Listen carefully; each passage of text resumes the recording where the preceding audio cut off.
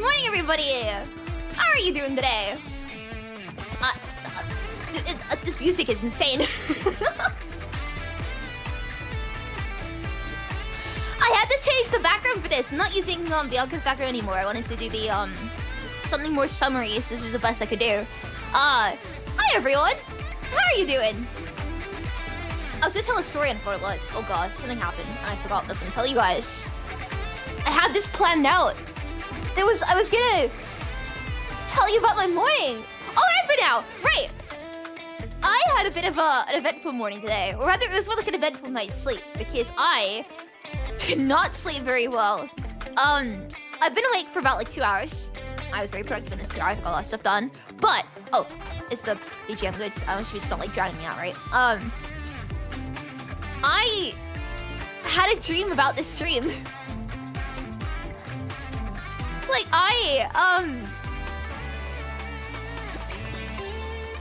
in my dream, I streamed this particular stream multiple times. If I remember correctly, like I woke up really anxious because everything kept going wrong.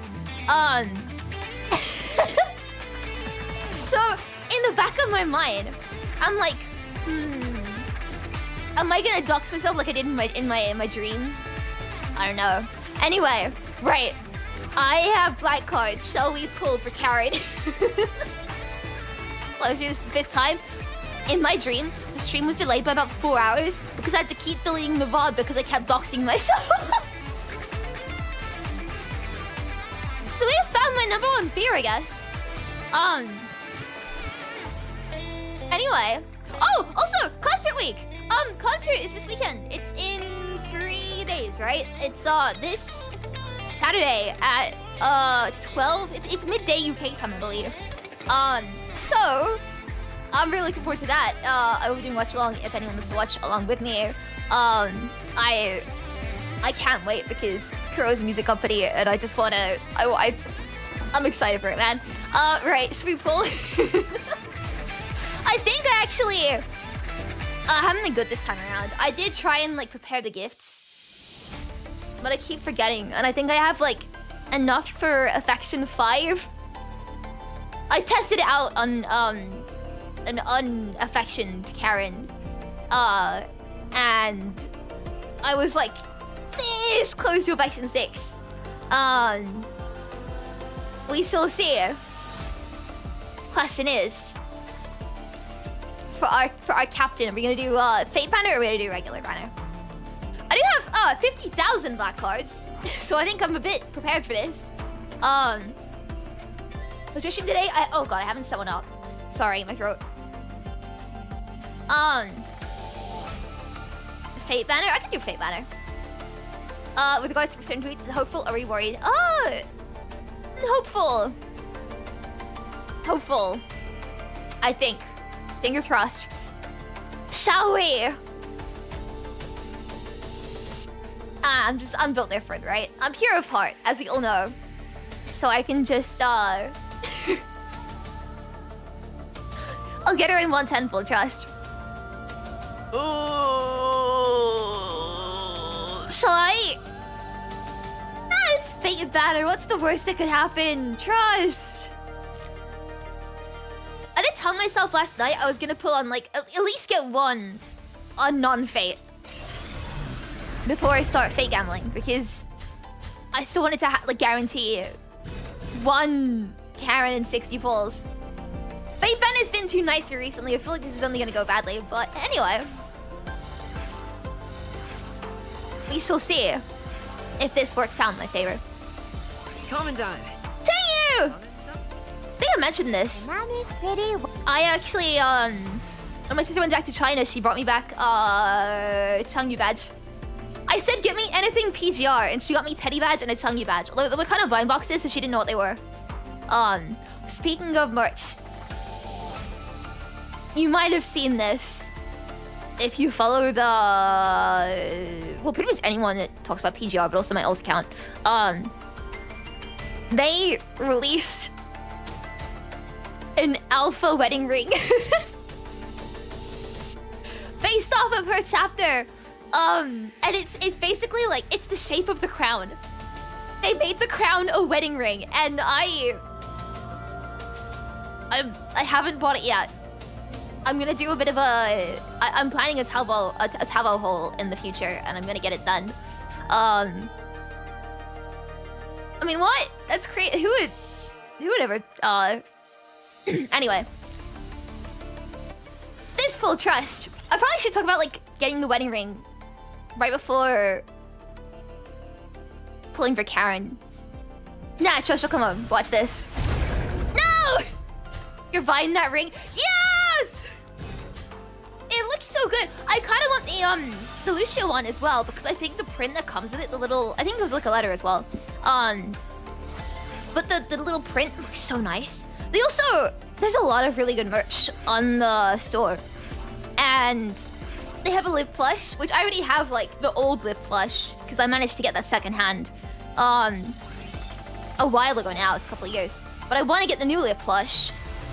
There's a Lucia plush of, like, her in, like, nightwear with, like, a little... I think it's, like, a sleeping mask, and she has, like, a little froggy. I want that one. God, I go back to check the Kuro store quite often, especially because of the alpha stuff. I was waiting to see if they ever released a ring version of... a ring of alpha after Homecoming Voyage. And I was checking, like, every day, or at least every other day, to see if they added it. And then I noticed one night it was there. I was like, I am so good at this. Probably shouldn't be talking about this as I'm pulling for Karen. It's okay, so get jealous and go up early. Trust. Commandant. Trust.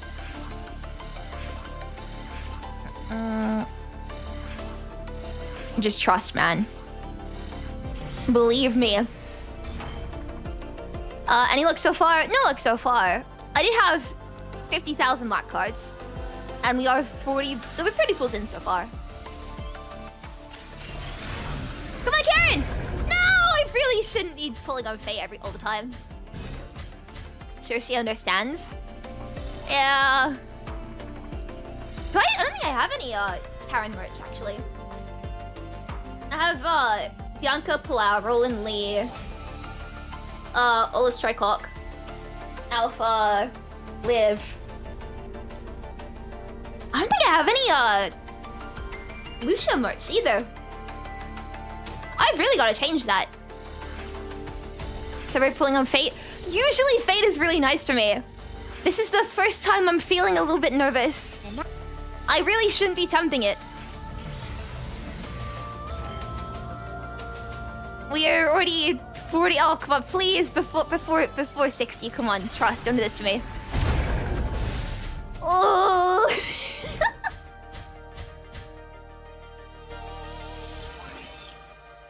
Come on, man, I need this. Hey, it's not my fate. It's not, no!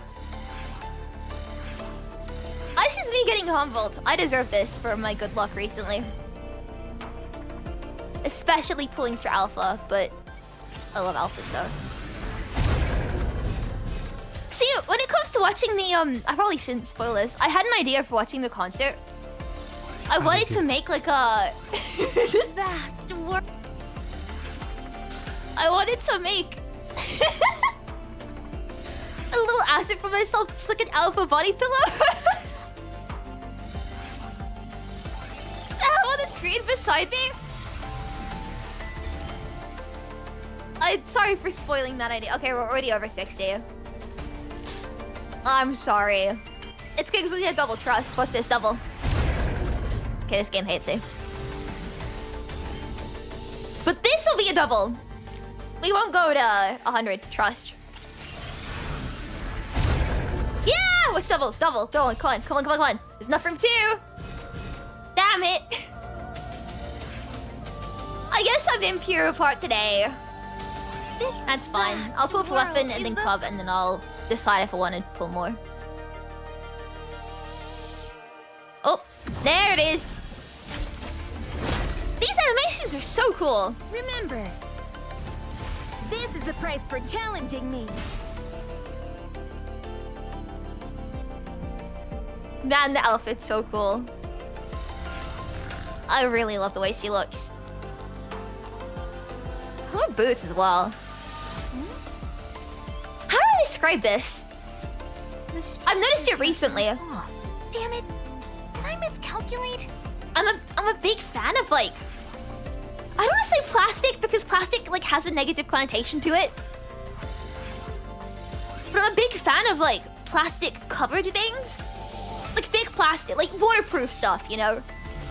In designs. And her boots kind of have that going for them. You know what? Do you know what I mean? Do I sound like completely insane or do you know what I mean? Buy Bianca bikini coating to cleanse my heart.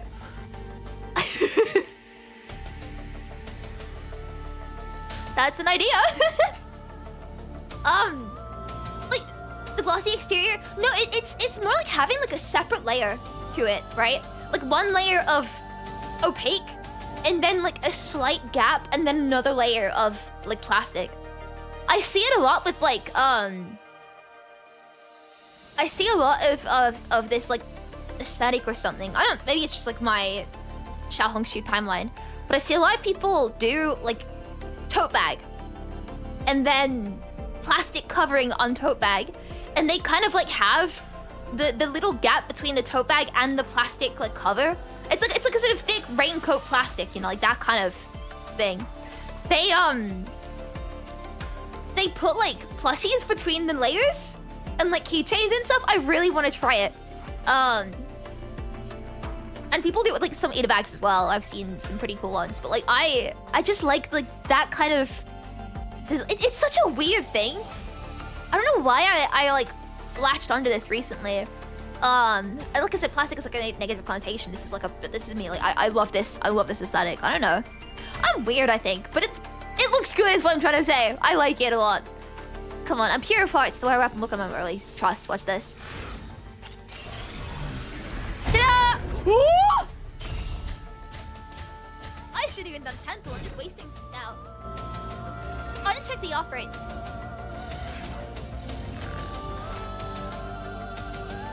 Just that easy. It's just that easy. I'm pure of heart again. I'll go Cub. And then I still have like, you know, I'll have 20,000 bulls. I'm just like batting my eyelashes. Do I go back to Fate?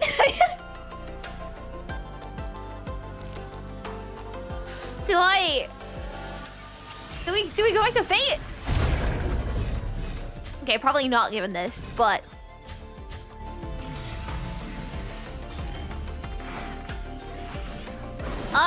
it seems I'm pity gang today.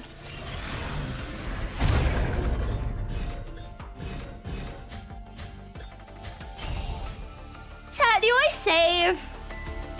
Definitely looks like an anchor. Yeah, she's sailor themed this time around. Which is pretty cool, cause you know me. Just end of sentence.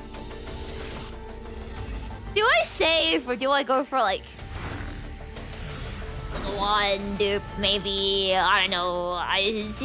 What do you guys think? Oh, not rerun. Sorry, Kamoya.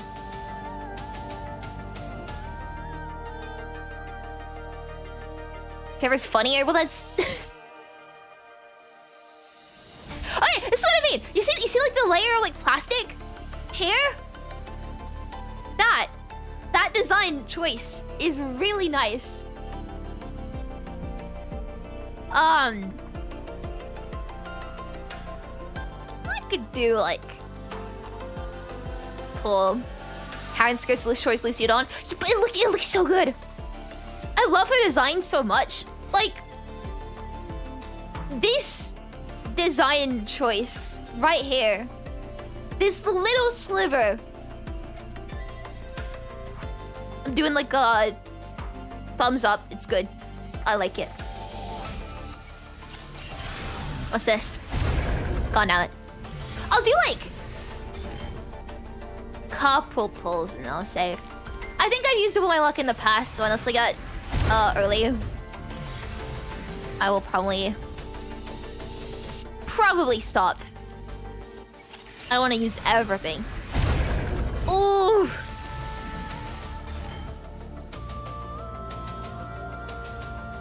I've learned my lesson. I should stop, shouldn't I? But like, think about it.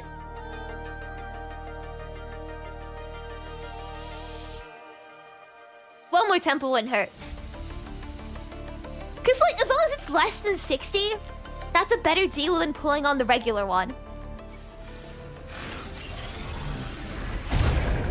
Okay, cool. Building pity. I'll stop. I'll stop. Putting a pit in it. I'm done. We're stopping now before I get carried away. I had 50,000 black cards at the start of the stream. Also, this music on this side is so good. Right. I believe. Hang on a sec. I never know like where exactly. I keep like triggering the animations, but I always been like, reach this, you know. Saving for next battle. I should save. I'll be good. I'll be well behaved. Trust. Right. I think I'm just gonna miss Affection 6. I'm really bad at remembering to do my dorm. Right. God, this song is so good though. Yeah, I think I'm... Oh, I'm like right there.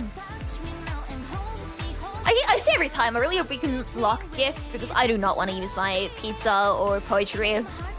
I'm keeping that forever in my account.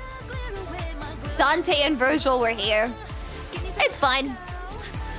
This is a punishment if you think about it for not coming home sooner. For me? Hold it for a sec. Right. Now give it back. Hang on a second. Don't tell me that is strange. I'm the one that makes the whole world bright. Don't overthink it. I'm just documenting my life. She's making sure she could post. Whoa, hang on a second. This, like I said, it's the plastic. It's so good.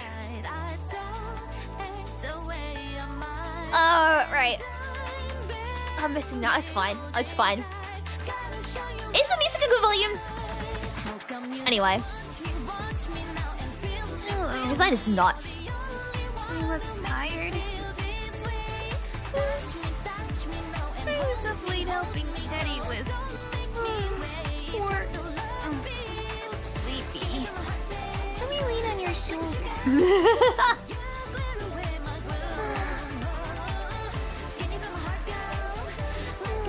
I say it every time.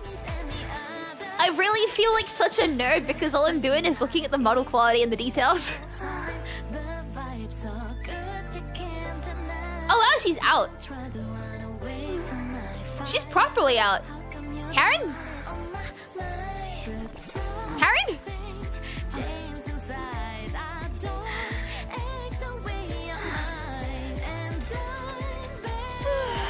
Oh god. I feel that, man. I've been napping. I've been nap maxing recently. I've been nap. Wait, is this iridescent? This just okay. I know I've been blazing her non-stop, but this design is pretty much like everything I like in a. It's such a well-designed dress. It's so cool. You keep refusing to rest. It's like you want to continue to stay by my side. Yeah. What do you mean I guessed right? How am I supposed to respond to that? Then... let's go rest together. You're still by my side if we rest together. Smart. Smart idea. Karen.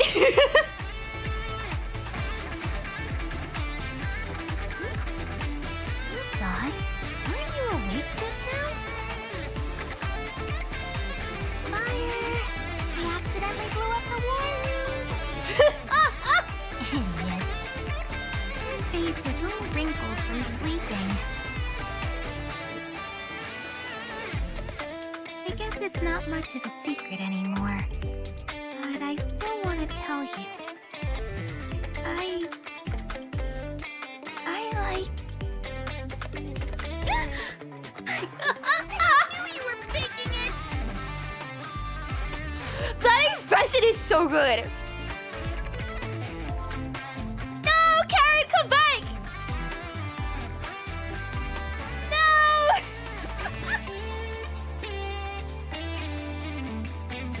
God damn it! Whoa! I'm fine.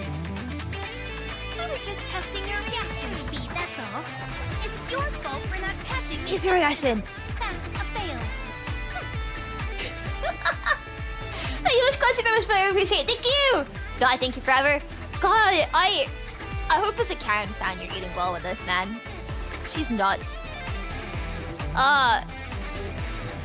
Okay, hang on a sec. I'm gonna make the music a bit quieter. It's a bit loud. Just for now, I'll turn it back up after this. Probably even a bit quieter, signature voice. Sorry, I feel like it is kind of overshadowing you. Alpha, go away! Hang on. Where is the best place to click to, like, not trigger the animations? Because I'm just kind of, like, trying to figure it out. Never get it right.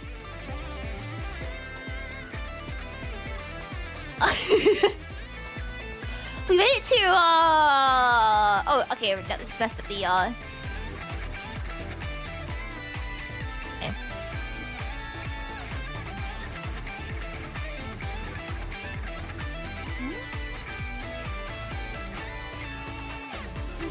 Anchor. Damn it! Did I miscalculate? Let me start over. It's a secret. I don't think it's a secret if you messed up somewhere, Karen. I feel like we gotta fix that. There are no shortcuts in science. One thing Well to said. have theories, it's another to put them into practice. Well said. Wreckage and actually decent results are a myriad of countless explosions. Who did that? It wasn't me this time. You have to vouch for me. Uh-huh. Oh wow, you can see her arm is so cool. I didn't notice the like a gap between the internals and the shell casing. Casing. We've seen this. I haven't seen Quick Tap yet. Try poking me again. You think I'm a pushover? Ah! I'll tie you up right now.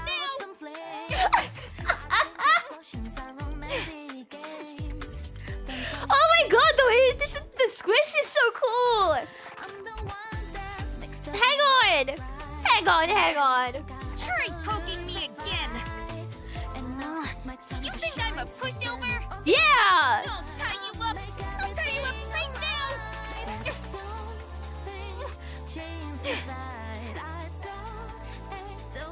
I saw they posted that animation. I was really excited to do it myself.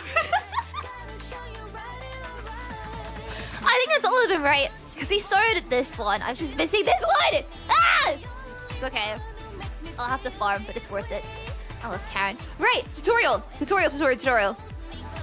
Teach me. Let's see what we play her. God, this music's so... Sorry, I should fix the volume, shouldn't I? It's so good. I can't wait for the concert, man. I'm really excited. The concert is squishy skin when they get cut easily. I mean, they do leak vital fluid. The sea shows no mercy. But you think they have to be kind of squishy to prevent like mind deviation. Anyway, let's turn the BGM up a little bit. This hopefully shouldn't be too loud now. Just it's the new home screen music for the concert. So cool. Right. Tap red orbs repeatedly to fully build up tide marks. I'm tapping red orb, tap yellow orb as the anchor lands. Also build up tide marks. So. Oh wow. Okay. like the... I like that a lot. I like this... As machinery enjoyer and robot enjoyer, that is rather appealing to me.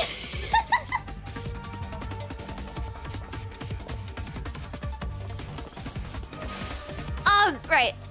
With enough signal orbs, you can also build up time marks by holding basic attack until the weapon is raised and glowing, then releasing.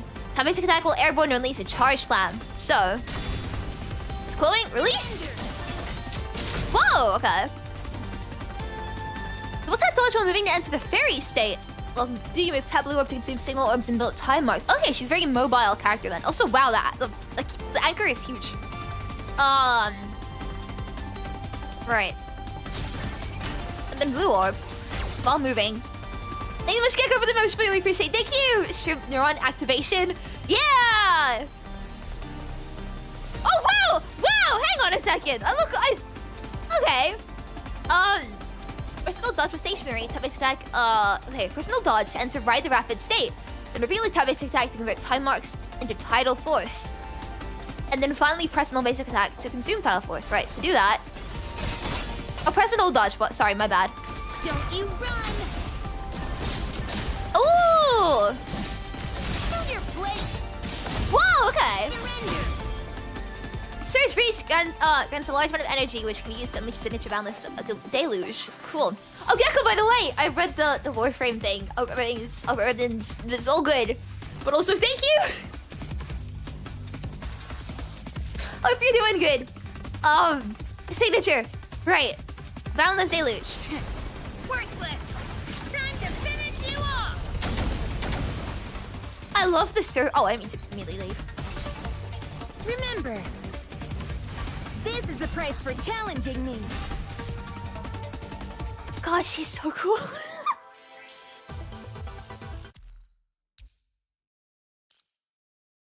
I have to say, Alpha's still #1 for me, but I really, really, really like what they did with the Karen this time around. I'm biased. Look at me, right? I'm very biased, but I think this is incredible. Right. Let's learn more. She's no anatomy, but this frame is awesome. Move out. The sea shows no mercy. I remember back before this game got like English dub. Everyone thought Karen was like either British or Australian from how they wrote her dialogue.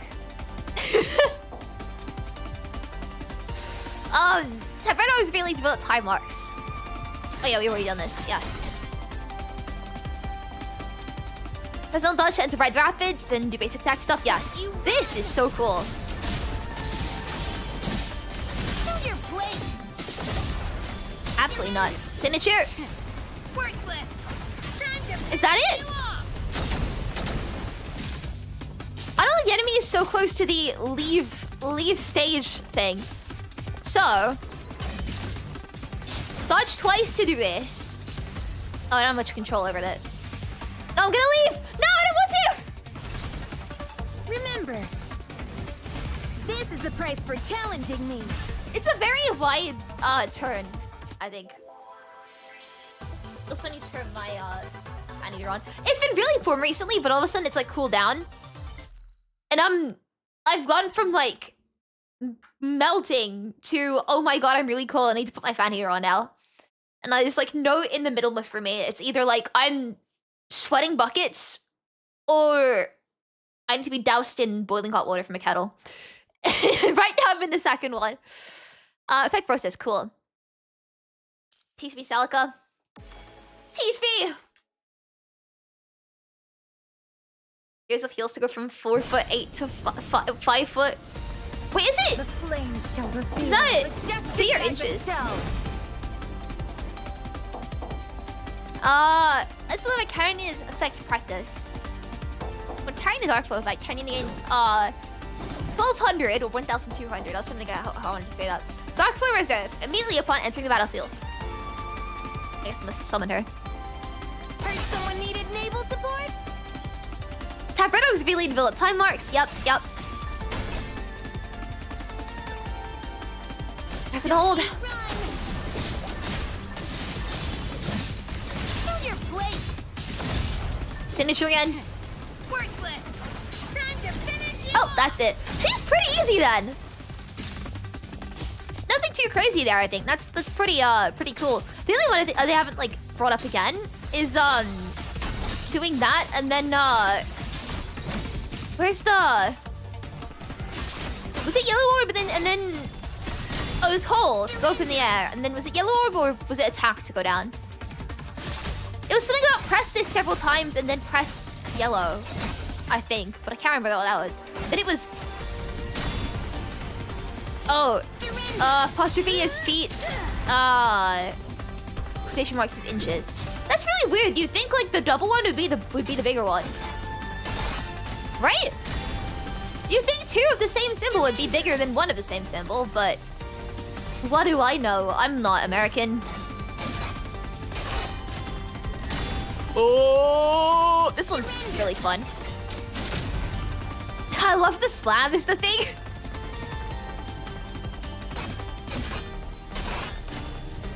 There's something that's really fun about this animation. Wait. Fuck! There we go. Ooh, easy frame. Yeah, I'm down for an easy one. Sometimes they hurt my head a bit too much. Remember, this is the price for challenging me. But she's pretty easy to play. Provided that's it, but I feel like I've retained that pretty well. And now, time for my favorite part. Story! Spoilers ahead! If you don't want to get spoiled, be careful. Warning. Big warning. I'll be reading the story. I'm very excited for this. Give me story. Give me story. Alright.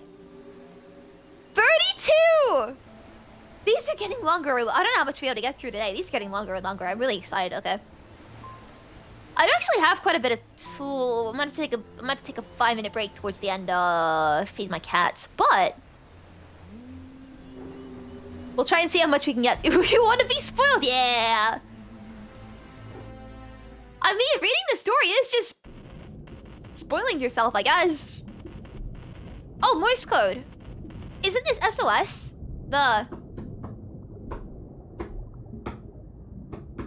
Isn't that SOS? Thud. A whisper of sound stirred, barely audible. Some clumsy creature of the deep had strayed against the prison's outer shell.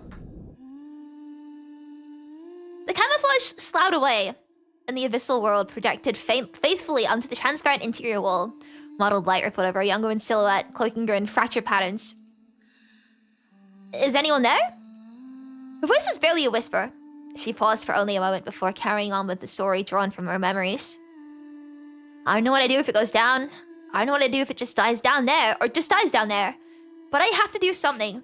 There are plenty of things I still can do. Most of the sound was swallowed by the sea and the engineered walls. The fish dwelling in the deep and the person imprisoned within it inhabited the same silence, together in their apartness.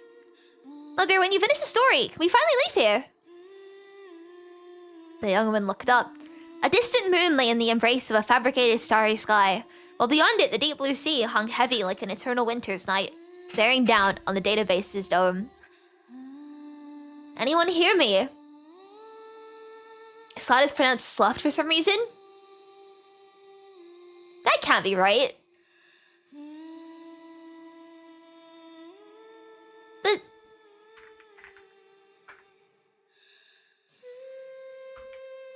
That's so weird. Because, like, the print. Okay, I looked at the print now, and if you mean it, in terms of like shedding skin, it is pronounced slough. But there's a place in the UK just called slough, and so I just read it like that. The sea swallowed every sound. No one wants to end up in slough. North Atlantic. Winter. Oh, we can roleplay being cold now. Let's go.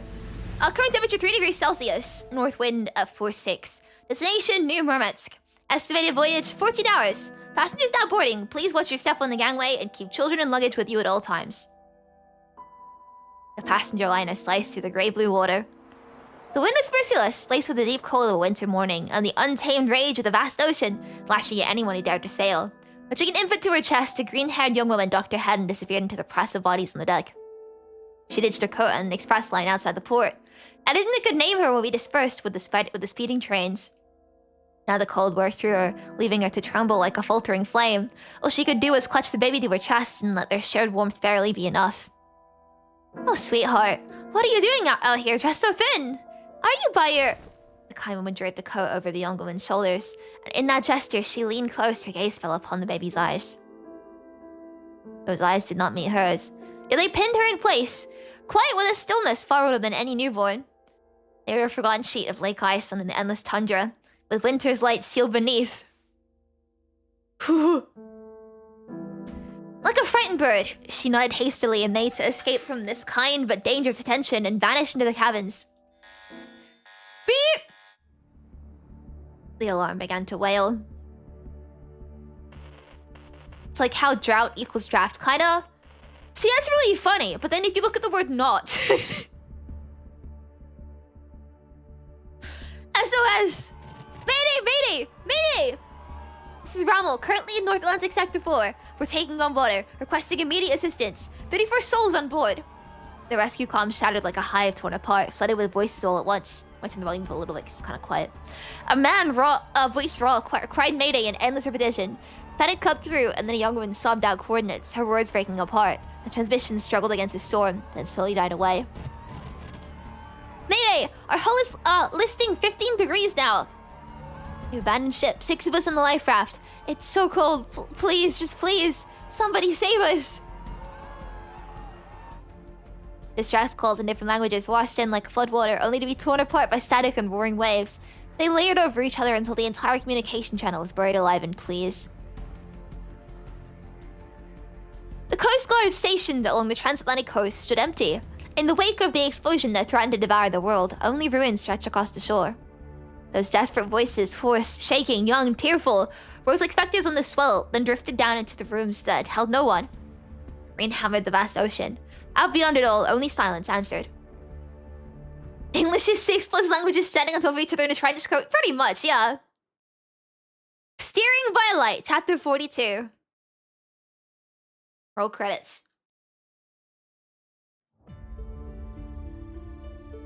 Babylonia present. Service Recon, this is Celica. Reporting the conditions around the Moon Rock Strike Zone. The comms room churns with the snarl of signals, shuffling feet, and overlapping voices. On the wall, the maritime projection shudders in and out of darkness. Can you hear me? Getting worse. The punishing virus is spreading 126% faster than projected. It's already hit Sector 3. The blockade line had to fall back. The punishing virus leaking from the Atlantic ice shows an 87% structural match with the red tide. A piercing screech erupts over the channel, then fades rapidly its muffled noise. Oh, I should do like fake static. But like... Thank you for your work out there. I love Celica's sprite. Not the old sprites. A lot of the new frames have like a more detailed art style, but Nicola's and Hassan and Celica all have their old sprites. They look really nice. News report: Frontline Squad just got hit. 2 have gone dark. Fiber optic routing hubs and terminal stations along the transatlantic coast are getting picked off one by one. The Senate is behind it. That's on top of the infrastructure we already lost. Our communications authority over the Atlantic coastline, its waters, is practically gone. So every distress call we're picking up right now is only a fraction of what's actually happening. Exactly. Pass this down. Expand all until reception channels. Standard comm lines are about to fail, and we don't have time to waste. Understood. Celica slips her headset off and rubs the bridge of her nose. Secretary General! A girl edges up to Celica's desk, the strain audible in her voice. Late last night, we received 61 maritime transitions. 43 were distress calls. We've handled the 36 that were closer to shore. The other 7 further out at sea. They're being routed now. It's just... The data doesn't look right. These distress coordinates are all converging towards the same point. I know. Celica looks up, her eyes heavy with exhaustion. The comm line went dead. We're only seeing scraps of the real picture out there. And the signals we can still pick up are way too few. We can't keep operating like this. And Celica pauses for a moment. Issue a region-wide alert. Open up every comm channel we've got. Go. Catching the unease on the girl's face, Celica lets her expression soften. Only now does it hit her. This girl is just a novice, pulled hastily from the youth center. Look, the surface is our foundation. How long? Like we still have allies there. Try not to worry. Humanity's gonna fix this together. The undersea cables. Can the TC really... Celica frowns at a loss before the comms officer's panic gaze. When hurried footsteps suddenly ring out. Abalone isn't about to pin all its hopes on the transatlantic crowd. A cartel of oligarchs as the sea is locked down for over 20 years. Celica, we're running out of time. Daddy, be nice! The quantum encrypted channel runs on pre-distributed entanglement. The system stashes away entangled pairs in advance. Sure, a little rainy day stockpile, but that cushion won't last long. Once the entanglement reserves and the repeaters run dry, every military comm line running the quantum network goes dead. Karenina checks the time on her terminal and scowls. She pushes her face. This is just the difference in the sprites is insane. She pushes her pace faster, hurrying towards the military comm center. In the time it took you to say all that, those backup reserves are already gone. Oh, this reminds me, actually. You guys saw all of the what's the word? Concert, like sprites? The concert art for, like, all of the constructs? Roland got one. Roland new frame when? Kuro, please. When I started playing the game, Roland wasn't even in the game yet. And now he hasn't had a new frame at all. Please, I need this. I love Roland. Seeing him get, like, the art, made me really hope that he gets a new frame at some point. Like, Kamui's got one now. Come on, Roland next. I hope the new frames are Roland, Lee, and T-Cell. Can't think of anyone else. I think it's just like those are my... Roland, T-Cell, Lee, I think in that order. Oh no, T-Cell, Roland, Lee. Yeah, I'll go with that. T-Cell, Roland, Lee. In that order. And the time... Oh, we already read this. Oh, so it's my fault! Maybe the harbor was over here. Should have pushed quantum memory carrot's time to its theoretical limit ages ago. Just a thought. Her face is both twisted with annoyance, let out a scoff in unison, and turned sharply away. The military's network communication system was originally built on quantum encrypted channels. After the astonishing virus outbreak, the already limited quantum fiber optic network suffered widespread destruction. The conventional quantum fiber optic systems along the Atlantic seabed, however, survived relatively intact and went on to carry 80% of the surface traffic, along with a massive volume of military data. Sophia and Chang U-shaped construct waiting in the corner. Whoa! One day, trust. Unfortunately, when both systems fail simultaneously, the result is catastrophic. Quantum network flatlining is just a matter of time. Military comms should be in seriously bad shape. A quiet sigh escapes Celica as the comm center's gates slide apart. The hull is a burning forest. Alarms overlap in a shrill chorus. Green lights bleed to red, and air windows cascade open, piling into precarious towers that build themselves up only to shatter. In bad shape, but still too optimistic. Monitoring Station 15 just went dark. Last data packet lost. Oh, actually, turn my fan on. Inland Station Patrol Squad's gone silent. This is Whitefin. We've run into Red Tide, requesting backup. I say again, requesting. No, Lucas hit bad, we need to fall back. Comms officer dashes to the station and slams the response key. Whitefin, give me your exact coordinates. Do you copy? The newcomer's panic is written plain across her face. The fellow officer at her side shakes head. The Whitefin squad on the other end never hears the response. The distress call soon goes dead. Who's gonna keep track of the death count this chapter? We feel like it's already going up, you know. Can't confirm friendly positions. I say again, can't confirm friendly positions. Lost contact with Heron like over 30 minutes ago. Last visual, they were heading southwest. After that, the red tide closed in between us. We've had no orders this whole time. We're moving to higher ground on our own. Anyone can hear this. A surge of static drowns the transmission entirely. Calms down, can't upload intel. We're pinned down. Nearby borders corrupted everywhere. No way out. Another transmission cuts to silence. Global latency is off the charts. The main backbone's coming apart. Transoceanic links down. Cross-contingent degraded 73%. We're completely in the dark now. Frontline squad can't hear our orders. And we've lost all real-time tracking on the positions. People are going to die. A lot of them. Oh, there we go. Death count already going up. I feel like at this point, it's like, we can't even really keep track of the numbers. We should just do like a graph, I think, of like deaths over time. Command, this is Begonia Star. Mission complete. Data secured. No evac at extraction point. A corrupted hit us. We're taking casualties. Data backup's been stashed on site. This is Faye of Begonia Star. No, I'm the acting captain now. The captain, he's... Sobs lists through as she amends her words. This is Faye, acting captain of Begonia Star. Transmission over. Her voice grows weaker, each word lighter than the last, till the faintest breaths die out quicker than the transmission. Karenina's fist crashes down at the console. It's me slamming my desk. I'm role-playing. So, anything? A way to fix... No, even just work around it? We open up access and ground forces can scrape by on shortwave and laser for now, but the high-capacity two-way channel is already fried. And what little bandwidth we have still got is nowhere enough. We need military comms to check out the Atlantic Eye. That's where this whole red tide mess started. But the red tide is what killed our comms in the first place. So we're stuck in a dead loop. Someone's got to go in there, right into the red tide and fix the undersea cables. But we're not going anywhere. 5 minutes later, the Military Communications Center broadcasts its final public notice of the day. To all field units still in range, this is Secretary General Celica with the latest directive from the Babylonian Parliament. The global network is down. HQ and support will not be available for now. We've unlocked all shortwave and laser comms channels. Use them to stay in contact on the surface. From this point on, every squad operates independently. Assess your own situation and make your own calls. Celica looks down, her hand coming to rest softly against her chest. I don't know how many of you can hear this, but until help gets to you, stay alive. Please just stay alive.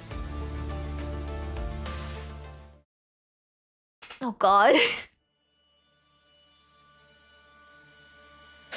love how they just throw us in the deep end every chapter now. It's like, yep, everything's on fire.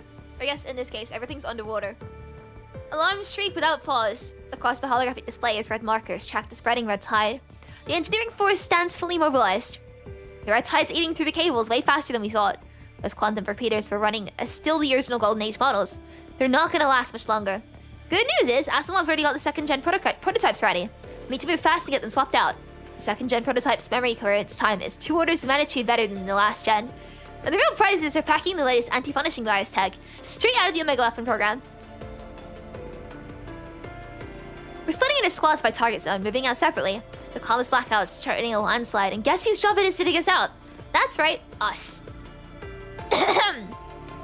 Standing up there actually make the speech better. Nobody asked you. While the engineering forces cable repair squad's about to deploy, Teddy remains fixed at her desk, typing away without looking up. Those TC people have really gone downhill. I've seen deep sea fish write cleaner code than this! With their eyes closed! Teddy calling out the vibe coding, man. Hideous. Absolutely hideous. Give me 2 more days and my version of the protocol will be ready to go. 2 days? Princess, we don't even have 2 hours. Hey, newbie! That crate out of gear 2. Move it. 7 or 8 new recruits turn their heads in unison. All of them were pre-graduation technical trainees pulled into the last minute for this mission. Karenina's innovative eye switches uneasily. You! The newbie with the super long name. Yeah, you. That crate. And this one. Take both. The crowd, a totally young recruit jerks upright, stiffening by instinct. Yes, Captain! How do you pronounce that? Oh god, Karen, you need to learn people's names, man. Sikosina... Oh, Sikosina track, right? Yeah. Sikosina track? Sikosina track. How... I don't think I'm doing that right. I'm trying to pronounce it literally. But I feel like the stress... The syllable stress is what I don't know where to put that. This many newbies? Yeah, this will go great. No, I'm not letting you deploy this fiber optic protocol. Carly, this is a personal attack. I'm coming with you. I'll finish the protocol on the ship. I'll get it done in time. You don't need to vibe code. You're more capable of making bad code. Shaking your hand, man. Me too. I rewrote the fiber optic protocol 12 times. 12. And you're telling me we're stuck using the Kraken block's ugly mess instead? Even the comments in this thing read like non-recyclable garbage. Because they're finished first and it actually works. That's why. This mission isn't a coding competition. You software types can just sit this one out and take it easy at home. Oh, this would be fine if I actually did. You're running around with the Sephora. And I have to babysit you on top of everything else. Just thinking about it gives me a headache. Babysit me? Who was he who blew himself straight into the med blade during the last drill? I'm the one who should be worried about staying alive here. That was an accident, and it only happened because you screwed up the data. It error, someone's sloppy execution, I'll be the judge of that. Their eyes meet for only a second, and the bickering falls away, replaced by silent understanding. To the Sephora, Teddy is all but withdrawn from the field duty. She never says it, but the thought of Karenina walking into such a dangerous mission alone sits heavily in her chest. And Karenina, in turn, would never let a vice captain set foot on those treacherous waters like that. Captain, we're ready to move out. Okay, I'm gonna look up how you pronounce his name. I want to make sure I'm getting it right. I feel this guy's gonna die.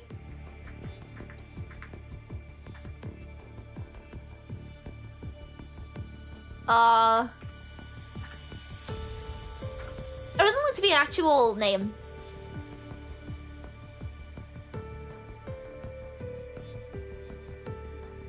Oh, could we pronounce Sid Kostanatrak, right? Sid Kostanatrak? Yeah, I'll go with that. I'm googling it. I can't find any like things come up, so. Hey, I can't pronounce it correctly if it doesn't exist, right? Go. Instead of moving, Karenina folds her arms and turns her face aside, presenting Teddy with a richly expressive view of the back of her head. I like how they kept this high, by the way, between her last frame and this one. Really suits her.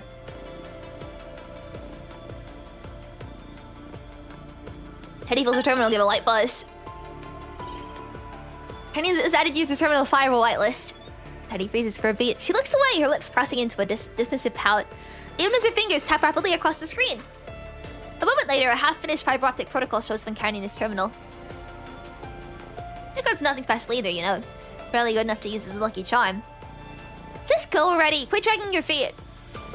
Karenina tilts her head up and delivers a flat palm to the back of a rookie's head. The one who's been squatting there enjoying the show. You heard her, rookie. Move it. Quit dragging your feet. I've got like... Should clean my glasses. Hang on. Emergency engineering corridor. Ding! The Science Council's exclusive elevator locks into place at the military security area's assembly level. It's one of the largest transit hubs, the primary relay between combat units, and the final waypoint before the battlefield. I will quickly clean my glasses because I can't see. Oh, it's on the other side. There's like a tiny little fleck of, dust. Oh, I made it worse. Right, time to get the wet wipes out. God damn it. Thought I could use, cloth only, but I messed it up. I need to get more wet wipes soon. I think I'm running out. I have a little, like, pocket of them. I bought this, like, purse that I use, only, to store wet wipes for my glasses.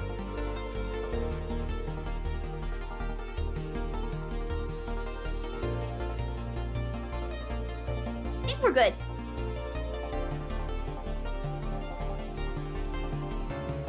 Oh, in the meantime, like, my glasses bright. My commission still haven't got it back yet. I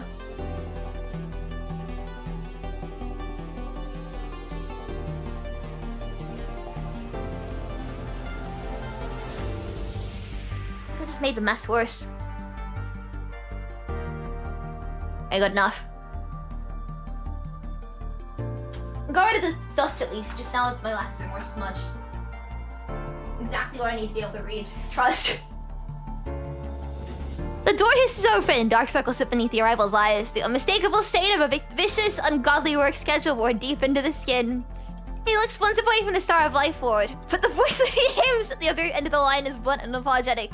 I need 10 minutes without any interruptions. Counselors, stop dressing up your panic like it's some kind of scientific curiosity and hovering around me. You'll get your answers, all of them. Sorry to hear that. They open comms again. He steps aside, clearing the way with a small nod. Moments later, a line of stretcher beds roll into view.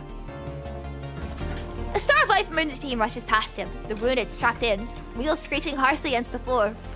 Leaving through the harsh noise, soldiers in full combat gear pour past in the opposite direction, bound for the airfield in the front. In this endless loop of coming and going, life grows thinner, quietly slipping away one by one. Asimov stays where he is, eyes fixed on those retreating backs for a few long seconds. Then he looks away, unhurried, and rubs at his heavy shoulders. Brisk footsteps and chattering calmness fill the air. Yet when Asimov enters the engineering forces assembly area, the room goes silent for just one breath. Asimov? The girl glances around and after a pause, gestures uncertainly towards herself. Asimov rubs his forehead, a picture of severe sleep deprivation. Someone get this guy, like, a bed. A beautiful, soft, fluffy bed with, like... with the best pillows you could even imagine. He needs it. Yes, you, Captain Karenina. His gaze sweeps across the assembly area. Good, haven't missed anything. I've expected you'd already be out the door. The engineering forces captain doesn't exactly have a reputation for sitting still. Huh? What's that supposed to mean? You think I'm gonna mess this up? I'm not worried about you messing up. It's more that the mission itself is already borderline impossible. You're not dealing with a few broken cables, you're dealing with the entire ocean. Asimov folds his arms and surveys the assembly area that seems conspicuously empty. Faces accommodate 70, but fewer than 30 bodies dot the floor. Equipment crates are lined up tidily nearby, each covered in red priority tags. They look oddly celebratory, like strings of Kalung blessing slips. Turnout is worse than she imagined, but Karenina, leading the engineering force, recognizes that under current conditions, this is nearly the full roster of capable technical hands that Bologna can afford to send. We try to shorten their training cycle as much as possible. It's not fast enough. The real problem is simple math. We lose you faster than we can train you. Bleak as the assessment is, his tone remains even, delivering the reality without embellishment. You and your team need to understand something. You're every bit as valuable as the equipment you're hauling. So get any heroic last-stand ideas out of your heads. At minimum, stay alive long enough to get dragged back to the Star of Life. And the question is hard to answer. Karenina just lets it hang there. The Cosmic Technicians Union and the Transatlantic Economic Community's internal teams will both be providing support. That said, I wouldn't expect it to improve things much. Karenina, are you sure you want to lead this one yourself? His words feel pointed in a way she does not like. Karenina's brow furrows. The chief technician is being strange, posing a question to which there is no second answer. Of course.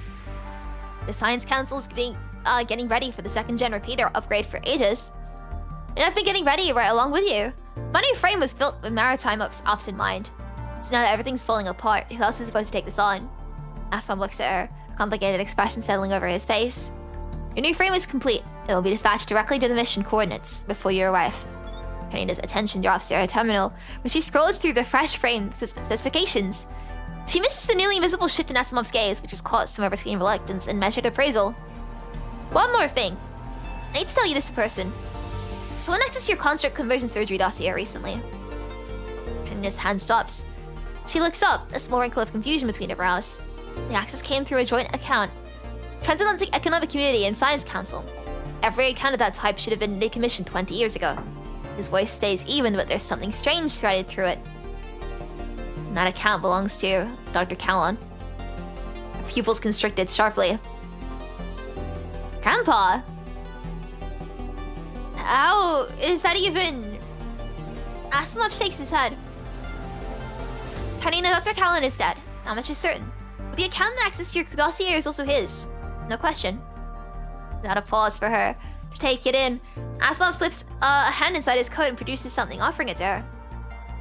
A sextant? What is that? The brass is polished soft at the corners from long use, darkened with time. Not the one from Wise, but the workmanship matches perfectly. Grandpa made this.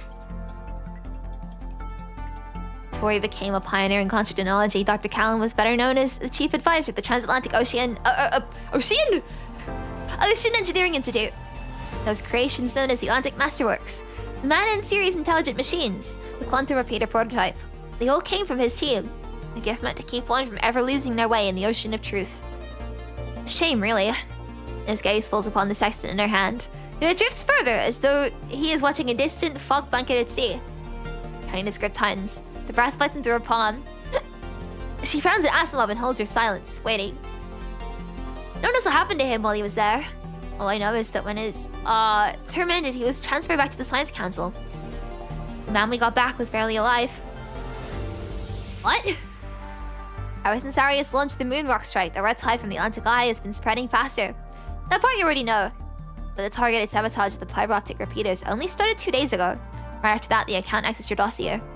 He pauses, letting his eyes find Karenina's face again. Karenina, captain of the engineering force. Babylonia's top technical talent. When a global communications crisis hits, your name is on the list by default. I can't think of anyone else who would take your place. She watches him, catching the shape but not the weight of his words. This could all be a coincidence. More likely than not, it's a trap set for you. He asks the question again in exactly the same tone as before. Are you sure you want to lead this one yourself? You have the right to say no. Karenina, however, lets out a breath of relief. That's it. Here I thought you were about to drop something heavy on me. Like I never backed down. Whatever happened to Grandpa back then? Whatever someone's got planned for me. Doesn't matter. The mess we're in right now still needs fixing. Someone's gotta do it. And if there's some scheme waiting, fine. I'll find it, and then blow its goddamn head off! Karenina pockets the sextant Callum made, not giving it another thought. The assembly area is washed in pale clinical light. The corridor's distant end, another team is gearing up. Noise washes in and out, like a far-off sea, swelling and retreating. Aswell looks at the girl before him and gives a nod. Then go! Turn on to your new frame data right at the bottom of the ocean. Turns and walks towards the elevator, already reconnecting the call he cut off. Alright, counselors? I'm back. You got 9 minutes left, make them count. The guy looks like he's about to check into the Star of Life ICU and he's still here lecturing me. Karenina, I can still hear you. Also, new frame's vestibular module hasn't been loaded with naval data yet. Asimov throws her a backward glance. So if you get seasick, try not to stand on deck, cursing at the sea. Hey! Hey! Hey! The far end of the corridor, the elevator doors part again. As one disappears into them and a fresh wave of soldiers spills out. Each one is a stubborn, brilliant flame that refuses to die out. A. Oh, A. I see.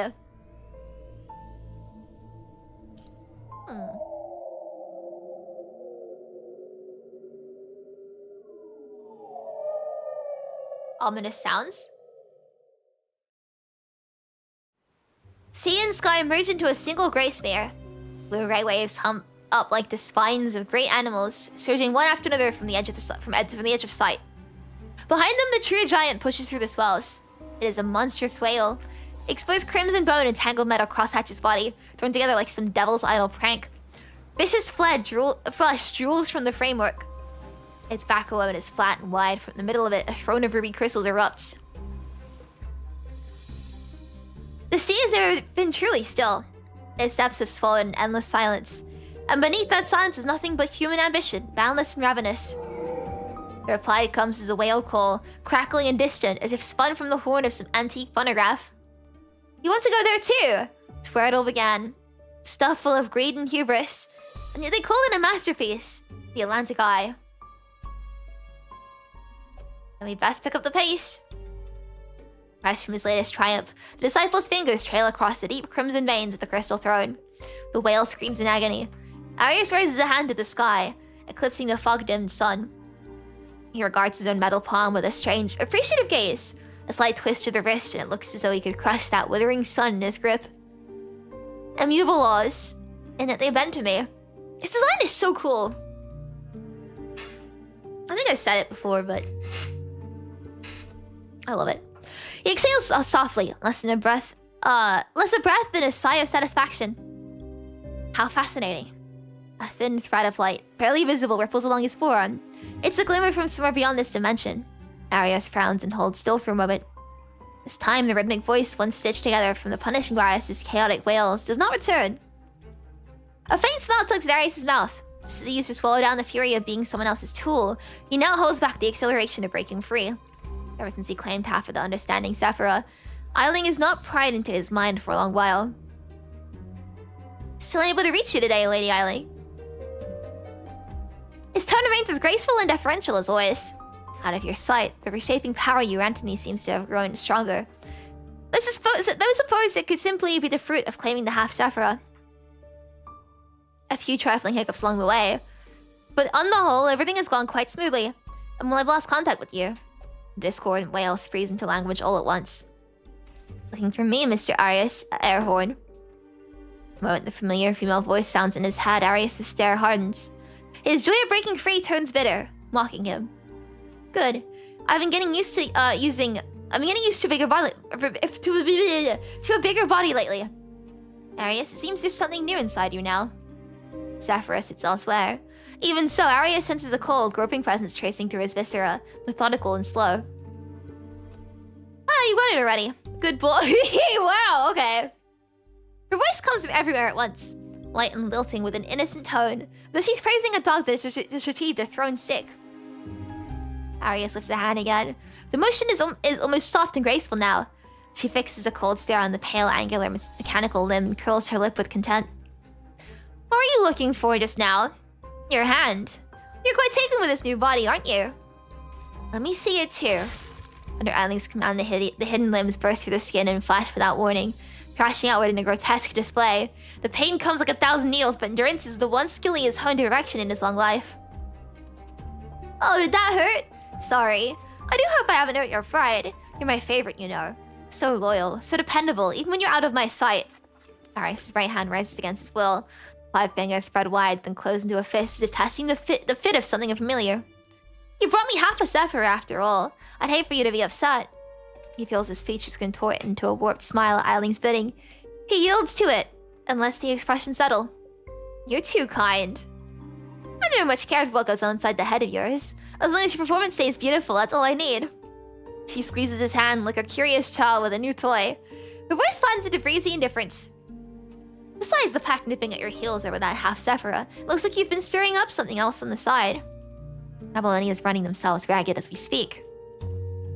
Global channels failed, comms dead, combat squad's gone silent. I'll have to throw everything they've got at fixing those cables. Otherwise the defense line humanity worked so hard for crumbles in days.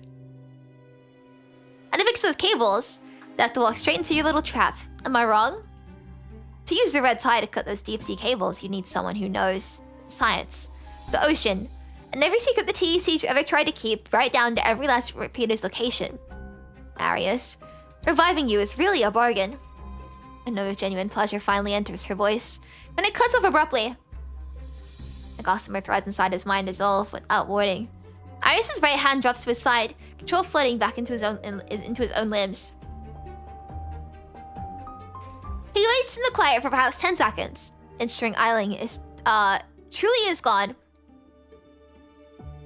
Only then does he lift his hand, flex the fingers he was controlling, and glance down at his palm.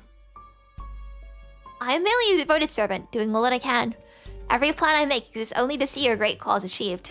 He picks up a clamshell and pries it apart with a clean motion, testing that his fingers answer to him alone. Satisfied, he speaks into the vacant space she occupied moments ago, his voice flat and mechanical. Once I awaken the dormant half and retrieve the rest from the dam, the understanding Zephyr will be ours, whole and complete. The voice he knows and loathes does not return. His face sinks into a slow deepening shadow. To be held in someone's grip revolts him. It's his anger prickling through his nerves. He masters it anyway. A low, mournful call rises from the crimson header whale at his feet, reverberating like an ancient horn. A plume of dark crimson spray shoots upward. As its tail hammers the waves, the beast accelerates sharply, charging towards the dam. Caught you. Are you upset? Once again, the cold touch of gossamer falls deep in his mind. A subtle thread of light flickers between his fingertips. Arius' expression warps his control is stripped from him yet again. Against his will, his fingertips drive into the pale clam flesh. Vicious juice splatters across his cheek, and a single golden pearl is wrenched loose. Arius, when you have the complete Sephira, will you really give it to me? Inside his frozen frame, her teasing voice sounds again. There you go again. Always burying what you really want under all those pretty words. The pearl wrenched from the clam is tossed into the water with utter indifference. Whatever it is you're planning, I couldn't care less. But I would suggest you stay out of my way. Sea stretches boundless and mercurial. I love that word. After Eiling's presence fully recedes, the sky's grey smut dissolves, leaving behind crystalline blue water as transparent as glass. This is the ocean at peace, the face of life as it should be. With a blank expression, Arius stands alone atop his creation. Beneath him, the giant whale is as placid as a harmless house pet. No matter, once the girl returns to this ocean, all of this will still belong to No, it'll still grovel before me. His eyes rest in the distant sea. Still as blue as cornflowers. Still impossibly clear. It's breathtaking, even to something already rotting from within.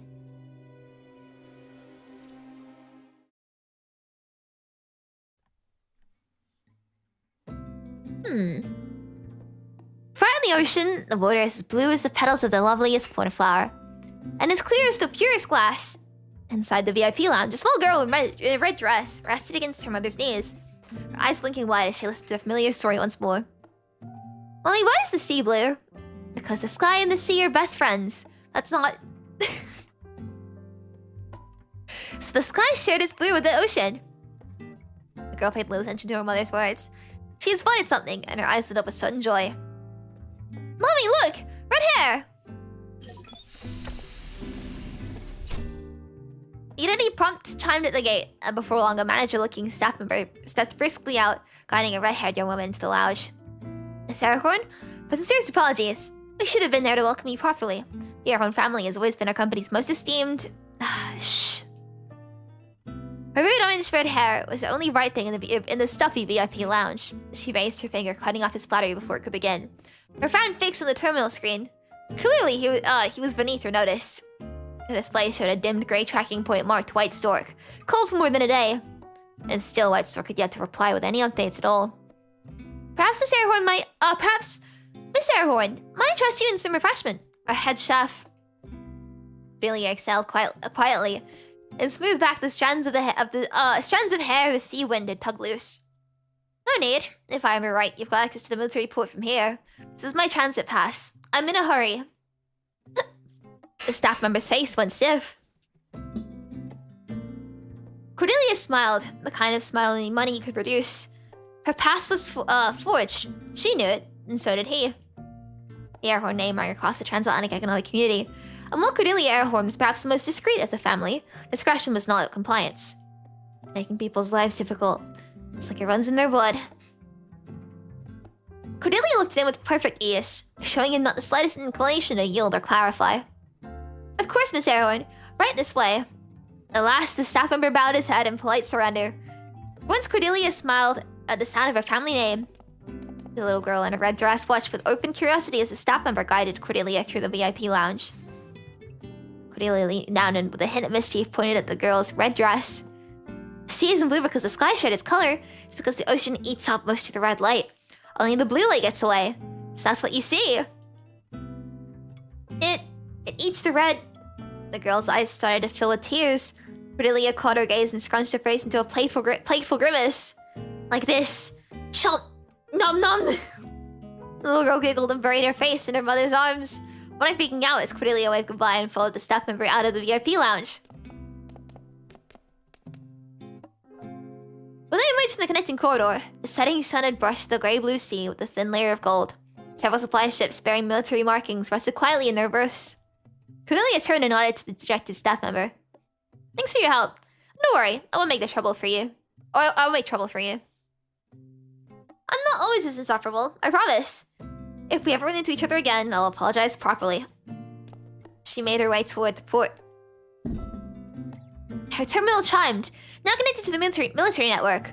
Cordelia logged into her own account and smoothly into a second one, her fingertips tapping out a quick string of characters. Cordelia Aragorn is transiting through the Ares military port on official business. Please provide assistance and guidance. What? Words passed moments ago had now become a genuine official notification. Miss Aragorn! By the time he raised his head, Cordelia was beyond the rows of containers, her figure dissolving into an indistinct shape far off. Past the container stacks, mechanical cranes lifted sealed supply crates from the pier into the ship's hold. A Reebok marked with the Cosmos Technicians Union insignia. Insignia. Got the Captain Karenina 10 pull along with her weapon. Whoa! Was that Fate or regular banner? I'm jealous. On paper, they were headed to the North Atlantic Weather Buoy maintenance station. In reality, they were bound for a covert military outpost at an undisclosed location. At the edge of a container shadow, Cordelia looked at the crane's boom, suspended high and swaying faintly, as unsteady as her own thoughts. She glanced down at her terminal again. Still no word from White Stork. She let out a breath and switched to a separate encrypted frequency. Professor, White Stork still hasn't answered. I don't know if she made it out. I left plenty of false trails behind. That should mess with anyone trying to follow her, at least for a while. Something came through from the other end. Yeah, quit fussing over me. You get so naggy when you're old, you know? Oh, you know that? Commotion burst across the port without warning. Move! Out of the way! The boom's brakes failed. The truss. The steel truss is coming down. It fell on someone! Cordelia spun around and ran toward the source of the noise. Wait, don't lift it! Several heavy steel beams have crashed into the loading area like snapped bones, trapping 2 workers beneath them. One beam lay across both men. The one near the pivot point was pinned to the chest and shoulders, struggling to breathe. The other on the far end had his right leg crushed beneath the weight. It was a deadly seesaw. Any shift in pressure towards one meant worse for the other. Ah! You've heard of the trolley problem before. Now you're ready for the seesaw problem. You can't just lift it. One end goes up, the other end comes down, even harder. The time Cordelia reached the scene, a young man in an engineer's uniform was already standing nearby, his face drained of color. Don't touch a thing. Nobody move. The machines. Where are the smart machines? The Manning unit. It should be Manning 2's at a port like this. Heavy equipment is all berth 6. Had it been loading ups. Even if we called them now, it'd be 15 minutes minimum. But okay. Let me think. The injured worker's faces are drained of color. Oh, hi, Christian! How are you doing? Yeah, I'm reading today. The injured worker's face is drained of color, and their trapped limbs were already darkening to a sickly, bruised purple. Back up. Give me room. The gaps in the crowd Cordelia took in the scene. 2 lives pinned to opposite ends of the steel beam, debris scattered across the ground. Helpless rescuers frozen in place at a choice no one wanted to make. She reached down part of the crowd before her. She reached out trying to find something in the darkness.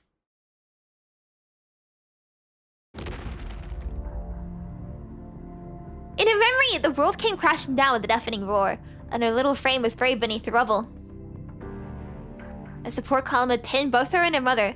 She curled into her mother's arms, her small fingers wrapped around a hand already gone cold and stiff. She learned what death felt like then, warmth seeping from the body, slowly until nothing was left. Mom, I'm so tired. Can I just sleep for a little while? Behind her mother's body had long since gone cold and stiff.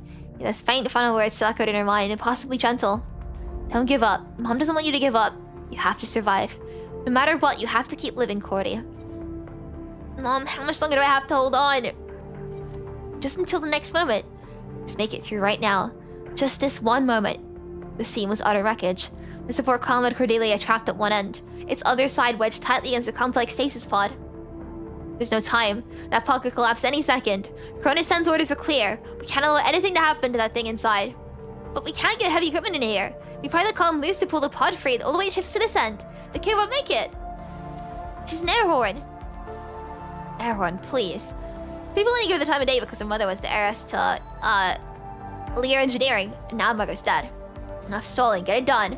Mr. Aria's air horn already gave an order. In the darkness, dust drifted down in soft, steady streams. Gave the order to give up on me. Mom said I have to live. Stop! I can save both. Heavy equipment is not getting in here, fine. We've got on site. All we got on site is plenty. It's just a matter of calculating the load balance. Time meant nothing in the darkness. At some point he came. A figure slipping through the crack in the ruins. Light haloing his silhouette. She never saw his face clearly. Only the mess of his hair and his hand closing hers around his sextant. Ah! Don't be scared, kid. Don't be scared, kiddo. I'm gonna get you out of here real soon. The cutter's ready, Dr. Callan. Ah, there it is. Dr. Callan, you're practically inside the collapse zone. It's too dangerous. Get out of there! At last, Cordelia could see him clearly. His face was earnest and warm, with bright, kind eyes. You're gonna survive this. Just hold on a little longer. Oh! Hang on, let me move out the way.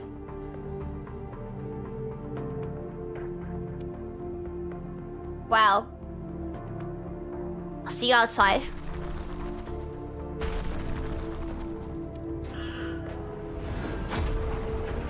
The gentle light of dusk fell over her once more. So there's kid instead of kiddo. No, I read it as kiddo. It's just like... that word is... deep in my brain. It was almost exactly as she remembered it. Cordelia crouched down, her gaze traveling from one end of the steel beam to the other and back again. She placed her fingers on a particular spot and gave it a soft tap. She wrote the base, and so gave me a cutter, plasma cutter, angle grinder. I don't care. Anything to bite through this steel. What are you doing? Look at this guy. This guy's pretty cool.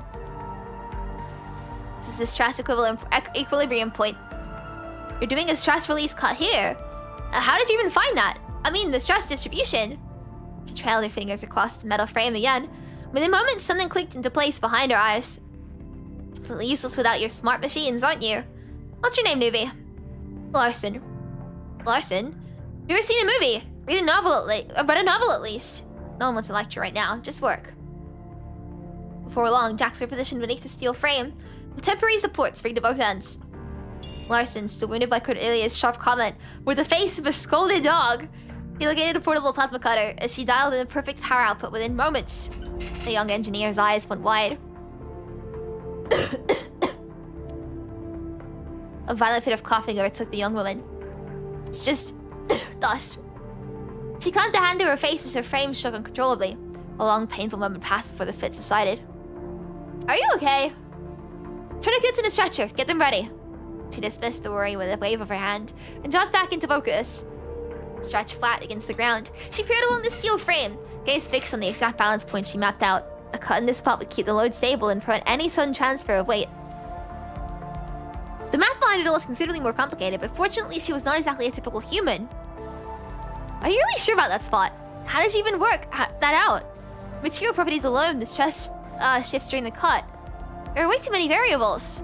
A human couldn't possibly... too bad for you then. I'm not exactly human. A stream of deep blue light flared briefly through Cordelia's pupils. Forget your smart machines, newbie. Consider yourself lucky. I'll walk you through it, just this once. These points right here. See them? You got it?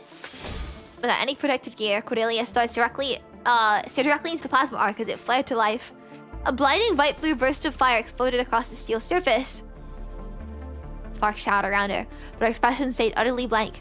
Burns bloomed across her face and leaving swiftly covered and sealed by a liquid material that solidified in seconds, leaving her skin untouched. The engineer stood frozen, utterly transfixed. Some line he had read long ago, something he thought he'd forgotten entirely surfaced without warning. He barely realized he'd spoken out loud. There you see a soul at the white heat. The searing light flickered in the young engineer's eyes as he softly recited the poem. With the bit. That's who he reminds me of.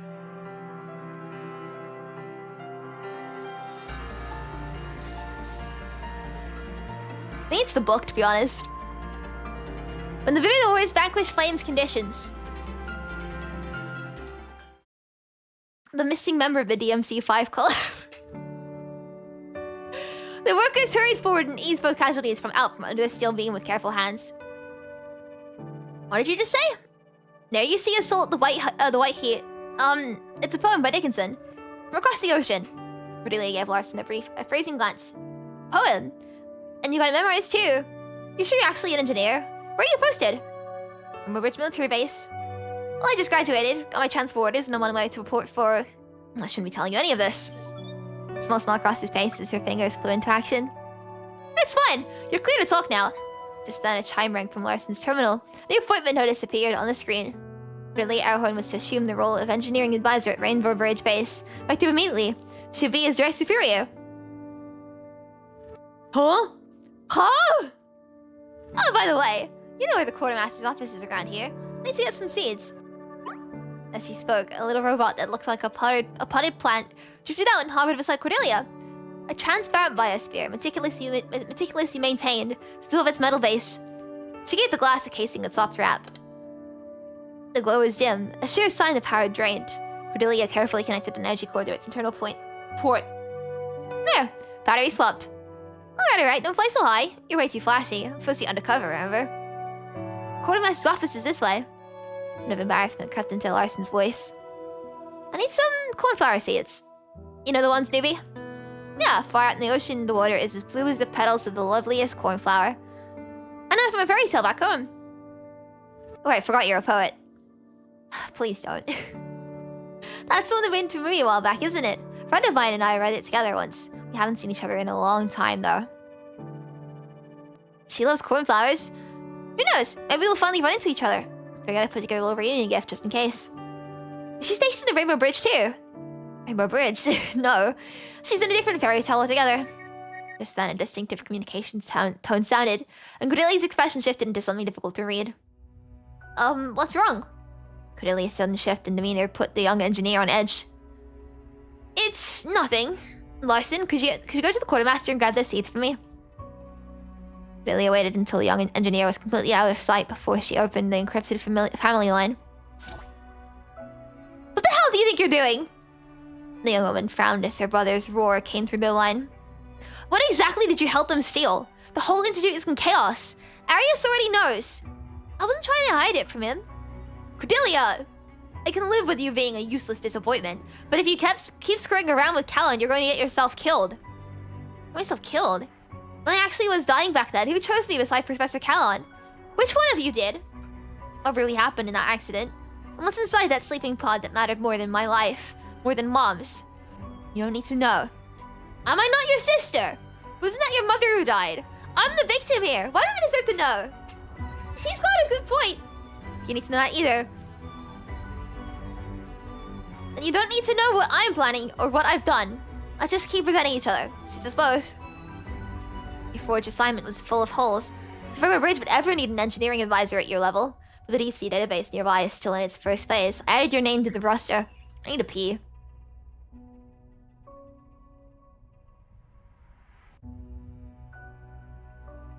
Every time she debates herself, their family was nothing more than caged beasts devouring fame and fortune at the mercy of their own greed. One of them would peel back the monster's pastures long enough to reveal something human beneath. Stay out at sea. Keep your head down. Military base is Atlantis' outpost. And if he decides you're too much of a liability to keep around, don't expect me to step in. You know I won't. If it comes down to it, run to Atlantis and never come back. That was your plan from the start anyway, wasn't it? You're too willful, Cordelia. I'm disappointed in you. The line went dead in her ear. Disappointed? What a joke. She took out her bag. The decorative crest that once adorned it was gone now, leaving behind only stray threats. The sound of churning waves rode the wind to her ears, and Cordelia lowered her head.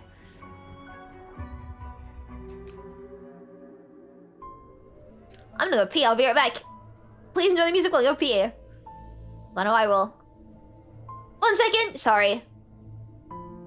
I gotta go already. Don't go anywhere! I'll be right back.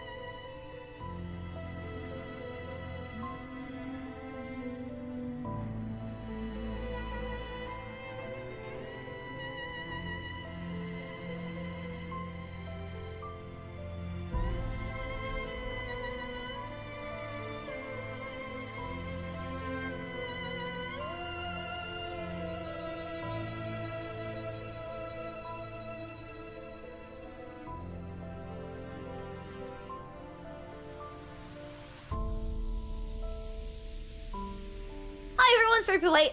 I was telling my mom before I started stream today, the last thing I do before going to stream is like I always pee. Like the second before, like the last thing I do before streaming is always going to go pee.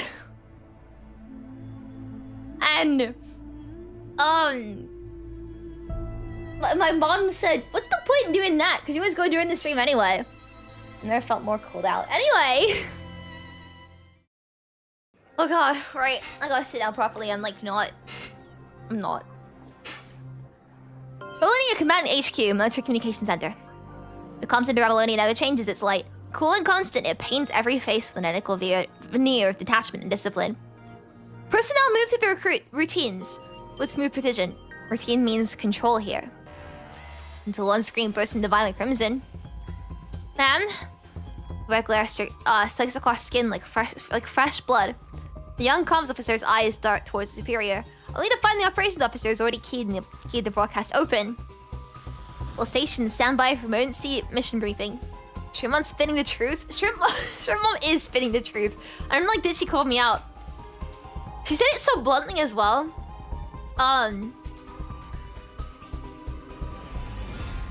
Yeah, I was like, all she said is, but you go during the stream anyway. I was like, yeah, but then I have to go even sooner. Anyway, time to check some more real quick.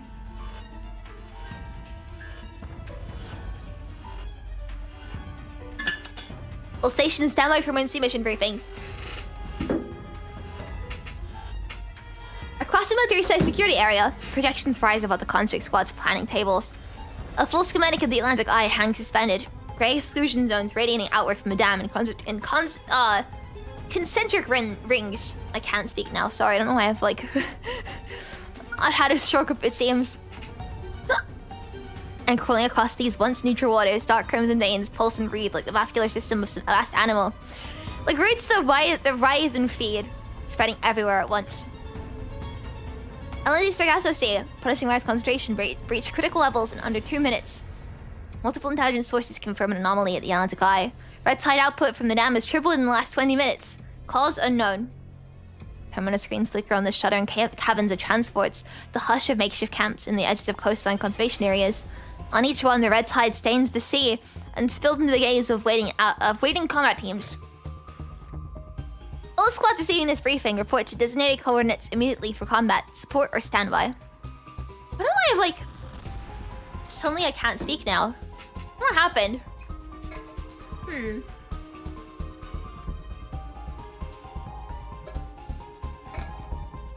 Wind tears it across the staging ground, blending with a sharp percussion of steel on steel.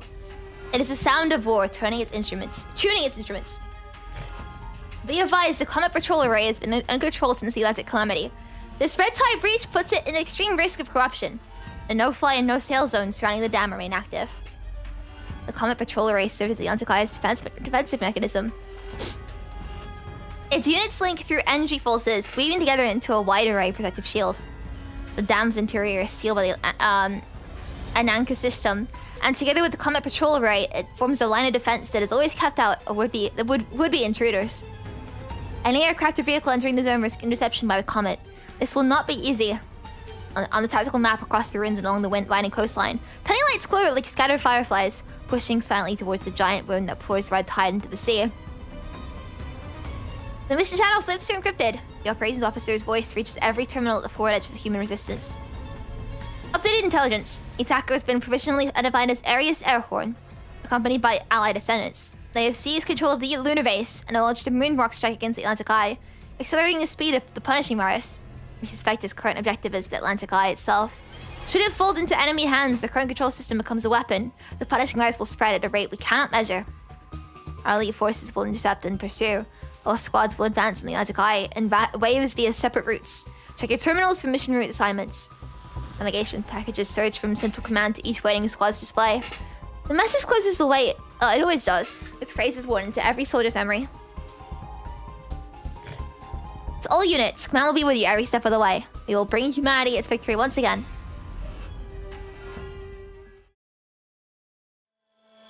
Lee! When the terminal screen goes to life, Lee is standing by the porthole. Unlike the silent, endless void of space beyond Babylonia, the horizon out here smears into a hazy gray blue, wrapped in something close to fog. It's much like humanity itself, lost in a long and stubborn twilight. Attention!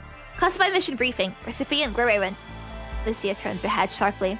Your eyes catch midair for a single beat, then both look down at yourselves at the same time. Acknowledged. Proceed to Berth 3, Port Podesta Shipyard. Board the boulder and set course along the Mid-Atlantic Ridge route towards the Atlantic Eye. Objective: intercept and block Arius Airhorn's advance. Current intelligence indicates the abilities Arius is understanding Sephira may involve the deconstruction of physical matter. Should you face Arius directly during the operation, exercise extreme caution. Understood. Currently, global military communications remain disrupted, severely limiting Babylonia's military command and coordination. Whether dealing with the red tide's continued spread across the ocean or responding to a potential attack by the Ascendants, we remain in an extremely disadvantageous position. Therefore, en route to the Atlantic Eye, you are to link up with the Engineering Forces Technical Detachment in the charge of undersea fiber optic cable repairs, and provide assistance with both the repair work and escort duties where capacity allows. To accommodate naval combat and operational requirements, a contract familiar to you has been assigned to join this operation. Please proceed first to Transatlantic Hangar 7 to receive contract frame BPD-72. Effulgence. The frame has been calibrated for red tide and marine environments. Transport it with your squad and deliver it to its designated contract when the time comes. I might feel so congested now. Ugh. End of briefing. Please confirm mission details. Mission confirmed. Raven Commandant, good luck out there. We look forward to your success. We're the break glass in case of emergency, man. It's great. Lucia pushes against the door, and the metal hinges groan deep in their sockets. Still nothing in comms? Leah's fine-tuning the weapons. It's unnecessary maintenance, but letting his hands move through something practiced with familiar letting his hands move through something practiced and familiar while his mind works. Hang on a second.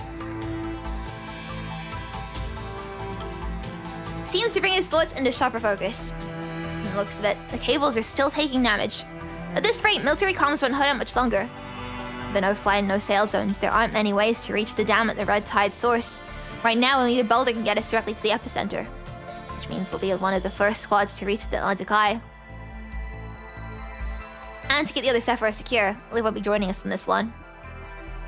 Both of them look towards you as you raise your head from a stack of old files. Don't worry. No one dwells on it. This weight is one you have long since grown used to carrying. How long until we're ready to move? Lee glances up. Hovering over the desk, the terminal projection pulses with streams of data stuttering and winking on rapid cascades. The new frame still needs a few more calibration tests. Once they verify the last few parameters, we can head to the shipyard and link up with the others. What is it that someone said was missing? It's the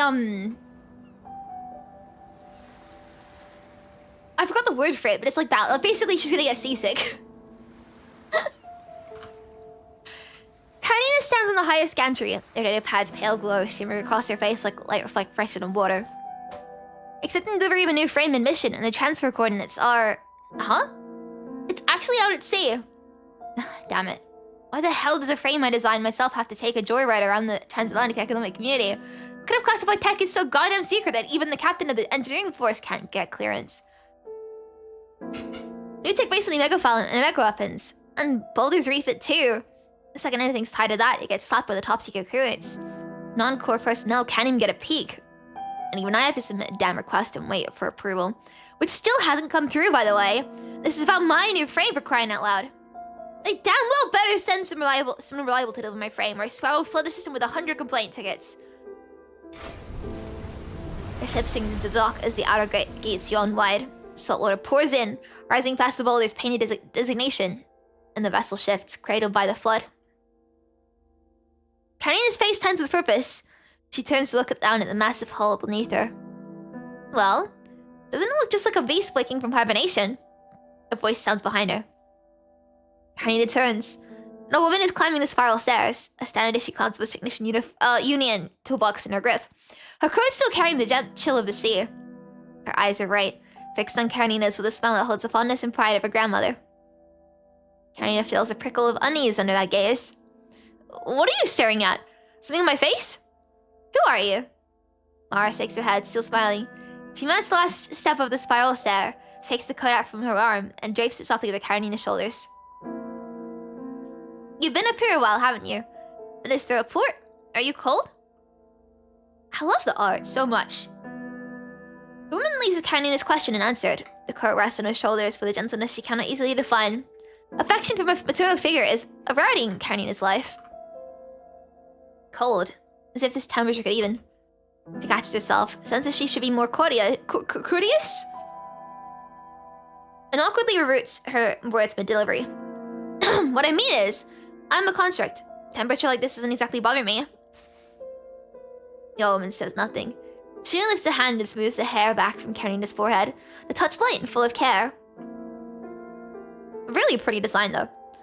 The hell is happening right now? Karenina's inward eyes shudder sharply. She stands paralyzed, caught off guard by the sudden wave of maternal affection from a mysterious elder. Just because the cold can't hurt you doesn't mean you can't feel it, right? Karenina opens her mouth, but nothing came out. What is she on about? Talking in riddles. Have you finished verifying the data of the fiber optic nodes? Already went through all of it. Karenina finds her voice back at last, only to furrow her brow a moment later, eyeing Mara with sharp suspicion.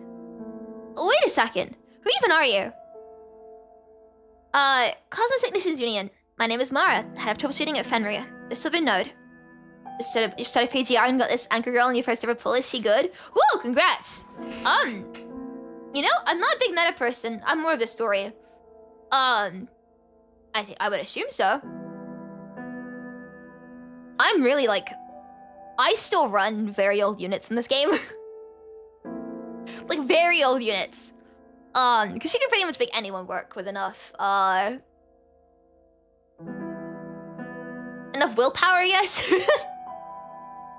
Enough desire? But... she's pretty cool. Karenina is the name for the Cosmos Technicians Union internal records, but she never had any contact with the supposedly remarkable technician in her life. Karenina. She squares her shoulders, pretending it is the most casual moment in the world. Captain of Babylonia's engineering force. I know you. I've heard about you, Captain Karenina. I know who you are. That data in your hands came from the first team of technicians we sent to troubleshoot the coastal cable station. They were my people. The original squad assigned to emergency repairs at the southern node Fenrir. Willpower and sweat. Yeah, both of the above. Oh god. Karenina's fingers freeze on the datapad's edge. A realization hits. The data is thorough and the reports well put together.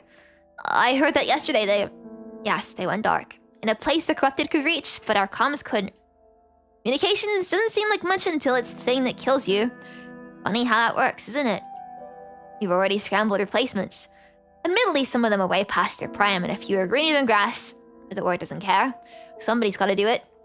She turns, gazing down from the gantry. I stay behind to wait for the new crew, and to wait for you. Come with me, Captain Karenina. Let me show you how we're going to fix this broken world. I like Mara. Mara guides Karenina around to the other side of the gantry. From this vantage point, the whole port opens up below them. A handful of ships rest at their moorings nearby. Nothing like the massive boulder. They're leaner, quicker. Their hulls still scarred with the rough marks from emergency modification. Cabling ships, retrofitted from escort vessels. That's great. You've done your homework. Karenina's brow creases a little.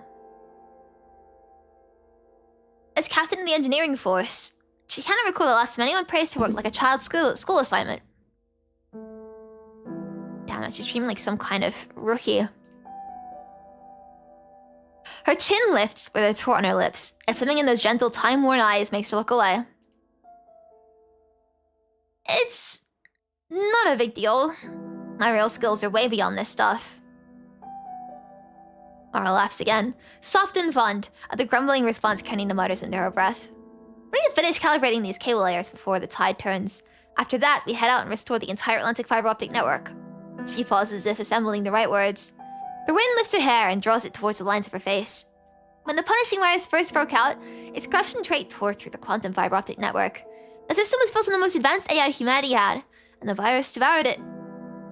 But the atmospheric circulation patterns brought us more time over the oceans. The undersea fiber optic network, especially the Atlantic system, survived relatively intact. The virus spread way faster across land than it did through the ocean. Went through the reports before I got here. Exactly right. Well done. Karenina feels a flicker of irritation pulse at her temple. Still, she makes the conscious choice to remain civil towards a woman who could easily be her grandfather's age. And so the military intelligence network, built on quantum encrypted channels, found itself chained to this crumbling relic, left teetering in the wake of a dead era. The Science Council has been planning to overhaul the fiber optic system for years. Boost the whole network's resistance to punishing virus corruption, sure, but also consolidate control over this critical lifeline and put an end to the shared governance. Shared governance? A polite way of putting it, the Science Council has always wanted full control of the fiber optic network. No interference from the transatlantic economic community. But the Council isn't about to throw away the TEC's maritime technical support and joint training programs either. The politicians in Parliament had their own calculations. Economic, political... Mara stopped speaking, her gaze settling on Karenina's face, which is crumpled into unmistakable annoyance. Why can't any of this just be simple? Like an engineering problem. All this damn maneuvering. It really annoys me. Mara eyes her puffed out cheeks and gives a smiling nod. Yeah, it is annoying. To keep up with the plan, the Cosmos Technician Union has been running emergency training for marine comms and operations for a long time now. We even started rolling out parts of the work after the Copyville Aquarium incident. But a crisis never waits until you're good and ready. Sigh escapes the old engineer. Beyond the standard fiber lines, the worst damage from the red tide hit the quantum repeaters along the deep-sea cables in the Atlantic. That's going to be the focus of our repair work. She sketches a line in the empty air, a ghostly course drawn from one shore to the other. Your Megander node? Spanning the mid-Atlantic ridge, Fanmark to the south, and Hell up north. Those names. That's mythology, isn't it? I think I watched a movie about it with Bianca once. Doesn't sound like the Science Council style at all. It's got the Kraken block's taste written all over it. Kraken block? Oh, you mean those families? So you're into movies. That's I'm not into movies, and quit talking to me like I'm a kid. That's a good hobby. The TEC has already sent its teams overland to the Hell node. The Cosmos Technicians Union will handle Fenrir down in the southern Atlantic. That was my destination. She looks past the port towards the open water and that faint gravy blue seam drawn across the horizon. Captain Karenina, your team's assignment is the Jormungandr node. Yeah. Right? Along the mid-Atlantic ridge, the longest voyage and the most dangerous route, cutting straight through the restricted zone in the red tide. In the old stories of gods, it's the greatest serpent encircling the mortal realm. It's a loop circuit. Unlike the other two nodes, Jormungandr has no central control hub. That means every single repeater inside the restricted zone is critical. Every last one. Karenina stares at the unseen route for a moment of silence, then shifts her gaze to the wrinkled worn in Mara's face. You're human, aren't you? No augments, no body mods. A mission like this could get you killed. Mara offers no denial. Her expression holds its peace. Comms are barely hanging on right now. The investigation into the Atlantic Eye's red tide overflow has already siphoned off most of our conscript support. The personnel left for the subsea cable repairs are spread thin. We're staffing the cable-laying operation. There's only one question that matters. Can they get the job done? Everything else doesn't matter. Karenina knits her brow and presses her lips into a thin line. I've got nothing left to teach the young ones. So let me be a useful one last time. And eventually this at my age. Honestly, it's kind of exciting, don't you think? I like Mara a lot. She turns her face toward Karenina, looking in her eyes tender and sure. This is the last chapter of my story, and the first line of it is getting to see you again. Well, I call it a great ending. Huh? See me again? Karenina freezes in place. Her gaze looks at Mara's face as she digs deep into her memory. We've met? You know me? Yes, I know you, child. She doesn't call her Captain Karenina this time. When? Why don't I remember you? Was it the Cosmos Technicians Union? Mara takes a moment. Her gaze travels back across the port, skimming the boulder's hull, till it rests on the open water. Endless and grey blue in the distance. The boulder's construction started way back in the Golden Age. Even settling on a name took forever. In the end, it inherited its designation from the first warship that went down in the Atlantic during the punishing virus outbreak. In the old stories, the death of Baldur, the god of light, was what set Ragnarok in motion, and his return brought order to the New World. I don't know any of this stuff. I'm not mythology-pilled. Karenina, you and your people are the hope of that New World. The sea wind slips between them, thick with the smell of salt and rust. The Atlantic, I thought I'd never come back here. Come on, child. We've got a lot of work to do. The rest? I'll tell you when I get back, alright?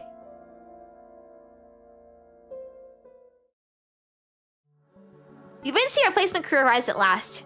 Mars cable layer ready for departure. Meanwhile, after all reinforcements bound for the Entakai are aboard, Karenina steps into the boulder. Had to pick up the new frame mid-voyage. Coordinates? What a pain. I already ran through every damn adaptation procedure.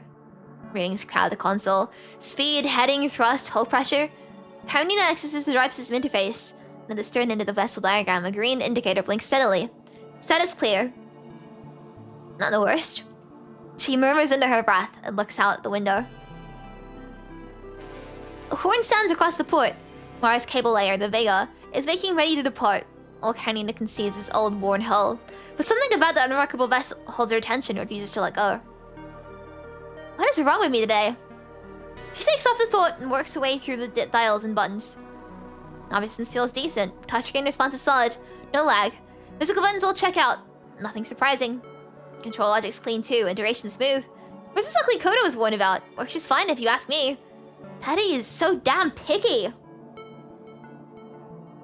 Her gaze strays once more to the window, and this time she stands up. Lara's cable layer is moving out.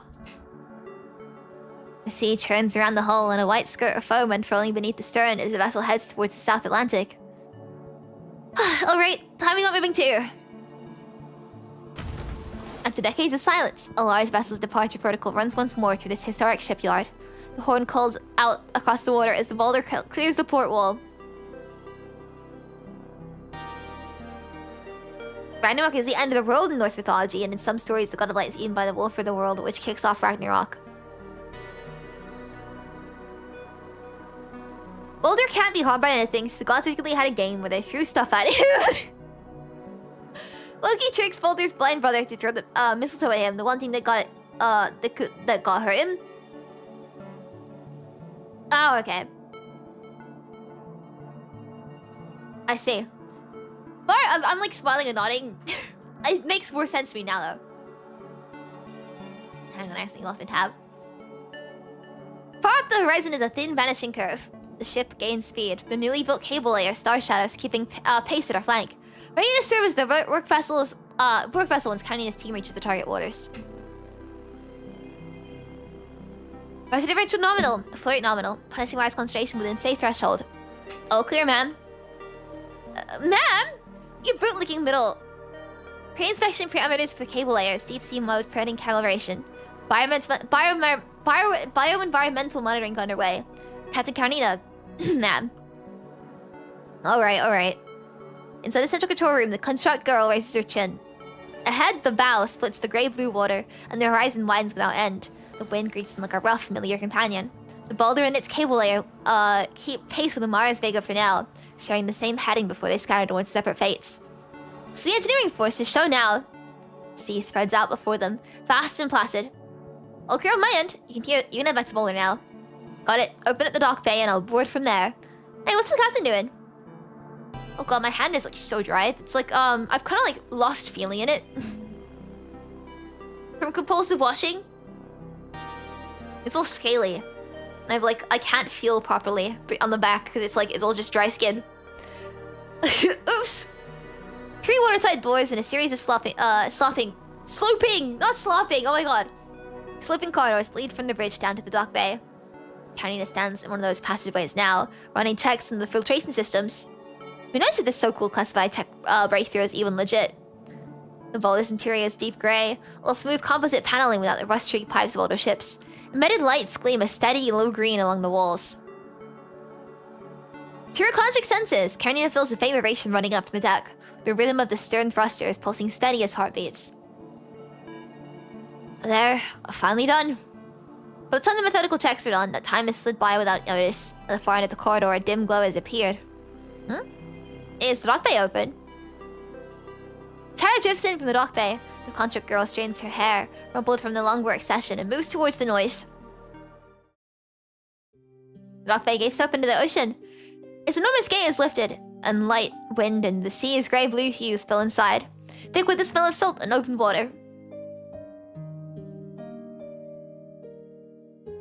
Well, a man stands before the vastness, his back to the room. I think probably when he was holding the book.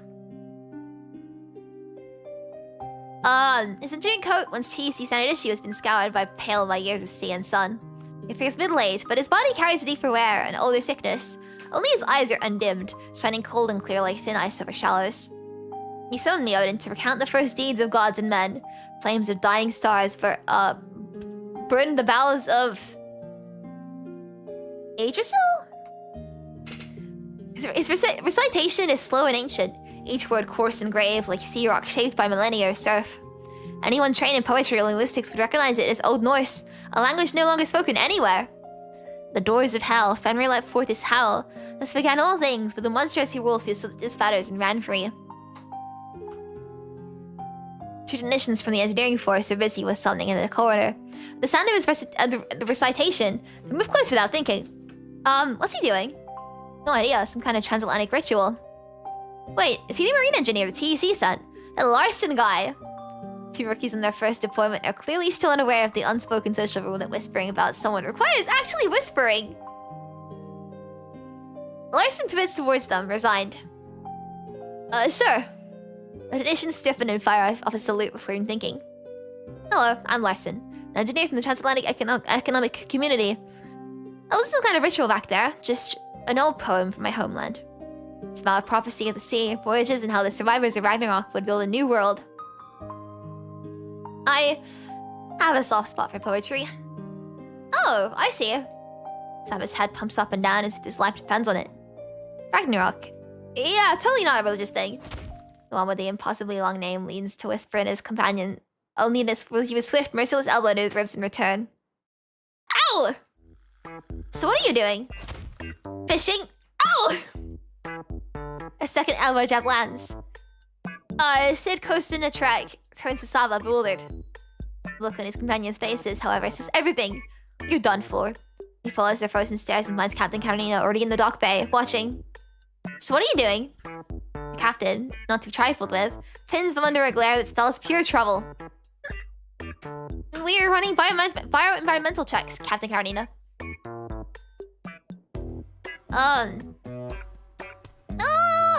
This artificial creature created by the TEC called Hulu. They're really sensitive to environmental shifts. Listen to the monitoring gear, actually. Their survival numbers in a given area make for a solid early bio-indicator. Karenina's gaze sweeps over the gear at the side. The complete set of monitoring tools and bio-trolling equipment proves their story checks out. Yeah, boss! We're fishing for Hulu! How many so far? The two technicians trade a look. The older one reaches up and scratches the back of his head. Well, if we get this one, and then two more, that'll be 3!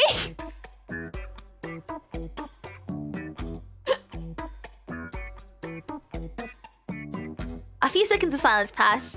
Larson cranes his neck and takes in the holding tank, which contains absolutely nothing. So you haven't caught a single one. Look, it hasn't been that long, okay? We're just trying to loosen up a little before we hit the mission zone. Everyone's been on edge. Besides, catching fish is like the least important part of fishing. Felt the experience. Yeah, of course. Who fishes while the ship's still underway? First time out? You wait until you're anchored. Making fools of yourselves in front of the transatlantic guy, and now you're trying to bullshit me? You're dead. Captain, I really haven't spotted a single hoo-hoo in these waters, which is actually kind of weird now that I think about it. Captain, that's my arm you're grabbing. That's my arm. Ow, ow, ow. While Karenina exercises discipline over her crew, a sound rises from the deep, pitched well below the range of human ears. The frequency slips into every bioacoustic filter the engineers have set. The instruments detect nothing. Captain Karenina, something's not right. The TAC marine engineer moves to the edge of the open bay door. Below, the fish are clustering together in a tight, wrong-looking mass. Long name guy, give me the latest marine life readings, now. The school condensed into a writhing carpet of silver, fish leaping and crashing back into endless turmoil. The noise of it fills the air like a rain squall hitting open water. The hell? It's not even raining out.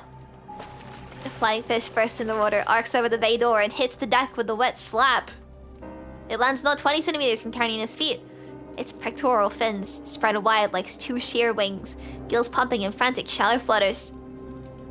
Foreboding swells, cold and certain, and Karenina whips her head towards the horizon. A whale cries out across the water. A vast shape heaves upward where the sky meets the sea, and something deep in her memory brushes softly into present. What is that? gravity strips the water from its colossal frame. The clear droplets shimmer in the sun for a single bright moment, then shift to a deep, ominous crimson. The creature hangs in the air only a heartbeat longer, then tilts and slams back into the ocean. The white hole of spray stains red almost before it can rise. A humpback. Wet, torn flesh and corroded copper bonework knit together into a shape out of a nightmare. And its body is threaded through with swollen, twisting veins like parasitic roots. Calling it a humpback whale feels wrong.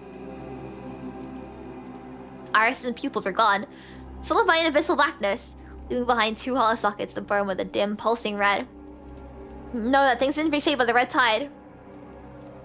The whale call pierces the air once more, a twisted echo of the humpback's deep and graceful song. But there's no beauty in it, only undiluted pain. Farther out, more shapes break the horizon, rising together from every direction. The red backs form a ragged curve against the water, strung like a necklace of dark, bloodied pearls.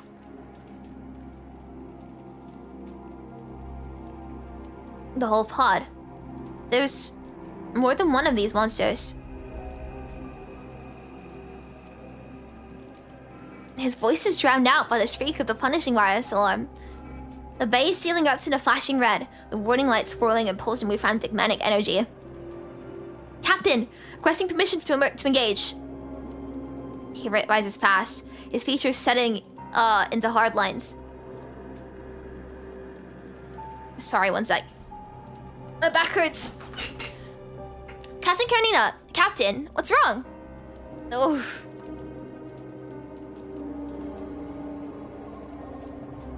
Karenina's palm is clamped tight through her brow. Something has bypassed every defense, exploding in an unguarded corner deep inside her mind. Maybe it has always been there.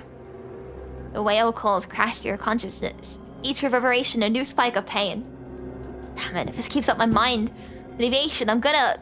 The frequency scrapes through her mind, like a needle dragged raw across glass. Ooh! Every reverberation sickening and wrong. Car personnel, begin battle preparations. I'll handle things here. Is there a frame maintenance researcher on board? Get them here now. The whales, that sound. Nothing's wrong with it. It's not... Ugh. Whales? You mean the sound of the whales? But... Captain... Those whales haven't made a single sound. New engineering force recruits seem seconds away from crying. Could be a signal reception error. I'll take care of this. You two focus on what you can do. Yes, sir. The accompanying frame technician sprints over and hands a maintenance log to Larson. No acoustic spectrum readings at all, but one by one the whales exhale, their spouts climbing and collapsing in staggered rhythm. Overhead, the red mist gathers and stitches itself together, unfolding into an immense curtain of blood that spreads slowly across the water. No sound? Vision blurs at the edges. Everyone surges towards her, hands gripping her arms to hold her up. She shoves the nearest hand away, immediately lurches sideways. Issue, shipwide alert. All hands to battle stations. Edges of the bay come apart in their sight, the bulkheads bleeding pigment like paper left in water. The alarm's red glows no longer pulses. It has thickened into a steady, suffocating mist. The horizon turns blood red, eating away at her vision inch by inch. That's not good! Battle question, Larson. How's the captain? Captain, the Vega just sent a distress call over shortwave. They're trapped in the middle of the pod.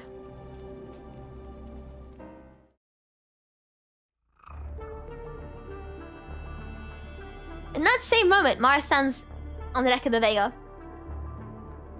This ship was built to face two enemies, and two only. Brutal weather and hidden reefs. Now abominations born of the punishing virus are tightening the noose. She releases a slow breath. Kind of lost the possibility, even if she falls here, other teams and other routes will push towards the southern node. A real concern sits not far away. The boulder. That is what the whale pod is truly after. On the boulder's technical display, a new signal source connects to the shortwave communications network.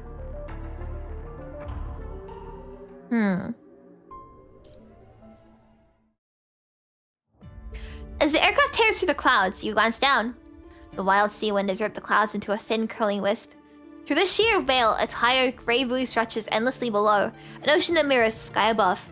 And across that vast blue, a thin line of blood-red sears the distance like a scar burned into crystal. Almost there. Initiating frame pre-activation sequence. The frame pod rests on its shock-dampening mount, As you lean in, the data on it slowly fades. Through the viewport, Karenina's frame materializes. And a faint tremor from the internal climate system hums against your palm, steady as breathing. You remember the figure slumped over the desk in the lounge. Her hair was a wild, tangled mess, and the structural blueprints were scattered across every surface of the room. This is the finished product. Commander, I'll go over the data one last time. Thanks. I'll do it. I've been handling the squad's frame upkeep. This is more my territory. I'll leave Commandant's gear check to you. Good luck, we'll leave. Acting with Mike, sorry. Alright. I'm finding it really hard to sit still today. Oh god. The craft angles downward, tilting just enough for the sea below to come into focus. A construct's vision pulls every surging crest into vivid relief. Below, a savage engagement tears through the water, gunfire kicking up crimson walls of foam. Sitting still is overrated? Yep. Oh god, it's really hard for me to sit still. I don't know what's going into me today. The whale's spines drift in and out of the red-tinged haze, mountain after mountain of bone and flesh closing off the Vega's route. Suppression fire alone keeps them from surging forward. That's the boulder's guns. On the boulder's deck, Karenina presses a hand to her temple, her mind seething. Every word costs her more processing power than it should, dragged down through the pain. Keep up, suppressive fire. Don't let them push any closer to boulder. Captain, let us handle this. There are other contracts on board. You don't have to... I'm fine. Damn it, what the hell is going on with my mind? Once the frame switch protocol initiated, it's here 2 minutes. What the? Not now! Our frame has been ready for a long time. Every annotation task passed cleanly. But our mind at this moment is a storm of noise, as unreadable as primordial chaos. My mind is in no shape to... Her voice catches in her throat. Everything in her field of vision shudders and heaves. Uh-oh. The familiar mind beacon lights up inside her mind like the first navigation light blazing across the Black Sea, anchoring every sense of direction she'd lost. It's you! The agony has pushed her mind to the edge of breaking. Now a quiet, gentle force folds around it, between the broken pieces as carefully as if they were made of a cloud. Karenina, it's been a while. Oh. You're not feeling well? Once the connection locks into place, her mind at last begins to stabilize. The shattered edges draw together, healing inch by slow inch. Frame pre-activation sequence underway. Estimate completion 5 minutes. Shouldn't we, like, plug her in to the frame? Surely a wireless frame transfer is not the best idea.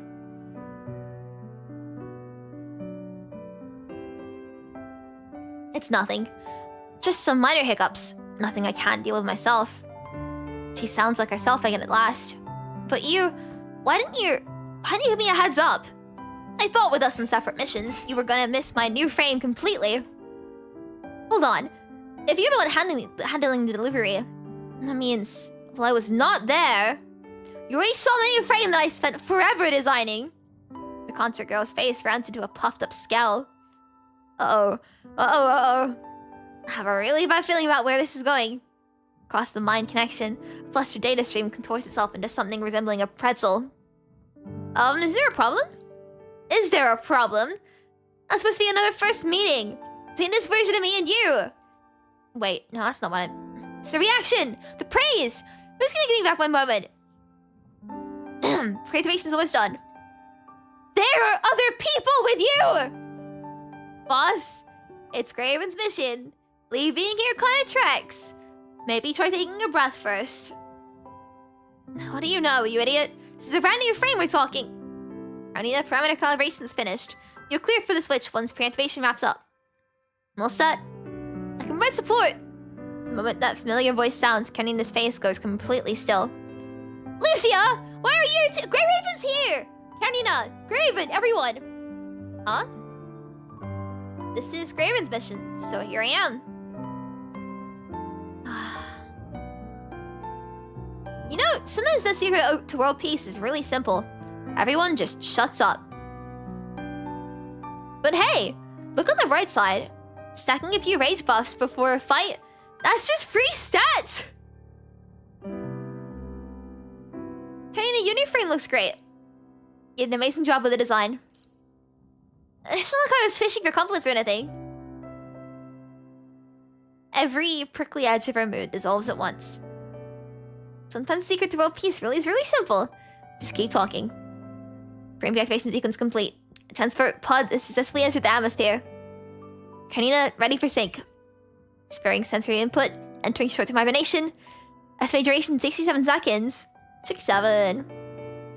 Skip it. My adaptation data has been stable the whole time, and I'm ready. Already fully matched with this frame. I can stay conscious through the whole process. It'll be faster. Once frame switch authorization. We're doing this wirelessly? This just feels kind of dangerous. Authorization is successful. Starting consciousness transfer. Please refrain from interrupting the connection during consciousness transfer. Low throughput 100%. Synchronization countdown starting. Come on.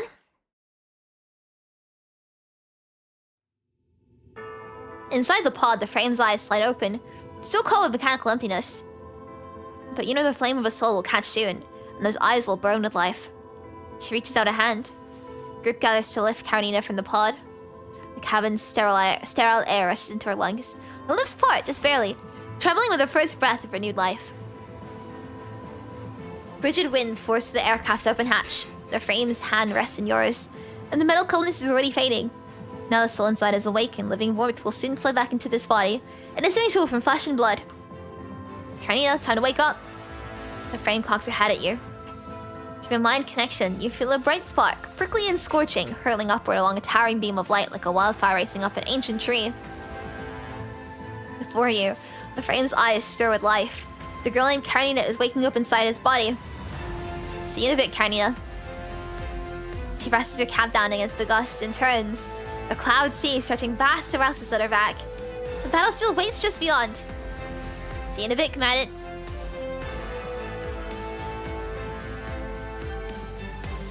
She spins through the air like a wheeling bird, swallowed by the vastness of the sky, light pouring over her. The frame, barely awake, is already in freefall towards the whales.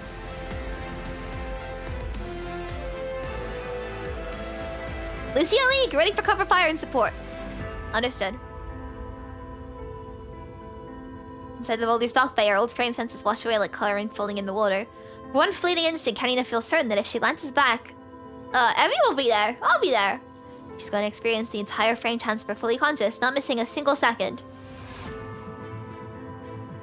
Imbued with the origin surrounds her, but deep in her consciousness a beacon holds firm, and she does not lose her way. She rises, climbing through the vast ocean in the endless sky, back towards the place she belongs. Rebirth begins with the body. Sensation floods her limbs. An instinct follows. Hatchling spreads its wings. She reaches out, trying to touch something warm. Then comes breath. The high, cold air cuts into her lungs. Vital fluid on her tongue tastes of life. A person's warmth lingers on her skin, and her own body rises to meet it, heat kindling like an answer. Then comes sound. The voice lights the spark deep inside her. Great trees surge skyward. Waves roar forward, and a single speck of starlight catches, blazing into a wildfire that swallows the heavens. Finally, light arrives. In the very first instant of her becoming, a gaze finds her. Commander's eyes are on her.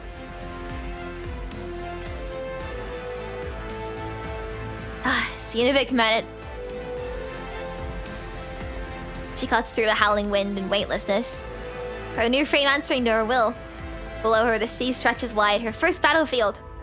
Craven, this is Captain Karenina, Engineering Force, requesting tactical support. Wipe out the whale pod and secure the Vega. She keeps her voice brisk and official, trying to smother the obvious glee that keeps slipping through. Just off the flank, a dark figure keeps pace. He offers a brief nod, and I sense his frame. Debris boosters attach, and he angles his body to fix the descent point before shooting towards the sea like an arrow loosened from its string. In that instant, they're crossing paths, another silhouette flashes through her vision. Captain Karenina, Craven will provide cover and help you take them down. Karenina catches Lucia's calm gaze, hesitates, just briefly, and the generous ship captain returns it with a look of affirmation. Now every day we get to fight together, trying to slow me down. The great anchor hits the water a beat before Karenina blooming into a surfboard that catches her smoothly atop the swell. She cuts hard before a churning wall of water. Our thrusters blasting a shock of air as she veers straight towards the largest of the whales. I'll take the big ones out here. You two get on the bigger to get everyone out. Right behind her, Lucy and Lee carved twin trails through the blood-red waves. Their surfboards angled toward the whale-surrounded Vega. Fire pours from the bowlers' guns onto the twisted red tide creatures. As Graven and Karenina join the battle, momentum on the water shifts decisively. Alright, time for some percussive maintenance. My favorite. A little over 10 minutes pass. Karenina slams the anchor deep into the skull of the final whale. The bone and sinew, cave inward.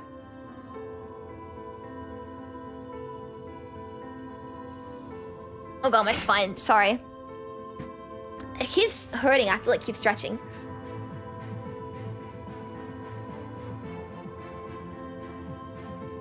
And a geyser of blood and fluid erupts from the wreckage. Expressionless, she sidesteps the spray and rips the anchor loose. First blade's done! Karenina nudges her cap back into place, the faintest curve lifting her lips. She glances over at the Vega. There, Mara leans against the rail, her anxious gaze still locked on the young captain. She's been watching this whole time. Lee stands on the Vega's deck, a slight frown settling on his face. I was missing my glasses, so I tried to clean it by blowing on them. I just blew spit on my glasses. Incredible. Oh, no!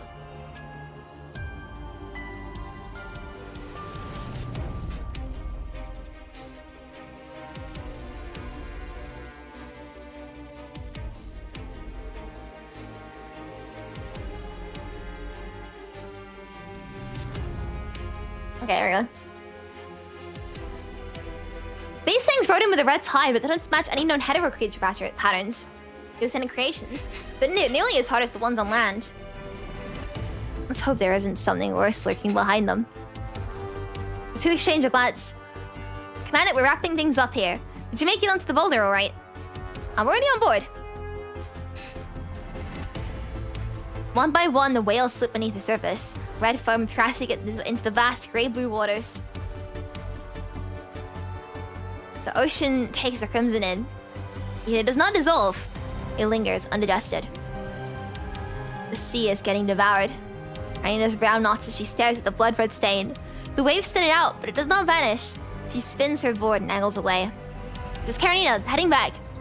A whale call erupts without warning. The humpback she has just felled. The one that should be sinking into the abyss raises its skull instead.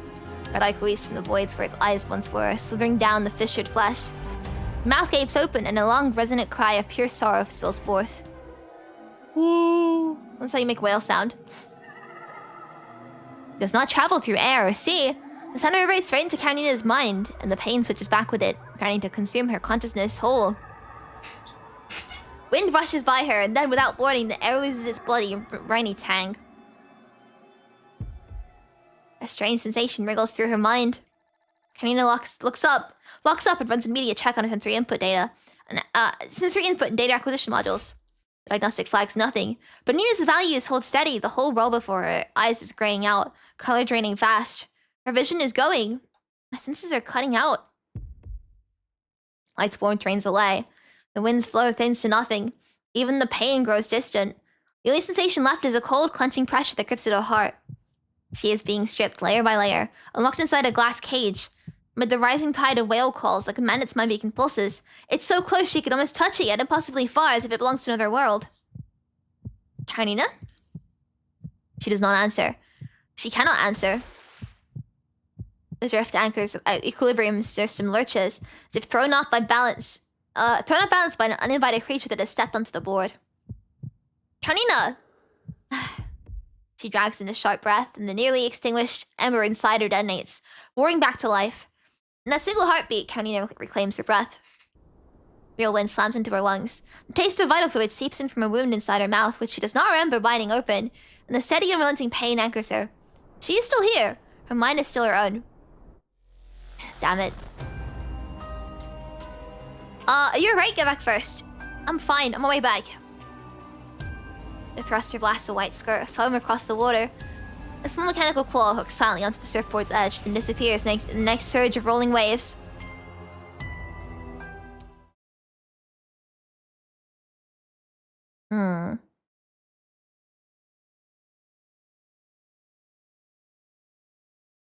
Solo sheets across the deck, a dock bay as Karenina skids on the surfboard. She's still fighting for her footing when her eyes land on you, the person she hasn't seen in a long while. Come at it. Her gaze drifts past your shoulder. A cabin recipient spills the dock bay, broken only by the two new faces from her cable laying crew and Larson, the marine engineer sent by the Transatlantic Economic Community. They just thrown into tea, Seymour, man. Saying the whole thing out is, it's making me stutter more. So I'm gonna hiccup. There it is. Where are Lucia and Lee? They should have gone back before me. Still fighting out there. Are you okay? Please, I can handle myself. Check on the Vega first. The voice sent for the Vega has not come back.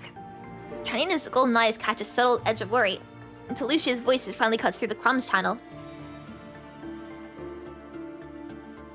Commandant, one crew member of the Vega is badly hurt. The rest have minor injuries, nothing serious. This is really bad, hang on. But they're refusing to head back for repairs. Using repairs? I get the time's tight, but they're not the only ship heading to the southern node. You know what? Let me talk to them. Lucia put Mara on. She keys into the comm without hesitation. Soon after, Mara's warm, familiar tone sounds through the terminal. Mara, the threat's cleared. You can head back and get patched up. That won't be necessary, Karenina. We need to keep moving toward the southern node. There isn't time to spare.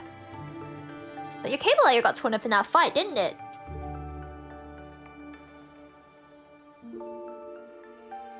Oh god. Hang on. It's just not going away! Oh god! Captain Karenina, we're engineers. Fixing things is our job, isn't it? If something goes wrong down the line, your ship might not even make it back. I mean... The words trail off and a mutual silence falls over both ends of the channel. Child, we both know these cable layers were never designed with their return trip in mind. There's only one vessel here that can cross the red tide, the Boulder. Most of the anti-punishing wire systems on these ships are barely prototypes. No guarantee how long they'll hold. Whether we make it back, that's not something we can afford to dwell on. At least run one more check first. Exhaust every option you've got. You're an engineer, you know that inspections... Karenina. Gentle tone reaches her like fingertips brushing lightly across her forehead. I've thought it through. I've lived through the good days, back when everyone believed there wasn't a hurdle we couldn't clear. No problem too tangled to work out. Life kept moving forward and hard work paid off. It felt like things would only ever get better. But everyone else on the ship, Mara, come on! Through calm, the girl's quiet breathing whispers against her ear. Mara shuts her eyes and listens. Imagining how Karenina grew step by step into the person on the other end of the line. She herself is old now, born thin and a little weary of the world. I don't know what's coming. I know if I'll make it. What I do know is I'm sick of waiting in place. Time has walked a long road through me. Long enough for the whole world to turn itself inside out. And all I could do after you was say goodbye. My mentors, my colleagues, my students. And sit in an empty office and wait for their obituaries to show up. It's not about winning. It's about hope. I just need to do something. That's all. Oh god. Listen to me. Still sounds a little noble, doesn't it? But the truth is, I really can't stand those noble people. Whatever you can't handle, I'll pick up the slack. Everyone here can do something. You're not facing this by yourself. And just tell yourself I got tired, that I wanted to run away. Away from a world gone barren, where I've got nothing left to give. Her voice sounds as gentle as ever. That's not true. Someone wants to run away, we never make a choice like this. You're the one who said it, remember? This is like an exciting adventure. I did say that. And my heart's racing like I'm young again, all because of this adventure. I wanted to leave you with a good impression. I didn't want to make you unhappy. Not again. Me? Unhappy?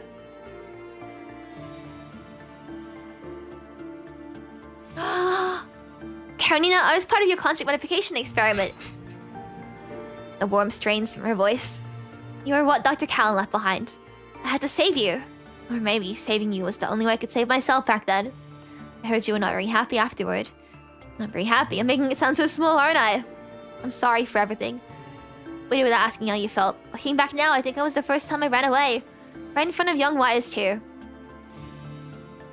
Karenina dips her head just enough for the cap rim to shadow her eyes. Across the rolling sea-deep swell of years, she glances back at the person she once was. Really? I don't remember any of that. You old folks seriously overthink everything. I never blamed you. I don't hate you. I'm all grown up now, right? Even if I didn't totally get it when I was younger. Probably only bugged me for like a tiny bit. I'm sure I got over past really fast. I know. You've grown up. Call it an adventure or call it running away. Either way, Karenina, I can't stay frozen in place forever. It's time I got moving. Mara! A small boat carries 2 Graven members back to the bowler. Soon after, the Vega blows her horn in parting and resumes her course. In the Rock Bay, Karenina remains rooted in the salt wind, watching the sea until the Vega becomes a blur, then a fleck, then nothing at all against the grey horizon. You came to wait for Lucy or Lee? It's pretty windy out there. Oh, out here. Go in the crew quarters or up on the bridge. They'll come to find you in the second they're back. Karenina cocks her head, wrestling her tone into something approaching casual indifference. I'm fine waiting here. When is this? School pickup? I'm not that sappy. I'm out of here. The expression is so good. She pivots it with her chin raised, boot heels striking the deck in clean, sharp beats. Then she halts.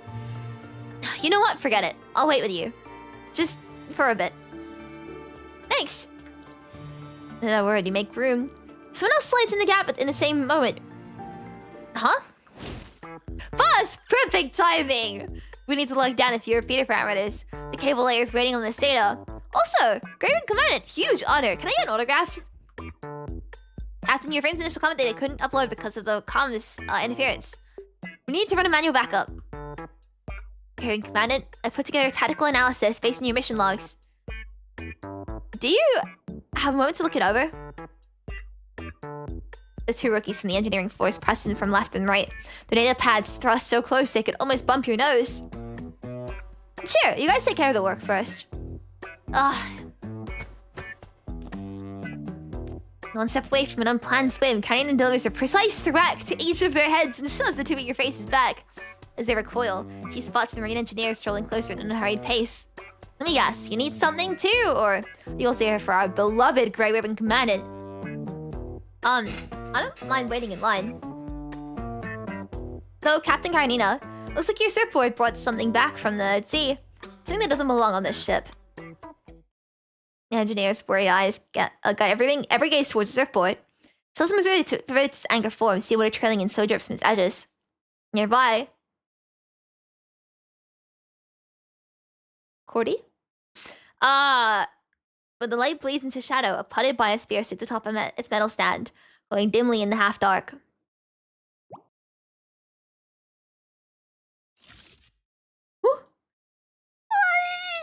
Putting the weight of her gaze on it at once, the potted plant's metal base sprouts several tiny articulated claws. Skitter, skitter. Like a tiny animal busted mid-snack, the little potted plant flails its 4 mechanical claws and bolts across the deck in pure, undignified panic. Grab it! When you meet a stranger, always smile first.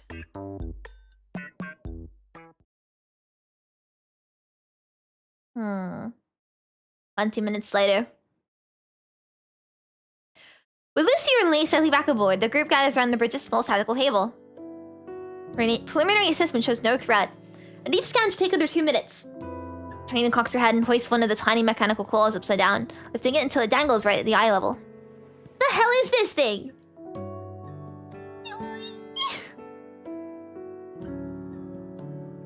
Placed back on the table, the odd little potted plant blooms a small yellow flower aimed squarely at you. Plant the stars, sail the seas, always find your way. Your potted plant? No, your precision navigator. Near mechanics, wherever you're headed. The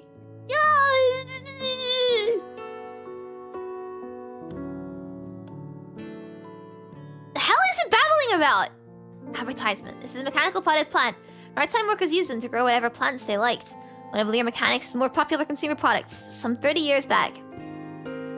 It runs its own ads. Smart hustle. Well, the broadcast feature was luckily added by the owner. The internals are simple enough, and it's loaded with expansion ports. Engineers back in the day loved customizing these things. Which means it wouldn't be hard to add something dangerous, either. Ushio adjusts her stance by a fraction, ensuring that you behind her stay well within her guard. Let's just crack it open and find out. Move. Wait, don't scroll past this classic. The Autumn Sale is live now. This reminds me of someone.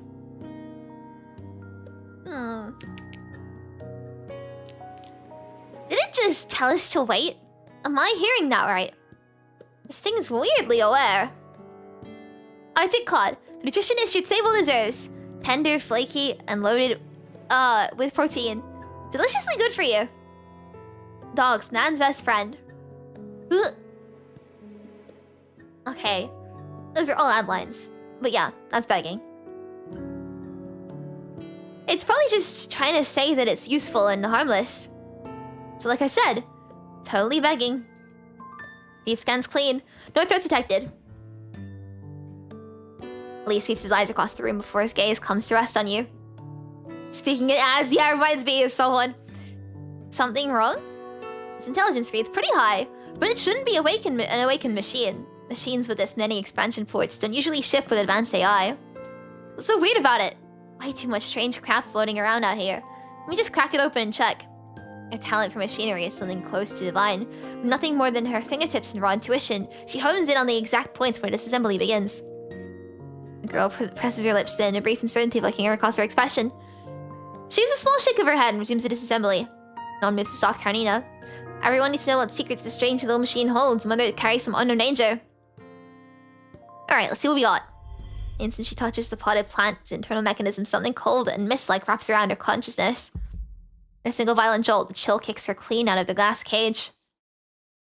Glass cage? A mind deviation alert shrieks through her systems. A violent shudder climbs Karenina's spine and explodes the top of her skull.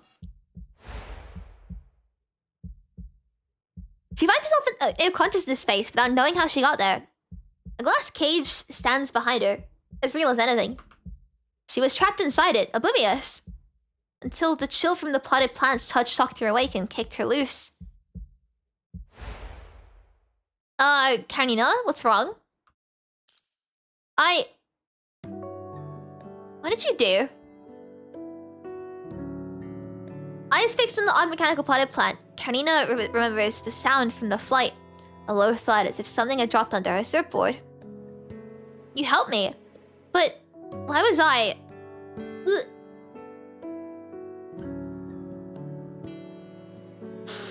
Oh god.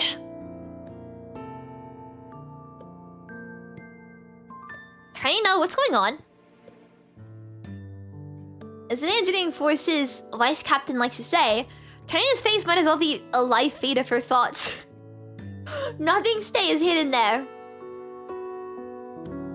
After she describes the strange anomalies her frame went through, she forces out a defense under the crushing weight of everyone's silent disapproval. I thought it was just a calibration issue. Brain tuning, you know, so I can handle on my own. This doesn't look like a simple tuning issue. Your eyes set on the deep furrow of Lee's brow. Lee, what do you think? Karenina reported hearing whale calls twice, but the ship's monitoring equipment didn't register anything either time. And no construct on site picked them up either. We need to verify whether these whale calls actually exist before we can figure out what's happening to your frame. That's gonna require support from the Science Council. Where's my fan heater back on? Oops. Oh god. That's fine. I can compile the data logs and send them to Babylonia through Raven's emergency channel. Karenina stares at Ushio for a moment, then quietly turns her head away. Thanks. During the flight, this potted plant showed up, and your mind connection with the commandant came back online. Then just now, the moment you touched his internals, you broke free from that glass mental cage.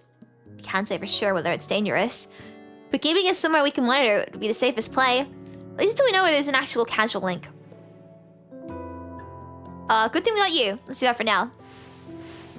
Larson examines the now silent potted plant on the table, leaning in gradually until the internal structure is fully visible to the naked eye. He retrieves a stereoscopic scanner. I think it's safe. I believe it's safe. Indicates a flowing cursor signature engraved on the inner metal face. Cordelia, she was a friend of mine. Though maybe this next part will put you more at ease. She was also Dr. Callan's first student in the transatlantic economic community. And his favorite. Karenina's head snaps up. Cordelia? As though a hidden keyword has been tripped, the potted plant, silent and docile as time, erupts with a bizarre synthetic chitter of electronic noise. Karenina? Karenina just catches her own name amid the electronic noise. Lee was right. This mechanical thing is far more intelligent than anyone would expect. Nora. Ugh. This appears to be the extent of its capabilities. It cannot string together another coherent word. It really is you. The little plant crackles with distorted statics and shifts. When it vocalizes again, you hear a young man's earnest and polished voice reciting something. I sit on the other side of the light. The ripples wash across the table. Swaying, swaying, the tide hums low in his throat. Grey cotton candy swells into the window's hollows. Swaying, swaying, the banana split boat melts, sugar froth, a buttery sea. 1 then 2 balloons rise. 1 then 2, the clown lets go. They scatter like wind, shredded notes. Down the spoon, ice cream bowl slide into a hidden blue. Something sinks away, sugar froth, a sweet dream. Goes to the other side of the light. A glint of tears rises in Larson's eyes. His face, he jerks his face aside in a hurry. A voice, is that the engineer when he was young? God, that's awful. I really had no business writing poetry back then. You can really even call it a poem.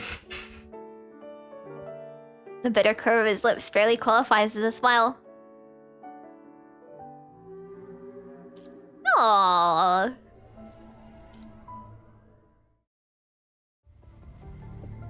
Scattered across the sand lie metal bones and desiccated flesh. The crystal fragments catch the final threads of daylight that pierce the sea. A titanic mechanical tower rises at the end of the cliffs beneath the grey sky. Its punishing ice purification system is dead, but its light's still throbbing faintly like a dying pulse. Arias stands inside the tower. From behind him, a mechanical arm extends forward, its knuckles twisted at wrong ankles, and presses against the core interface like a fractured animal limb. And here I thought I'd have to go down there myself. This is far more convenient. Dark crimson filaments bloom from the contact point between his fingers and the metal, spreading like creatures. Roused from deep freeze. With just the slightest probe, the whole system throws itself into his arms, eager as a dog, welcoming home its long-departed master.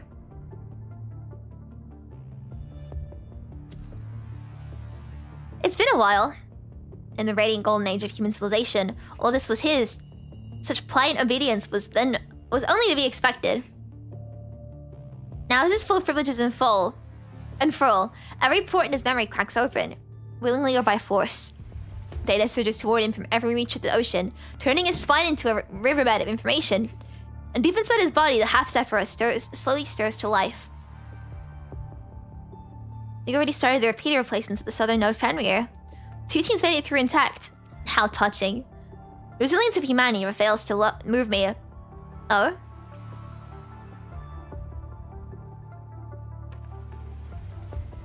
So the node Fenrir Central Command Center. Mara, you made it! A wind catches Mara's short hair as she steps up the cable layer Vega. She's not surprised. Someone has already arrived in the southern node before her. And we evacuated this place. I never thought I'd set foot in it again. You've already started the repeater replacement. Inside the node, silence reigns. The commissioned repeaters sit stacked in neat rows within the recovery crates, each casing labeled with the Cosmos Technician Union's identification tags. Progress looks solid. Your eyes land on the wall behind the recovery crates. An old carving runs across its surface, weathered by time. Mara. She gazes at the old carving for a long time, her thoughts unreadable. Alright, everyone back to work. The sooner we finish swapping these repeaters, the sooner military comms come back online. Have you examined all the pull repeaters? Yes, we ran each one through the new automated inspection protocol after removal. I'll do a second pass. The overseers may be obsolete. This old timer, however, is not. She connects the verification equipment to the repeater's main port. As the protocol initializes, she lifts her head and looks once more at the carving on the wall. Then she reaches into her toolbox, pulls out the plainest screwdriver, and leaves a mark of her own. The leaden sky casts its muted light over everything. The carving, the restless sea, the silent and busy technicians. As restless data streams deliver every action of the insects to a watcher far away. Yes, for everything you have into restoring that fiber optic system. Every new pin you install will pave the road ahead for me. One after another, the southern knowledge repeaters are swapped out according to its anticipated rhythm. Every fresh unit is a tame listener, obediently following all it captures into his waiting grasp. The more repeaters he controls, the more fluidly the information flows into him. Feast, the whole world is opening up to you. Devour it all. Let this information fuel your awakening. The dormant half-zephyr within his body gradually begins to stir. Its pulses come labored and slow at first, separated by aching voids that shrink with every beat. It compresses, breaks apart, then compresses once more, a gluttonous stomach digesting the neural network of the entire ocean. Once you've gathered your strength, follow the veins of the cable network and wake your other half. Washed by cascading data, the half-zephyr burning Arius begins to wake. Its stirring sends a pulse to the information turret, deep in the base of the dam, calling the sleeping other half to readiness for reunion. When the northern and mid-ridge nodes complete their scheduled replacement, when the whole Atlantic submarine fiber optic network lies in his grasp, absorbing the awakened other half will be nothing but a waiting game. A complete and powerful understanding. A second hand crawls upwards from behind him, coming to rest on the pale face of Arius. Are you pleased? You should consider yourself fortunate. To stand here and witness this. Ollenfold is inspected. Inside, from the small irritation of sand biting into his skin. In the screen's periphery, as inconsequential warning flashes, the way a sinking victim's hand claws at the air. Oh, still thrashing about. I've been away too long. The seas have grown cluttered with too many strange things. I want to become a monster. Those are your own words, if memory serves. It hurts, doesn't it? The despair must be exquisite. Hold on to it. Madness and hatred are such a potent source of power. I like this guy! The alert only pulses faster, more erratic with every blink. I will craft a fate worthy of you. Allow me the privilege of being your creator. After all, you have nothing left to lose. So let a part of me illuminate the path forward. He presses his fingertips further in. The fish arrive then, carrying new information. Across the water, the whale's lament pierces the ocean's shield and finds its way to the deepest fold of the construct's mind, grazing the dormant cracks within. Her mind has been activated. Splendid. I needed to become what she once was. What I needed to be. And then, at long last, I can... A mocking smile of Eiling's cuts across his mind. Become wholly myself. Control of the cable system gives him open access. The Atlantic Eye's protective barrier might as well be brittle parchment. He finds what he seeks without delay. The current hydrodynamic energy system. One of the megastructure's energy cores. A system built to direct ocean currents and regulate water. I can't... For some reason, every time we get long words, my brain just short circuits, even if it's a word I know. I read faster than my mouth can catch up. So I'm trying to pace myself. I think I'm getting better at it though. Anyway. A system built to direct ocean currents and regulate water temperatures. His plan advances without deviation. In the end, the ocean spreads beneath his feet, conquered. A defeat may have stripped me of everything, but to me this place is a door that never closes. Arius sweeps his fingers through the empty air, redirecting the currents and adjusting the sea's warmth. The current hydrodynamic energy system stirs, its machinery engaging without a sound. I don't mind using the runes of yesterday to adorn today's triumph. The current veers by a fraction of a degree. Surface warmth rises as a crawl too slow for human satellites to catch. Too faint for boys to carry a warning. Yet the sea's creatures know. Far across the ocean, fish schools change their ancient migration paths. Deep dwelling things flee their homes in frantic exodus. Even the dullest reef crustaceans... Me?! Seal their shells tight. No! Oh, I just hit my mic. I'm so sorry. Raise a storm for me, Atlas. Years ago, the storm drowned all his ambitions and washed away even his name. Let the storm feed the Zephyr a boundless energy. Let it carry my life's work to its conclusion. The Zephyr engine beneath the dam has slumbered in silence for too long. It craves the storm's raw power to reclaim its supremacy. Cool. As Arius steps into the sand, the red tide sweeps upward through every crevice. The corpses littering the intertidal zone shudder at the crimson touch, and under the washing waves, life returns to dead flesh. Arius turns his palm. The great whale's skin splits along its spine, the tear climbing down the length of its skeleton with the wet, dull sound of torn leather. New crimson flesh spills outward, writhing into the sea like a nest of living tendrils. A new one-headed creature claws free of the old carcass. It turns its malformed head, eye sockets still growing and dripping red slime, and fixes its hollow gaze on the crater waiting on the sand. Now go. Arius lifts a hand, tilting his fingers faintly towards the distant water.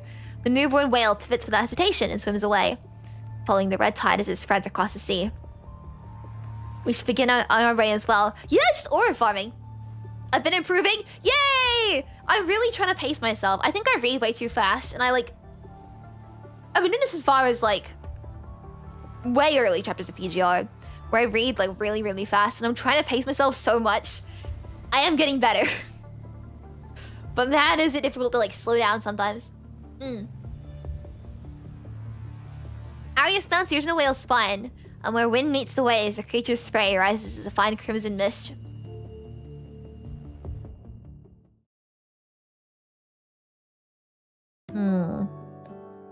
Atlantic Ocean. Deep in the night, a strange hum jolted Manon M1A from its dormant state. It was a low and viscous tremor rolling in from the shore that pinged across its sensor array. The frequency fell outside any monitoring band. Manon units were marine engineering robots developed by the Transatlantic Economic Community for ocean operations, built in various sizes and functioning depending on their purpose. They had always been vital machinery in constructing the Atlantic Eye. The problem with being faster than the speed of light is where you live in the darkness. Yeah, it's me speaking. I tried thinking slower instead of talking slower. I feel like I need to be medicated for that. I genuinely switch between thoughts so fast that it's hard for me to keep like one train of thought going for more than a couple seconds. It makes it also very hard to sleep at night because it's just my thoughts are so loud. The M1A was a rare variant within the series, the largest and most comprehensively equipped. Crab! Log entry recorded. The marine engineering robot races head above the waterline and turned its sensors to the distant land. There was little wind that night. The sea lay flat and still, the swells rolling in long, unhurried intervals. Normal. Anomalous. Since none of the established alert conditions were triggered, internal logic advised M1A to maintain passive monitoring and continue recording. No additional response was required. No action required. I'm good for people that want to watch videos in 2x speed. Yeah! Now you can get that in live streams too! Its head dipped below the surface. After a full minute, M1A eased back up through the water, its optical sensors swiveling with a deliberate caution, scanning every direction.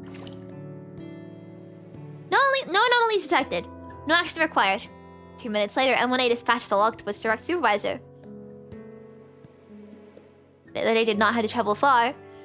In roughly the same patch of ocean, the freshly appointed overseer of the deep-sea database picked up the terminal that had so rudely shattered her sleep.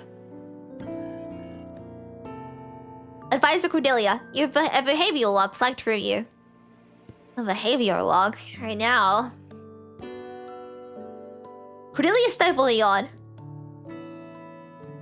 It was only their second day there in Rich Race, and the facility's central AI was the one to pull her from sleep.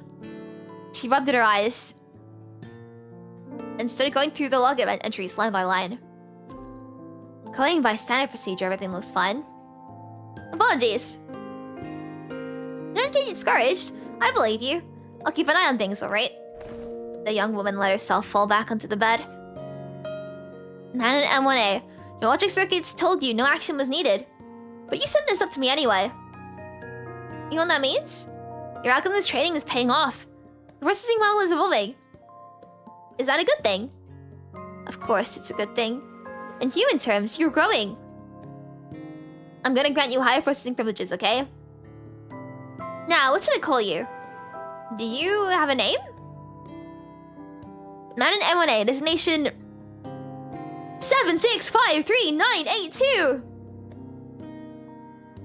Designation's not really a name. I mean, that's just a human perspective. If you like your designation, that works too.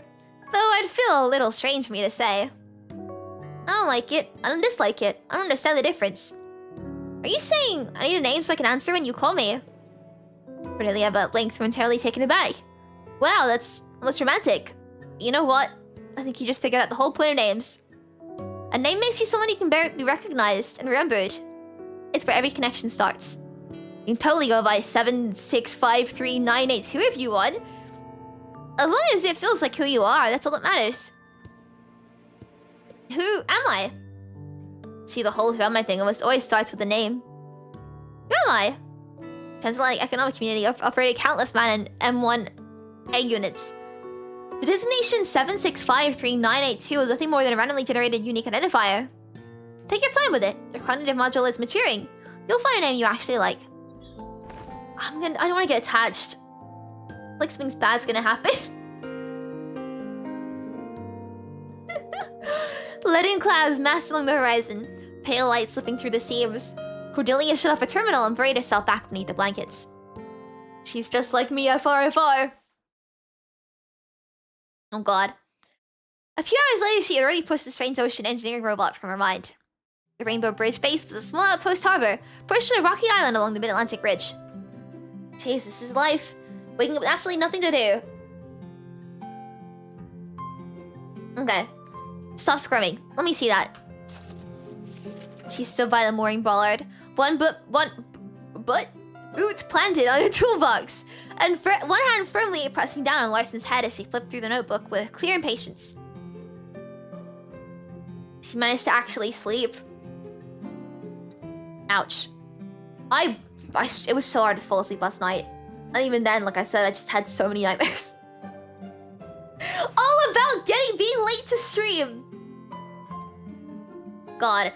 Oh, a bit of a side note though. I made a pretty good steak last night. I mentioned I had credit for the sketchy steak place, but I didn't order steak from them. I just ordered fries, and I made the steak myself. Genius. Wait, this is poetry. This. Afternoon night fell across the base harbor, drawn long and thin by the northern latitude. Larson rested on the mooring post, hand pressed over his eyes, a book open on his thighs, and a fishing rod held utterly in his grip. Please don't. Just exercises. Ugh. Practice, okay? Also, that part's broken. Oh, got my hiccups. Hang on.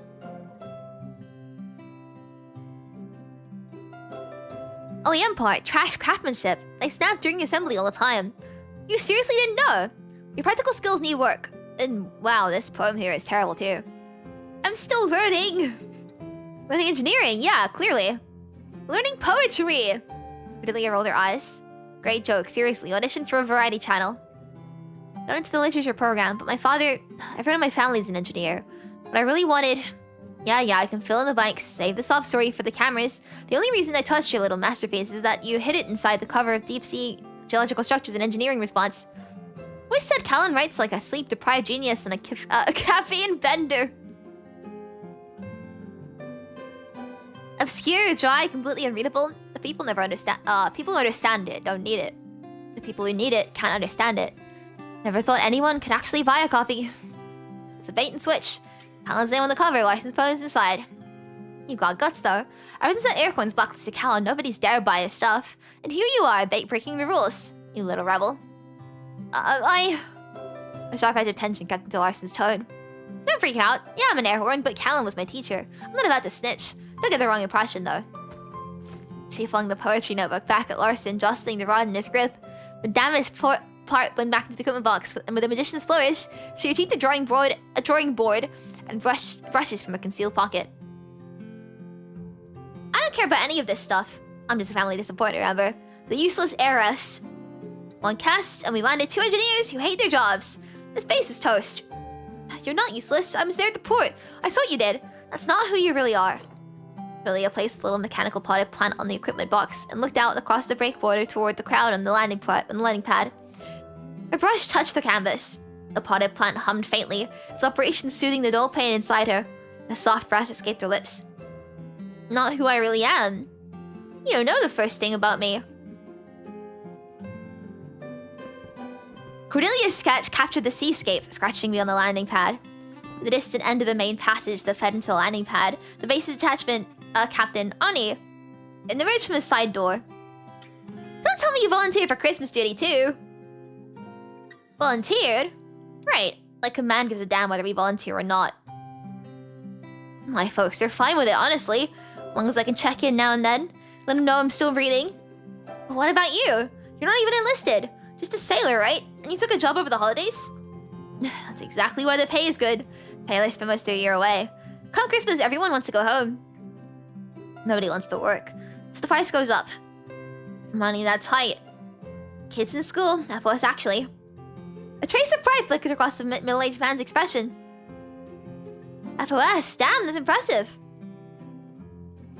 Yeah, she's something else, my girl. I called her last night, but the signal cut. Signal cut out here. Choppy as hell. When she said FOS, she'd probably outrank me in half the time. Sailor held out a cigarette. Ani accepted it and slid it carefully into a cigarette case. Well, since you put it that way, have one on me. Rain check. Someone's got their eye on me lately. I can get away with solo smoke if I'm careful, but 2 of us, that's just asking to get caught. They shared a laugh and waved each other off. The sailor ambled towards the far side of the deck, a cigarette hanging from his lips. What are the princess and that clueless rookie up to? Fishing? They fit right in. Hey, rookie, get over here. The FOS cadet stared blankly for a moment, pointed a finger at his own chest, and immediately moved into position. Yes, sir. Captain Oni. Be my lookout. Your classmate shows up. You warned me. I've been waiting all afternoon for this. Captain Oni, let me give you strict orders. No smoking until you're healed. And it's only been 3 hours. Who took care of you when you first got here, huh? Has Captain Linde even lifted a finger for you? Come on, think about it. One little favor. That's all I'm asking. Captain Ani. You just roll over every time, don't you? To practice people up, you carry a gun. How'd she get you so whipped? Captain Ani! What's she got on you? Some embarrassing... A slim hand plucked the cigarette straight from Ani's grasp. I was trying to tell you! Captain Ani, lieutenant or not, I'm in medical matters. Oh, in medical matters, you follow my orders.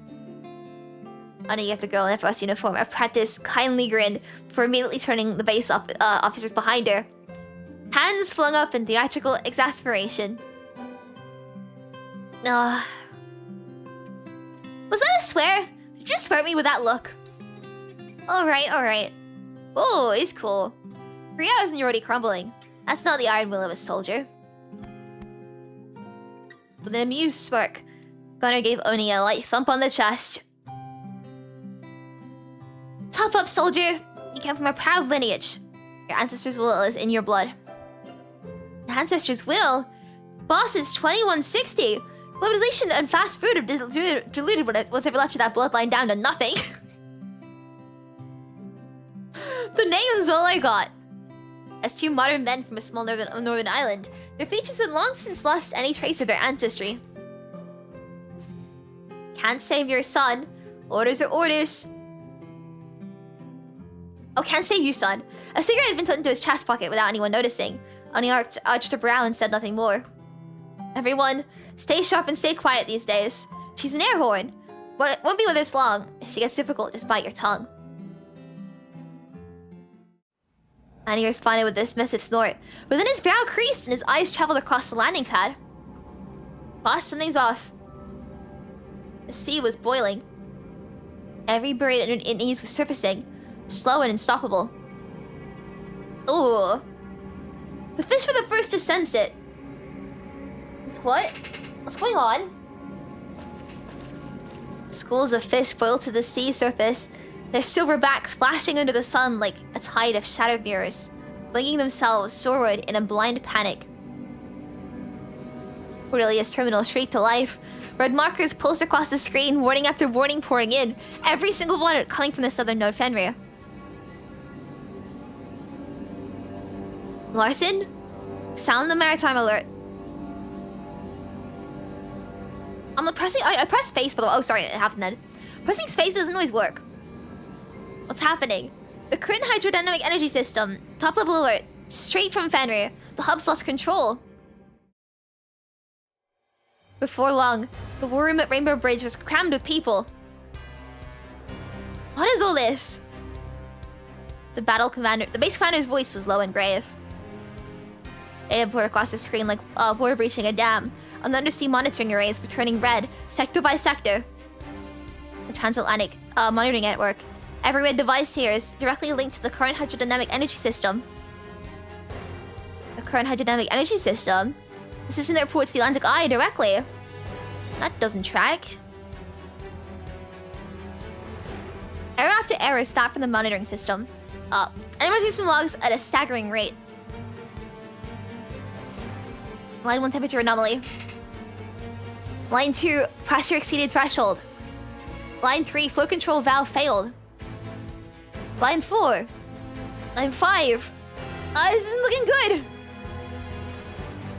The error logs swelled from hundreds of lines to 1,000, multiplying with a feverish, unchecked momentum. My eyes can't keep up. Sir, service distress calls are overloading the channels. Still rising. The data points to one thing. The submarine volcanoes are about to erupt in a chain reaction. And this is just the beginning. In the soundless depths, magma seawater collided with a silent detonation. Colossal pressure surges tore through the stone and water at sonic speed, lacerating the current's steady rhythm. The ocean fell into a violent rage. This thing can break. Or even fix it. Who go out there? Fix it? If it's already this bad, we need to prepare for the worst. A flood of analytics and alerts cascaded over the war room's central screen. Cordelia's peripheral vision landed on Larson, who was pale and shivering with fear. She exhaled quietly. Sir, comms queues feel... full? Full. Oh god. Comms queue is full. We're waiting on a link with command. Stay on the lines. Boss, distress signals are spiking. Locate the nearest source first. There's no official word yet, but from everything we've seen...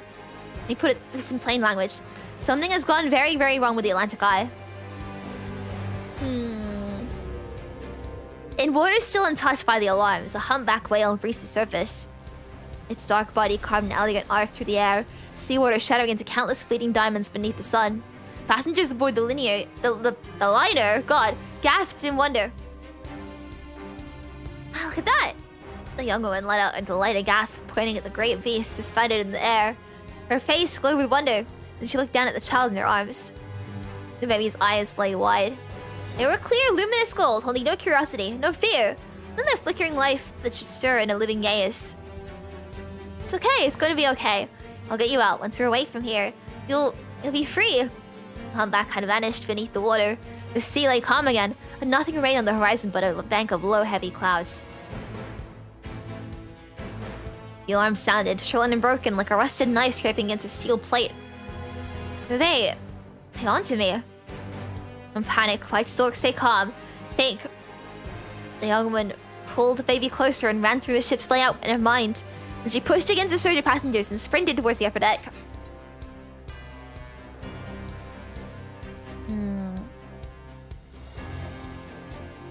Which base?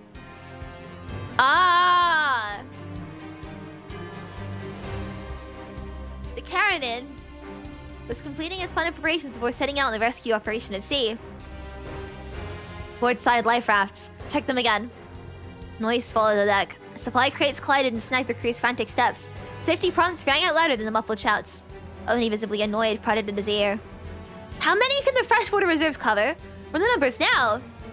You plan on helping or those arms just for show? On the bridge, Captain Gunner stood before the window. A stream of reports flowing into his ear through the comm channel one after another. Commander Gunner, classified directive on the secure line. A buzz ran through Gunner's terminal simultaneously. The moment he recognized the encrypted frequency, his expression sank. Line by line, he read the directive, his features tightening with each word. All hands listen up. The rescue op is scrubbed. The objective, the Atlantis Rescue Research Facility. Midway through checking the watertight door readings, Cordelia's head snapped upward. Her heart started hammering against her ribs. No one hesitated. The crew acknowledged the shift in command and surged back into frantic activity. River Ridge was Atlantis' covert outpost, a fact that was no secret among its senior officers. We need to extract Atlantis' research personnel immediately. To avoid all previous missions. Recalculate supplies. Plot a new route. In the prep bay, Larson received the deployment orders and ran his fingers anxiously over the surface of his equipment box. What about the ships out there? We're just abandoning them. Will anyone else go? Cordelia wore a troubled, tight-lipped expression. Orders are orders, rookie. I don't know if I said it. I really love her design. The Karenina had already set sail. Back at the base, Cordelia had been left behind, and she was giving Larson a thorough earful as he hunched dutifully over his workstation. Let's run through the maintenance checklist. She blinked and then spoke the verse she had quietly caught someone reciting before. Spina Valley. Can you hear it? The sharp snap of one bolt twisting into the world's bone. Please, no more of my poems. I'll take deep-sea geological structures and engineering response at this point. Just please. Callan's book.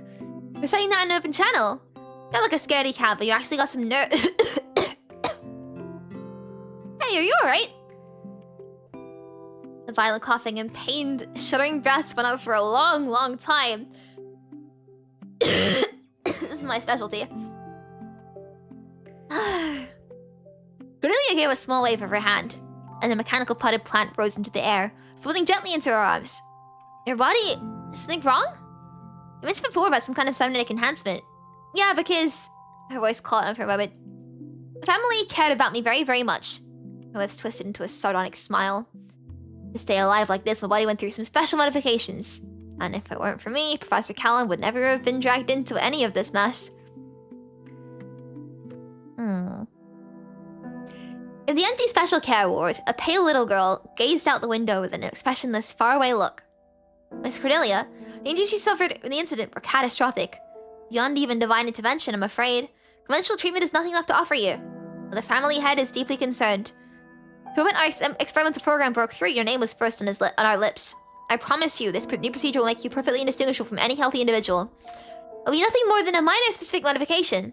Mr. Arius Airhorn speaks very highly of your courage. The girl turned her head and stared at him with a strange, unreadable look. So not even the gods can fix me, but you can. That makes you greater than the gods, doesn't it? He's deeply concerned. A sardonic smile curved across the child's soft, young features. No. I beg your pardon? I said no. Absolutely not. Just then, the ward door was flung open and a young man in a lab coat strode in. Chronosen's smile turned a fraction more genuine. His fingers twitched, and a message slipped out. Dr. Callan, your reputation precedes you. At long last, in the flesh. He reached out smiling, but yet Callan bypassed the gesture completely and plucked the data pad straight from his hand. Show me the modification plan. You know as well as I do, Miss Cordelia's body can't hold on much longer. This is truly the best course of action. Callan paged quickly through the concise modification plan. I have no objections to the rest of this, but this section, where's the experimental data to back it? These methods are unheard of. That data, well, we obtained some rather fascinating results from a separate project. It happened to align with the Airhorn family's research interests, so we borrowed a few insights. A project. Not another venture fully funded by Corona, Stella. Forgive me, Dr. Callan. That's strictly confidential. His expression was so perfectly natural that it seemed as if he had simply let the words slip by accident. Naturally, I could consult Mr. Airhorn and have the complete plan made available for your review. Strictly confidential, but you'd show it to me. Of course. A voice came through the terminal, and Corona-sen's expression turned feverish with excitement. Soon afterwards, Callan was led into the hospital's private lounge, standing face to face with Arius. You reviewed the materials. What's your assessment? Of every piece, it's just he's magnificent in every form. If every every piece of data in theory holds up. The feasibility is undeniable. But the provenance of this research troubles me. Perfectly valid concern. And one quite easily put to rest. Come work with us, Callan. Fear and doubt are simply what we feel before we understand. If Cordelia's safety weighs on you so heavily, then join us. Help refine the experiment yourself. I believe your talents will contribute something unexpected to our efforts, and in doing so, grant Cordelia a future. Now still lingering Callan's face. You're currently working on quantum communication encryption, yes? Dominic mentioned your name before. Dominic knows who I am? We're partners. So you're welcome to imagine a deeper bond between us if you like. What do you mean by that, Arius? What do you mean by that? Your man and series robots proved essential to the Antikai's construction. Cordelia's condition aligns remarkably well with this procedure. Do you appreciate just how fortunate that is? Just realizing now. Again, it's just the colors they picked, but he's given Luke. It's just the colors. And the sort of suit. But he's given Luke. Anyway, Cordelia's condition aligns remarkably well with this procedure. Do you appreciate just how fortunate that is? Dr. Callan, Mr. Dominic and I have devoted ourselves to guiding human civilization towards the height it deserves. We need others who share that purpose. Take some time to consider the offer. Callan walked out with more extensive research files. Mr. Airhorn, is Mr. Dominic aware of the experiment? All he got was an indifferent glance. Cordelia never discovered what ultimately pushed Callan into Airhorn's team. She could not bring herself to ask, and the unspoken guilt had tormented her quietly to this very day. I didn't want the procedure, not at first. I was just a child back then, and you know, children are afraid of pain. But everyone around me said the same thing. You have to live. You have to keep going, so I decided if I was gonna survive, I'd do it with everything I had. She remembered the way the light had streamed into the ward, clear and weightless, making it feel like everything was still brimming with hope. Cordelia, your body can't hold out much longer. This might be your only chance to stay alive. Stay alive? Mom said the same thing, that I have to live. But why? What's the point of living? Callan hesitated. Such a question had never crossed his mind as one a child would pose. And now the young scientist stood there, unable to offer a truth plain enough for a child to hold on to. The point of living is living itself. Breathing, eating, feeling happy about something, waiting for the sun to come up tomorrow. Every one of those things is a reason for living, Cordy. And if that answer's not good enough for you, if you really want to know the truth, you'll have to live long enough to find it.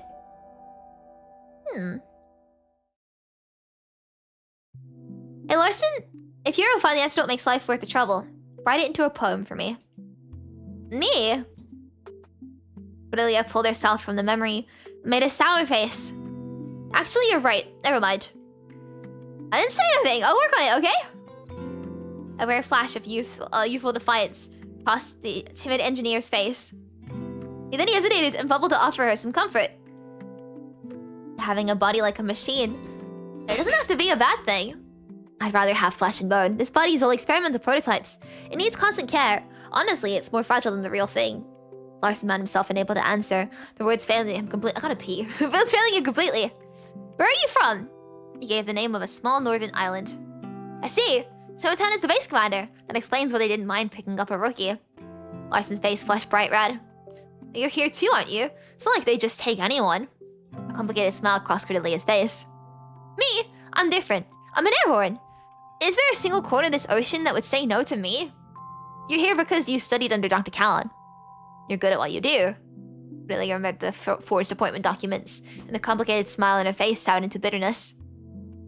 The airhorn name gets you a lot further than being some doctor's pupil. Look, I know engineering wasn't your dream, but I pulled your file. Your grades on the core courses were not bad at all. There are a few of those. How did you almost fail? Miss Airhorn, please, just go back to reading my poems. Alright, back to work. Where are we on the checklist? Let's pick it up. Right. Larson pulled himself together and resumed checking the data in his hands. Fuel reserves at 84% rated capacity. A current speed. Remaining range at approximately 2,800 nautical... What's a nautical mile versus an actual mile? Ballast water currently at 1,240 tons. GM value 0.91 meters. Stop there. Is something wrong? Given the declared total displacement, what should the theoretical draft be? Larson ran through the numbers quickly on paper. Should be around 6.1 meters. Something was off. Cordelia had not cross-checked the precise data, but judging by the vessel's trim and the borderlines against the hull, the actual draft went noticeably deeper than the theoretical values. The ship had to be carrying something far beyond what the manifest recorded. Larson cross-checked the rest of the manifests. Look for anything that doesn't match up. Nautical mile is 1 minute of latitude. But is that not variable depending on your speed?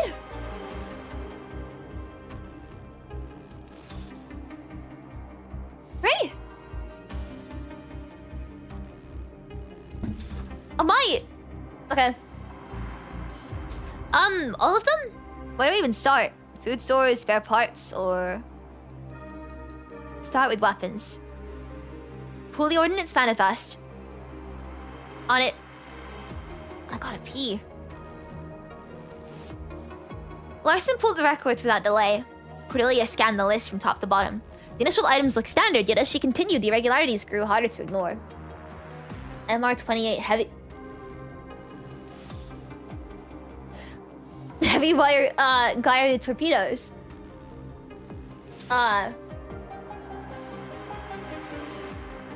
Imagine the globe is a clock comprising 24 hours and Okamala is 1 minute on that clock. That's such a stupid unit of measurement. It's such a stupid unit of measurement. Why? Why is that a thing? MK9 depth charges. Barely any rescue supplies to speak of, but having enough heavy weapons to start small war. God, is this a rescue mission or are we sailing into a war? The rookie engineer gasped the seriousness of what they were seeing. No color drained from his face. That's enough on the cargo, Larson. Can you pull a ship's comm logs? Ask the olds? But why not? But...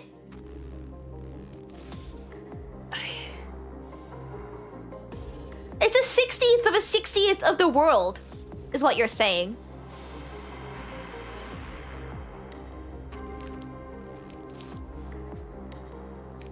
A nautical mile is a 60th of a 60th of the world's circumference.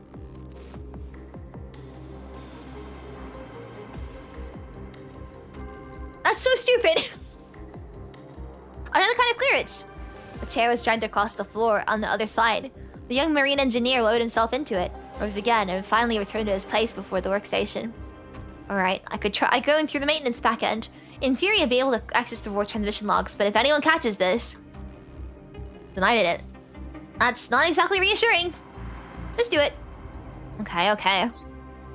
Moments later, the communications log spread across Larson's screen. From what I'm seeing, no distress signal from Atlantis. I checked 5 times. Not just no distress signal. There's nothing from Atlantis. Not even a single transmission. Of course there was nothing. A rainbow bridge, the pale light of the holographic display cast across Cordelia's impassive face as she scrolled through Atlantis' external logs, access with air horns finally clearance. Polaris 24? Wait, that's... Hang on a second.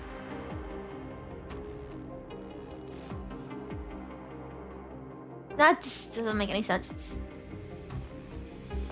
A rainbow bridge, the pale light of the holographic display cast across Cordelia's impassive face, scrolled through Atlantis' external logs, access when the air horn finally clears. Atlantis was still in its submerged cruising phase. So what was the Karenina, a ship flying the flag of rescue operation and heading straight for Atlantis, truly after? Nothing good.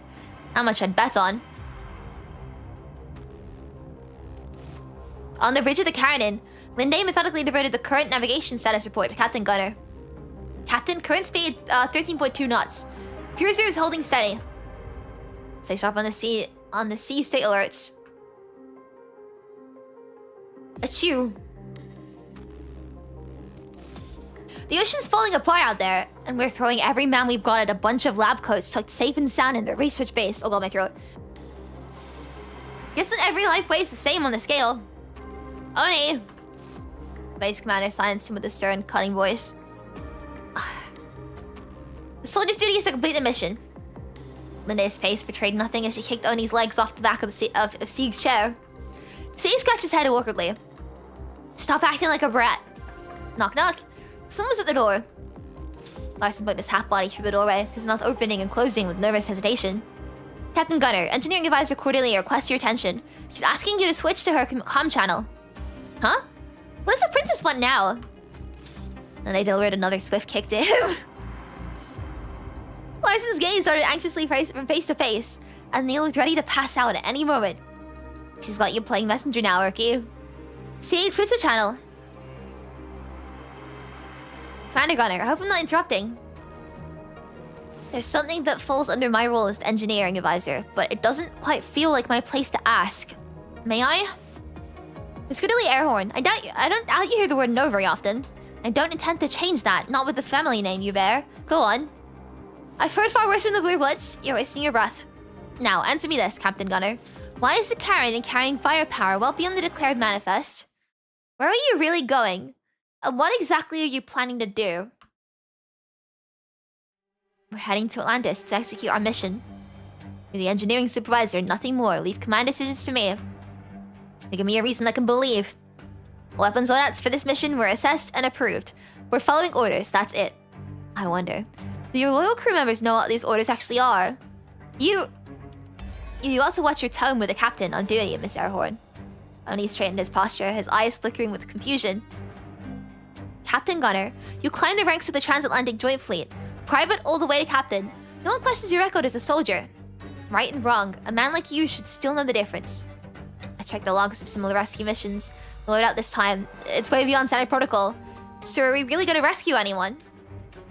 Captain Gunner, I hear you've been filling transfer requests back to the Arctic route Uni for 5 years now. None of them ever went through. What are you implying?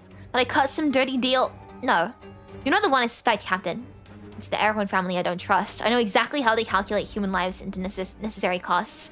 Better than you ever will. Dressing up something in ugly noble words. That's always been their specialty. And I happen to carry their name. I spent my whole life watching people get erased in the banner of the greater good. I don't want to watch you, or anyone on this ship, walk into the same trap. You're captain. Every choice you make ripples through everyone under your command.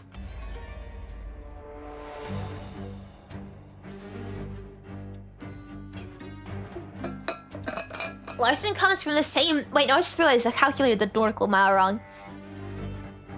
It wouldn't be a 60th of the Earth's surface. It would be... a 60th of a 60th of a 24th of the world's surface. Which is even worse! Why is that a unit of measurement? Other boot circumference, sorry. Larson comes to the same Northern Island as you. The home you've been trying to go back to all these years. Look at him. I know your beliefs. I know this saga is about honor and glory in battle. Now look at this young man in the eye and tell me, is this what you're about to... is what you're about to lead him into something righteous? Gunner said nothing more, his protest dying on his lips. A classified order came through on my terminal. Linda's head jerked upward. Enter Atlantis under the cover of a rescue mission. Secure all personnel and research assets. Use the force authorized if necessary. That sounds about right. Exactly their style. A brief, dark stillness fell over the bridge. Gunner took in the sight of Linda's pursed lips, Oni's knitted brow, and the flicker of uncertainty on the younger crew member's face. We're leaving people to die out there, seeking over a bunch of eggheads. As the higher-ups want to control, or higher-ups want control, want their research. Captain Gunner, they're using you, all of you. You're just pieces on their board. Anyway, those are the orders I received. But when we raise our weapons and face the innocent, we still have the right to aim a little higher. Captain, we're not machines built to enforce tyranny. Boss, the sea's a mess out there. Communications are spotty. Wouldn't be hard to argue we never got the order. Much respect, sir. Defying orders means a court-martial. You're all ready to throw your futures away? So I didn't go to FOS for a future. It's kind of dark. I didn't come here for one either. The young cadet had eyes as clear as a northern fjord. It's winter now. The rescue window is closing fast. Distress signals around Rainbow Bridge are flooding in. Several times past any record we have, so we're almost out of time. The marine engineer looked around the room and spoke up with clear hesitation. We're soldiers, aren't we? All the young service members shifted their gaze to Gunnar. Larson's question hung in the air unanswered. Gunnar bowed his head and released a deep, heavy breath. Linde, Sieg, Ani. Soldiers Gunnar had commanded for years. Not one of them stood with him now. They only watched the captain in silence. Gunnar never imagined it. I need to turn the music a little bit. This is too emotional to have it be quiet. Gunnar never imagined a day like this would come. A day when every last one of them was waiting for him to change his mind. Actions need reasons. Pretty words won't change a damn thing. You understand that? Or do you understand that? Boss, I still remember what happened 5 years ago at the Atlantic Eye. An accident at the dam. We were just running perimeter patrol back then, and I was barely more than a rookie on deck. When the call came in, you didn't hesitate. You told us to rescue the engineering crew first. And what did it get you? Everything the Atlantic Eye is classified. They slapped you with a confidentiality breach and stuck you at this post for 5 whole years. Sounds like you already know the price of defying orders. And now they hand us another bullshit mission. I still think you made the right call back then. We've served under you all this time. You really think we don't know the kind of man you are, boss? Take us out there. Lead us towards something we can actually be proud of. Oni stared right at Gunnar, his look unshaken. Under the weight of the fierce, burning stare, Gunnar dipped his head and adjusted his cap. After all these years under my wing, that if picking up anything good, you just had to learn every last one of my bad habits. Gunnar's lips curved into a weary yet deeply relieved smile. Log entry, begin recording. Due to severe sea conditions, the Karenin's communication system has suffered a critical failure. Contact with command has been lost.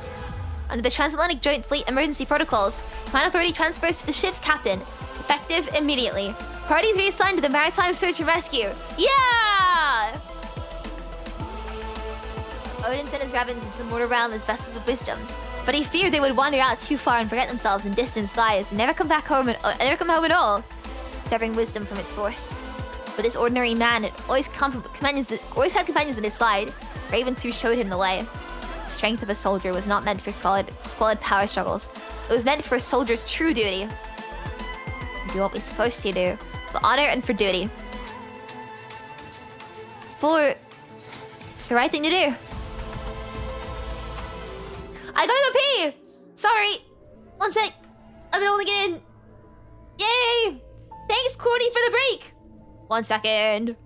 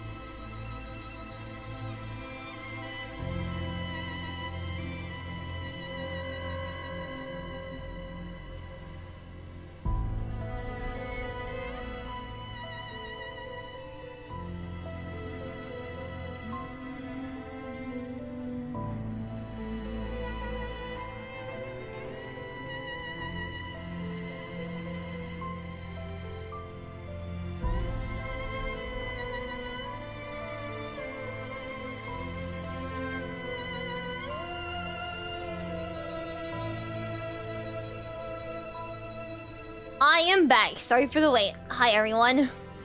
Keep on going. Oh god, right. In the still of the night, the wet tearing sound of something gnawing through flesh and bone travels on the far on the sea wind before sinking into the dark water below.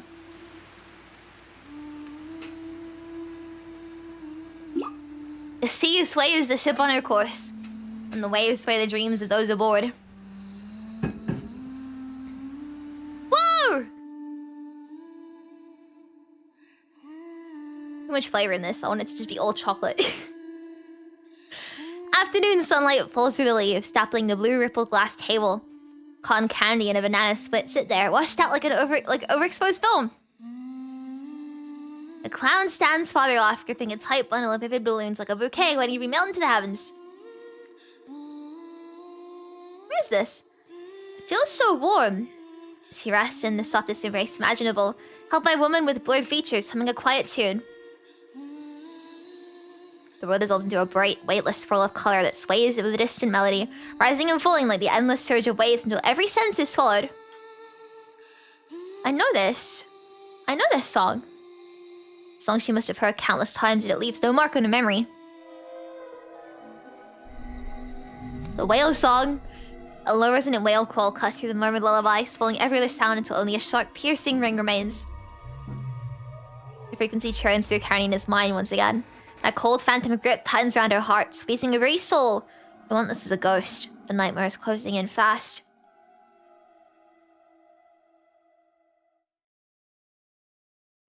It hurts.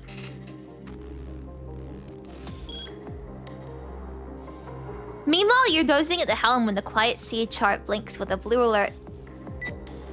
You've entered the designated mission area.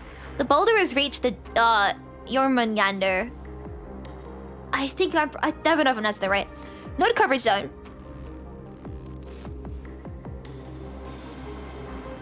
An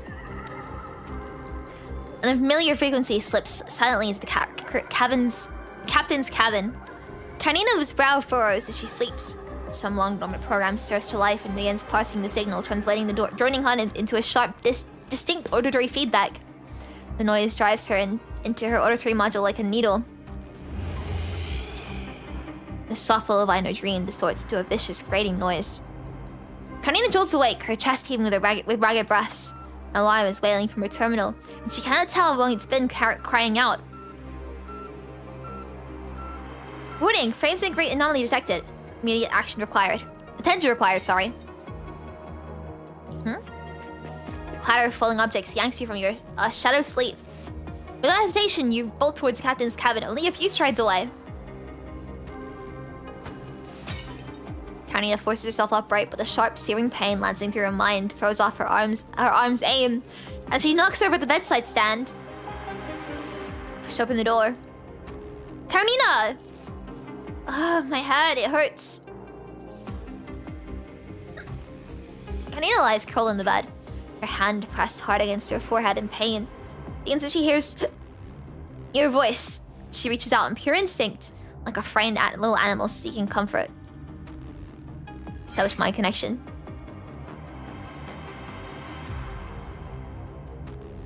With a familiar mind connection locked in place, you exhale in quiet relief and start to carefully examine Karenina's mind.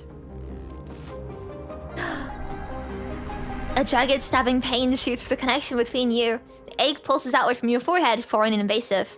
The moment she feels the harm bleeding into you, Karenina wrests herself free of the agony and cuts the connection herself. Wait, don't connect with me yet. You'll feel it too. She runs a quick diagnostic on herself. Frames and grates off. Mind deviation normal. How the hell is that normal? I'll contact the Science Council. It's the most standard procedure, but the moment the words leave your mouth, reality hits. With communication still compromised, getting any help from Babylonia is nearly impossible. The last time something like this happened, it was the image of that strange mechanical potted plant. The one that soothed the anomalies in Karenina's frame surfaces in your mind. Karenina, wait here a second. Let's get the plan! 20 minutes later, the captain's cabin is crammed with people. Karenina sits stiffly on her bed, the mechanical potted plant clutched in her arms, looking for all the world like a young girl hugging a comfort doll after a nightmare. Nyul. The potted plant remains quiet, its indicator light breathing in and out in a steady rhythm as if it's long accepted its role as a silent, clumsy companion. Karenina's gaze moves from the worried faces of her junior crew to Lucia and Lee, immersed in their diagnostics, then settles on you with an expression of pure, sulking accusation. Ah, they all saw me like this. Damn it, damn it, damn it! Command it, the results match Karenina's own diagnostics. There's nothing wrong with the frame itself. As for the noise, same as the whale call from before, none of our equipment registered anything. Maybe it causes in her mind, but there's no deviation rating this time. When you initiate a connection, the protection protocols flag it immediately. But somehow, this strange plant manages to ease the symptoms. Lucia, who arrived as soon as the word reached her, retrieves a mechanical potted plant from some forgotten corner of the desk. The moment you set it beside Karenina, her frame's anomalies begin to fade. Didn't the boss's frame take a detour through TEC territory? What if those guys messed with it? Sensing all I suddenly fix the name, Larson freezes in place. I'm just a nobody here. You can watch me 24/7 if you want, but I swear I had nothing to do with this. Screw it, I'm taking that thing apart again. Cavarira. Crazy Ceylon. Crazy? Are you calling me crazy? And it's Karenina. Nina. Rira. I love this guy. He's so cute. Nina. Nah. Nah.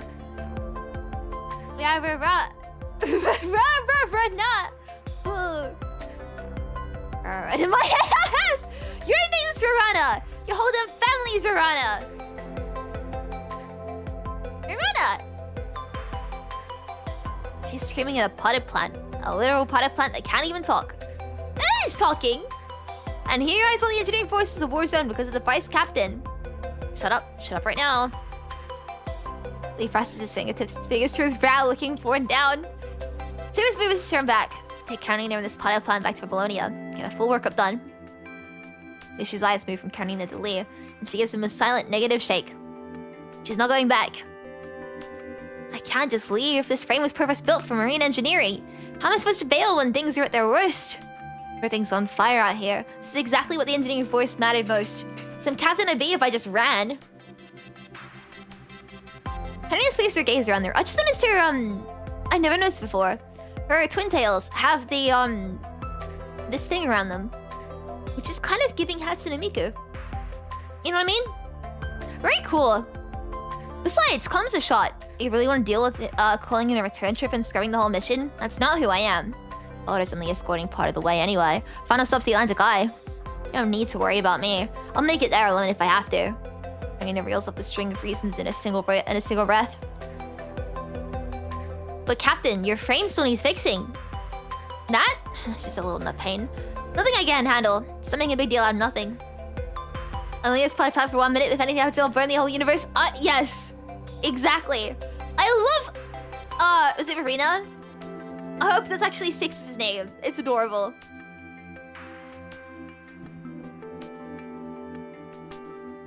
As if sharing a single thought, Lee and Lucia turn their eyes to you. Karenina has faced this very situation more times than any of you can count. That fierce need to protect, no matter the danger to yourself. Every one of you understands that feeling from the inside. The potted plant can ease symptoms. We'll use it as a control variable and keep observing. We'd need to do this every step anyway, even back at Babylonia. Whether this new noise is connected to the whale call from before, we need more data before we can say anything definitive. As for safety, I'll do a full teardown and inspection. Karenina hesitates for a moment and draws a deep breath. No need to tear it apart. We'll just monitor it. I already looked inside last time. It's Grandpa's work. Not just similar. I'm pretty sure he really made this one. I recognize his touch anywhere. Then it's settled. I'll knock out these repeater replacements fast, get military comms back up, and deal with everything else after. Karenina turns to look at you. Yeah, I trust you. You got this. With a look of quiet triumph, the concert girl lifts the mechanical potted plant. Oh, Ravana, that's it. Ravana. I'm sorry. Your sorry little life is mine now. So from here on out, you call me boss. Arana? You got a problem? Arana, boss. Boss Karenina. Karenina. I'm gonna lose it.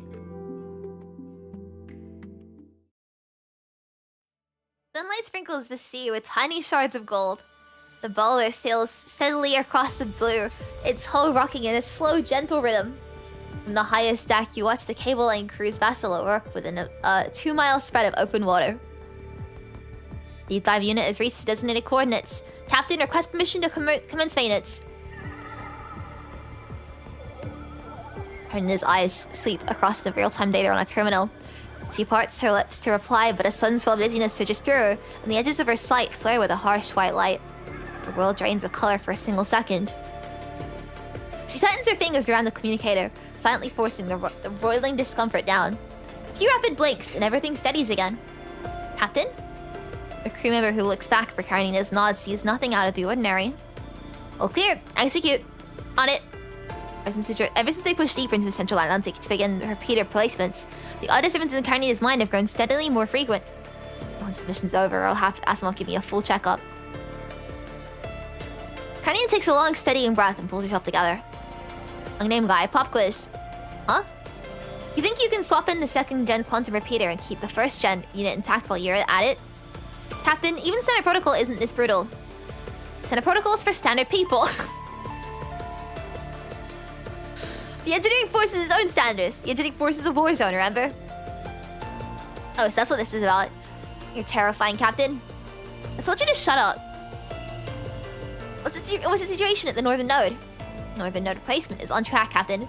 We've got real-time confirmation, but the Southern Node still nothing. Nothing? Is their comm equipment down? Did we try shortwave? Laser? The Southern Node found area is where Mara's team is positioned. Captain, putting it simply, we've lost contact with the Southern Node completely. Given the state of the sea right now, going completely dark is an alarming omen.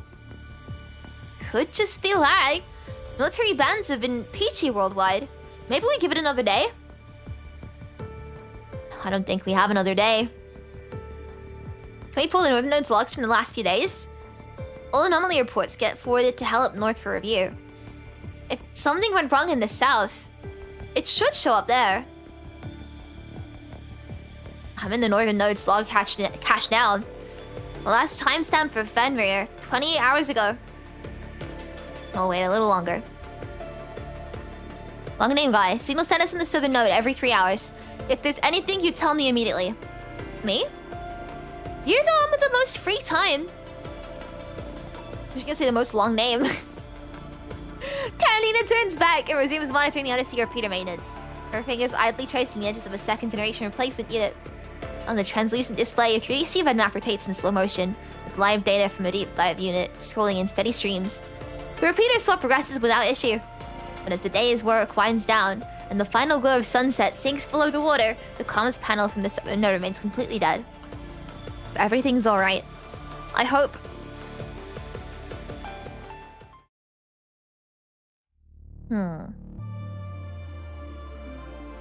Rows of containment crates were stacked along the walls of the damp, chilled prep room. Inside one of them rested a faulty 1st-generation repeater, just holed up from the seabed. It had already been cleaned, labeled and dismantled. You'd be out of plating still bore stubborn traces of crimson crystalline residue clinging like dried blood. Right then, let's go over it one more time. Years of scientific work had ingrained in Mara the habit of checking and rechecking her data. She'd never grown comfortable with the new procedures and still relied on the clumsy, meticulous methods she learned in her youth. The results of her re-examination matched what had been, sorry, my spine. Had been reported earlier. Next, the quantum decoherence spectrum for the crystal degradation. A long pause stretched before she finally spoke again. I've identified an anomalous spike within a specific frequency band of the quantum decoherence spectrum.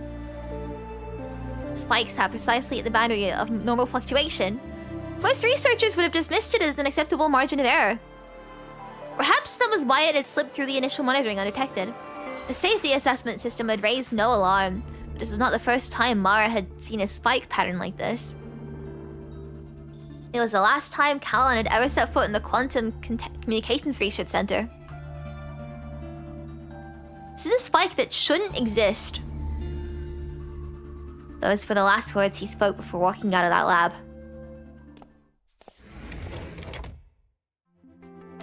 Mara tidied her hair again, took a steadying breath, and pushed open the door to the laboratory. It's Callan, your coffee's here. Oh, Mara, how many times do I have to tell you? Just Callan. Same alma mater, remember? I need to stand on ceremony. The man hurriedly took the coffee from her hands and ducked back behind his desk and gathered a tall stack of papers. That's... Mara had a glow-up. Mara stood aside, a little lost and touched the strand of her hair behind her ear with a nervous, self-conscious gesture. Sorry to bother you, but I need all of this destroyed. Would you give me a hand? Sure. This failed experiment data. Not seen that way at all because Callan's expression at the moment could only be described as radiant with excitement. No, this is a spike that shouldn't exist. My dear, it might be bad news for our quantum repeater project, but who could have imagined this? The word caught her off guard, and her eyes widened. Don't worry, your quantum repeater will be fine. But this is a miracle, Mara. I have to tell Arius right now. The young man pulled the door open and strode out. A spike that shouldn't exist. Mara stared after him, dumbstruck, as he swept out the room like a sudden gust of wind. A long moment passed before her eyes finally fell to the document's awaiting destruction. Callan's handwriting was wild and scrawling, and she seared away every word in that page into her memory. Coherence time measurement curve at the quantum memory showed a spike that should never be there. Normal impurity decoherence factor were broad and smooth, but this one showed a sharp isolated peak, its position matching precisely the nuclear spin flip resonance frequency of a particular isotope.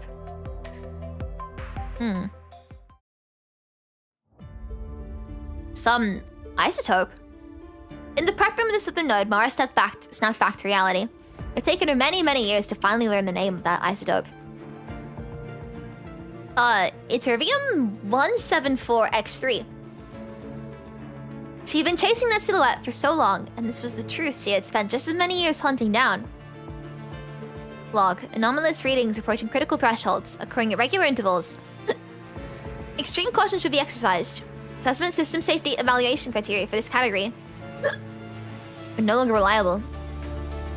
Mara acted without delay, adjusting the parsing parameters and working to pull more pieces from the damaged log files. At last, she managed to restore a small part recorded just before the old network went down. It's been here this long. Then, when did it start? She needed more data to back up her instincts. I'm out of time. I need something faster. The most straightforward approach was to salvage an intact first-generation quantum repeater from the seabed and run a direct comparison. Under the current operational protocols, any repeater pulled during replacement would inevitably be broken down. Besides, they had all been heavily damaged in this crisis to begin with. There's a conspiracy behind this. The damage itself is probably part of it. New verification protocols, destroying evidence. The Science Council. The Cosmic Technicians Union. Which one? Mara's gaze settles on the second-generation quantum repeater still waiting to be swapped. She had been there for the entire journey. From the labs of the Transatlantic Economic Community to the institutes of the Cosmos Technicians Union. Through every stage of the first and second generation repeater development. These devices intended for global deployment showed a common lineage. The people, the core technologies, even the materials that all come from the same roots. What if that anomalous spike no one ever cared about? What if it's in the second gen repeaters too? An icy dread shot up her spine and flooded her mind. If our hypothesis held true, then the colossal fiber optic network laid across the entire ocean floor, an information grid built by all of humanity's combined strength, had been carrying a fatal, unseen flaw from the very beginning. Every operation currently unfolding in these waters was doing nothing more than driving that long-hidden danger deeper into the seabed. I keep thinking the world can't possibly get worse, and it keeps proving me wrong. Mara stood up from her desk and burst into the outer room. A trainee technician who had been nodding off on duty almost leaped out of her chair, barely catching the files before they scattered to the floor. Professor? Sanity, turn on the second gen repeater and run a full diagnostic. The young girl stiffened to attention and delivered a perfect naval salute. Yes, ma'am. Professor Mara, where are you going? She watches Mara shrug on her coat, pushed the door wide and strode purposely towards the deck. Out to sea. Need a few intact first gen repeaters. The sea wind wailed against the fender node in the dark, carrying the wet, heavy reek of salt. It was the season when temperate storms showed their ugliest face. Dark, heavy clouds pressed down over the entire sea. Only when the sun begins to rise to the cries of seabirds returns some life to the world. Come on, say something! Karenina shoves everything off the table in one go and holds Urana upside down by its little feet. Ugh. Oh, so you do have other expressions. I upgraded your voice module. You should be able to talk normally now. Go on, say it. Boss. Captain. Where do you think we're headed? Huh? Let's go get some fries on the pier. KCF crazy sail! Karenina slams her fist down into Rana's biosphere with a solid thump. Ow! Ugh. Karenina! Boss Captain, your greatness! What? That's not... Fine, I'll take it. Raven's 2 seasoned soldiers let out a long, silent breath in unison. Captain, latest call complete. Still no response from the southern node. Karenina put down Urana, her expression turning grave. A thick, oppressive stillness falls over the bridge again. She quickly combs through the northern node's anomaly log database, but finds no mention of anything unusual to the south. Man, something's off with the mission reports from the cable landing stations. Let me take a look. Most squads that complete their missions successfully didn't mention any TEC technician stationed on site. A few did, but noted the personnel were away on temporary assignment. These landing stations inside the TEC territory, and their people just vanished. That makes no sense. And it doesn't follow a reporting protocol either. The command didn't flag anything. So whatever's happening, it looks clean on paper. Cross-reference to the cable landing station personnel data. Go back 10 years. Understood. Running it now.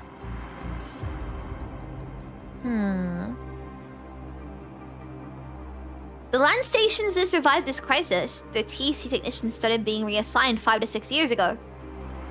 But the time comes went dark. Old personnel had been pulled. Every record clean. Every procedure compliant. Each individual entry looks fine. When you lay them all out, we can't just look at the anomalies.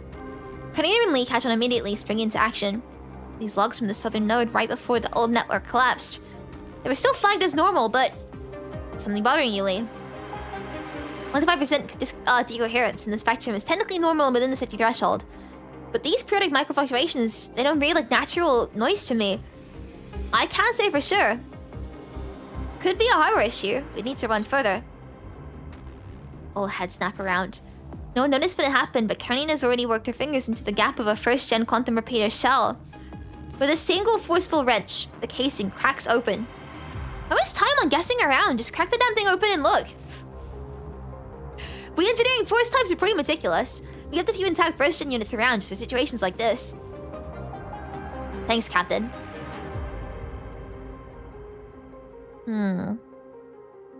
A single super gaze across the internal structure, and Karenina recognizes the familiar hand behind it. The neat, disciplined arrangement of modules. The specific way the components link together. Grandpa. Karenina runs her fingertips gently over the metal casing, then tucks away the brief warmth of nostalgia and shifts back into working mode. She brings up a portable quantum state analyzer, aims the probe at the entanglement source crystal, and scans each component layer by layer. As the internal structure takes shape across the screen, her brow furrows tight. Something's off with the crystal. Karenina's eyes drawn back to the repeater's interior. Bathed in blue light, the entanglement source crystal looks clear and pure. Yet within it lies something that does not belong. Lee, I need your help. The gear on this ship isn't enough for this kind of analysis. The results come back quickly. The entanglement source crystal has been dubbed with minuscule traces of a special isotope that does not appear in any known database. Concentration's extremely low, not nearly enough to alter the crystal's macro performance. It had sailed through every standard quality check, and it's impossible to catch during fabrication. The only thing it does is bump up the entangled photon decoherence rate, just barely, still well within the theoretical margin of error. Easy to dismiss as intrinsic loss. So it flies right into the monitoring systems. That's the most likely scenario. Entangled air generation and distribution stay unaffected, so the protocol reads fully operational across the board. And no one noticed. For all this time. What's the damage? Quantum Comms is supposed to be unconditionally secure. With this crap in the mix, that security is about as solid as wet paper. I love the way she speaks, it's great. In simple terms, anyone who knows how to work the algorithm could reverse a significant chunk of the original encryption key. Are you saying our military communications have been exposed this entire time? They can't reverse the vault key directly, but with long-term statistical analysis, they can steadily reduce the key's uncertainty. With enough power, you can make a brick fly. All it needs is enough data. It's a probabilistic eavesdropping method. Then what about the second-gen repeaters? Who knows? If someone's been tampering since the first generation, I wouldn't be shocked if... Oh... Karenina's face tightens with focus, a small preparatory grunt escaping her lips. You turn at the sound and find, just as expected, Concert Girl already prying open the second-generation repeater with practiced ease. They had an extra reinforcement, a little tougher than the first gen. Same problem in the entanglement, source crystal. And this generation ties into standard fiber optics too, so everything gets caught in the same net. The sharps and ring floods her ears, and for a moment the world plunges into total silence. Karenina shakes her head roughly, and then the deadened sound gradually stir back to life. My frame? Other than a few hardware upgrades I already know about, I'm not seeing much else. These are second-gen repeaters manufactured by Babylonia. Even the Science Council didn't catch this. Who the hell could fool all of Babylonia? If the repeaters were compromised, what about the protocol they ship with? Lee and Karenina both turn to you. The bundled global optimization protocol. That came from the TAC. Everything happened too fast. We never finished our own version. Every piece looks into the next. Someone put real effort into this. Should we call it off then? Everyone understands there is no simple answer. So replacing the repeaters and the global network stays paralyzed, military communications left in the dark. Continue their work, and you risk handling the entire information backbone to an unidentified mastermind pulling the strings. Maybe we should ask the Science Council first? The southern node's already gone dark. With comms in the gutter by the time the Science Council gets back to us in orbit, how many more people die down here? I'll make the call. I have authority for field decisions. Comms crisis is to be solved. That's why the engineering force is here. Trouble shows up. We deal with it. We have to neutralize the threat in the fiber optic network and restore the system. That's how we reconnect humanity and face what's coming next. Gramps had a pretty distinct style. It didn't change much between iterations. Most of the technical architecture carried over. I can figure this out. I can build a protocol relay, survive anything that might be hiding a backdoor, and block it at the software level. But the current protocol still can't be trusted. But also, yeah, you can still break through this, right? I'll handle that. When I left Babylonia, Teddy was still working on her unfinished version of the protocol. I brought it back up. Even better, that'll cut the time down significantly. I don't know the technical details I don't know the technical details as well. We can't push this protocol across the entire ocean from one terminal, can we? No. Besides the mid-range loop at Jormungandr that we're handling, we have to deliver the modified repeaters in the correct protocol to the southern node Fenrir and the northern node Hell. Oh my god. That's the only way to take back control. Leave the route planning to me. As for who goes to which node. Oh, oops. Did I press something by mistake? Nah, it's fine. All eyes turn to you. Lucia and I will handle the planning. Karenina tightens her lips and looks toward the girl at her side. Thanks. It'll be okay, Karenina. Her gaze is bright and certain, resting calmly upon the distant horizon. Commandant's here. Everyone's here. I'll get through this with you. I already know that. Who said I was worried? Alright. I've got work to do. And quit worrying about me. Jeez, it's not like we're close or anything. And even if we are, it's just average close. So don't go acting all buddy-buddy with me. Lucia simply watches in silence as Karenina mutters her way out, then lifts her head and offers you a quiet smile. Her pout's so cute. It really is! Karenina, cradling the long silent Irana in her arms, makes her way to the highest point of the ship. My frame's been acting weird. Are you really helping? Karenina, go home! Not until the mission's done. She remembers Asimov's words from when she left Babylonia. What else awaits her on this ocean? Ocean keeps silence, answering only with the steady hush of the waves.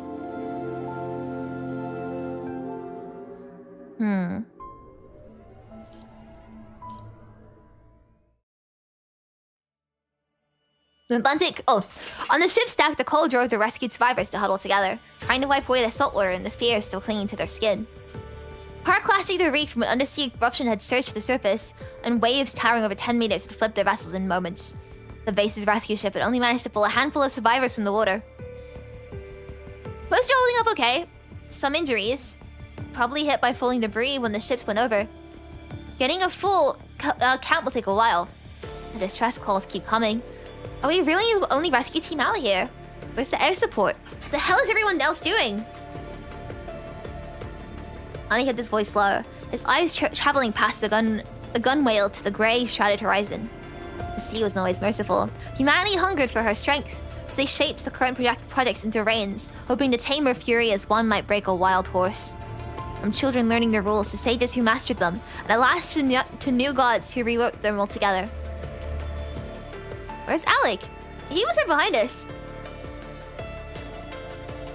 He scanned the huddled survivors, looking for the face he knew. They were from the Fortuna, and they'd been fortunate.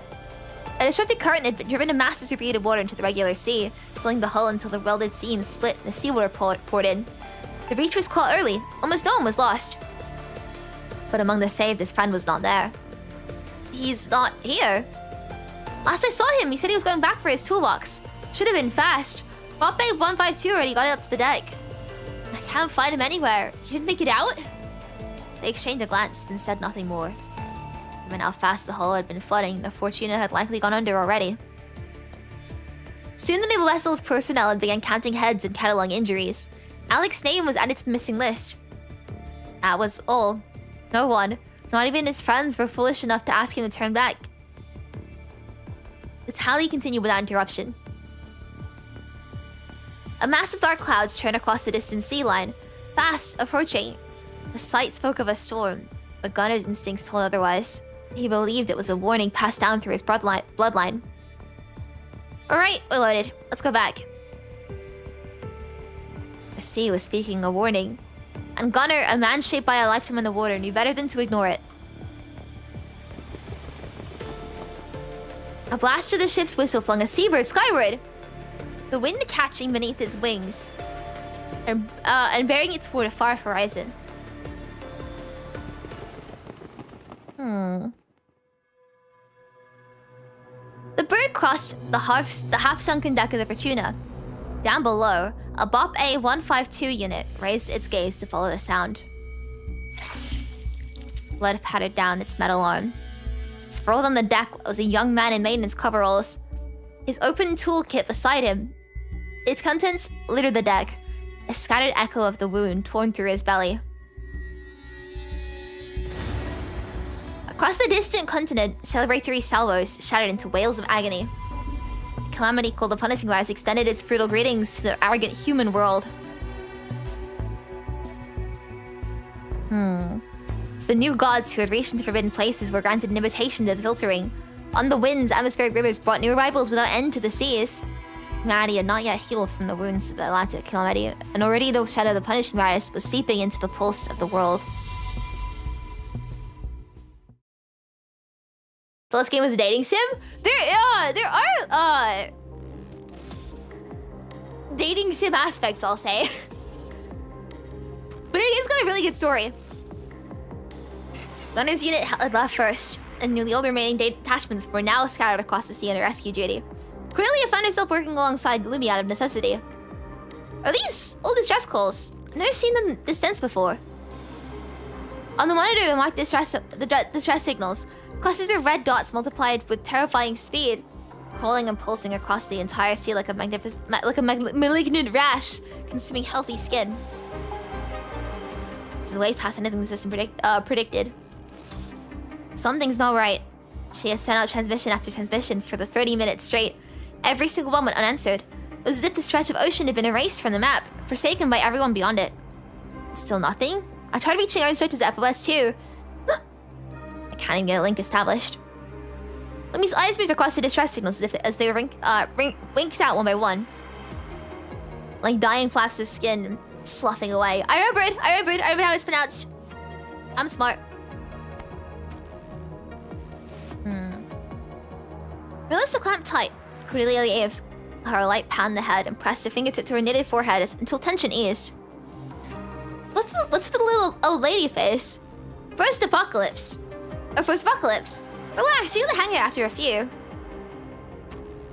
A few? What do you mean, a few? Lumi stared at Cordelia's beaming face for a few long seconds before it dawned on her that she was being teased. You can still crack jokes at a time like this, Miss Airhorn. You looked about 2 seconds away from passing out. I have to do something. Hey, Lumi, your theory grades are pretty solid, right? Help me out with something. I need you to filter out the automated alerts. Standard format stuff, pull anything that was manually entered. Manual entries? What are those? Then extract the keywords and analyze the information.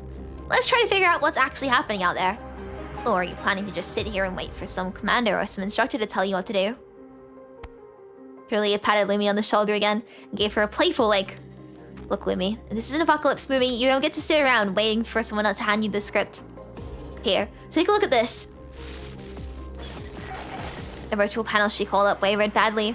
Its display starting between light and dark. What am I looking at? Status map. Every hub node in the transatlantic fiber optic comm network. Normally it'd be a clean blue and green web.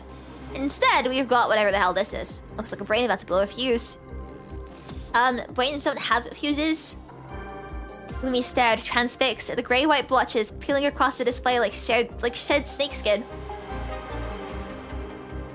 This? Isn't it classified? Huh? That's your takeaway. Fine. I'm from the awful Airhorn family. I'm one of the damn elites. I don't care about clearance levels, and my access is high enough to get me wherever I want.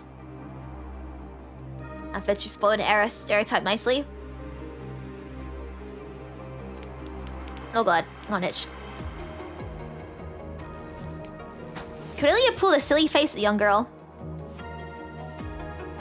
Relax. This kind of system is read-only for me. No touching. It's not what I was... See this? It's the first node that went offline. The last log entry is perfectly clean, self-diagnostic. No error codes, no system alerts. It just vanished without a warning. 17 minutes before it dropped, a clear command appeared in the offline log. The node executed a manual shutdown. Only node's direct supervisor has that kind of clearance. And this isn't just a one node. Almost every offline node follows one or two scripts. Either it dies without warning at all, or it kills itself fast and deliberate. Node shutdown requires the highest clearance level of any operation. The speed and the scope we're seeing right now, it shouldn't be possible theoretically. And if a real disaster hit, nodes should be opening up and screaming for backup. Not going dark. The itch is back and it's like deep in my skin. I'm gonna actually crash out. So what we're looking at, it might not be human action at all, but some kind of natural disaster. I haven't figured that part out yet. Could be something hijacking their clearance. Cyber warfare, something like that. Whatever's happening, I doubt the mainland's faring much better. Probably why we can't get a comm link established. So you want to figure out what caused all this. Caused all of this. The damn explosion in the current project's going offline. That doesn't explain any of this, of course.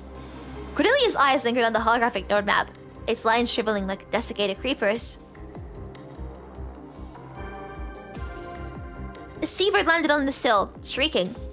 Lumi's attention slipped from her logging from heartbeat. The bird's tail was soaked in red. It had flown far. All it needed now was a brief perch, a moment to comb the blood from its feathers. Blood. No visible injuries. So where did the blood... Hundreds of miles away, what was left of the blood source, half a torso and a little more, rocked in the pale spume behind a cargo ship. The vessel was the Golden Apple, sailing from the Arctic Route Union, now creeping in 3 knots through a scattered cortege of limbs. Oh god.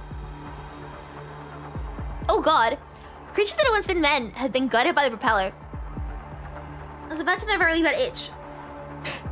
The remains wrapped around the shaft, wafting underwater. Wow. Corrupted one of the deranged machines, soon to be named so by a terrified humanity, leaned over the side and scanned the waves. It was hunting the human who had leaped for life. Below, a pale spine poked through the dark red tissue like a broken length of cable cord. The spray of blood. Hang on a sec.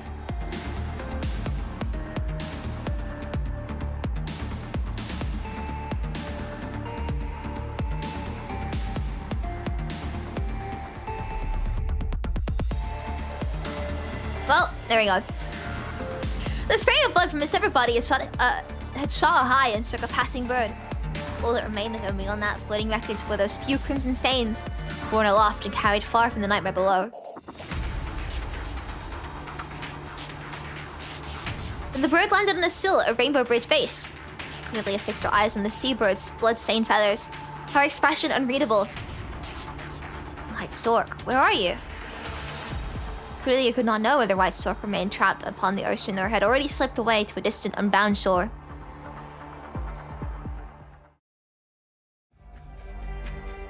Like all three managed to come out with the same conclusion, really show the legit engineer, yeah! Another piercing cry rang out, someone leaped into the sea. Inside the stairwell, screams and alarms both together like in a rolling tide, and every gasp of air felt viscous as if the atmosphere had turned to sludge. The cold storage door, designed to keep everything out, swallowed most of the commotion. But the high, piercing screams still forced their way through the reinforced metal, reaching White Stork's ears. She was hiding in the Dex Galley produce room. Near the door lay the frozen fish the head chef had meant for the evening banquet, and the head chef himself was silent forever.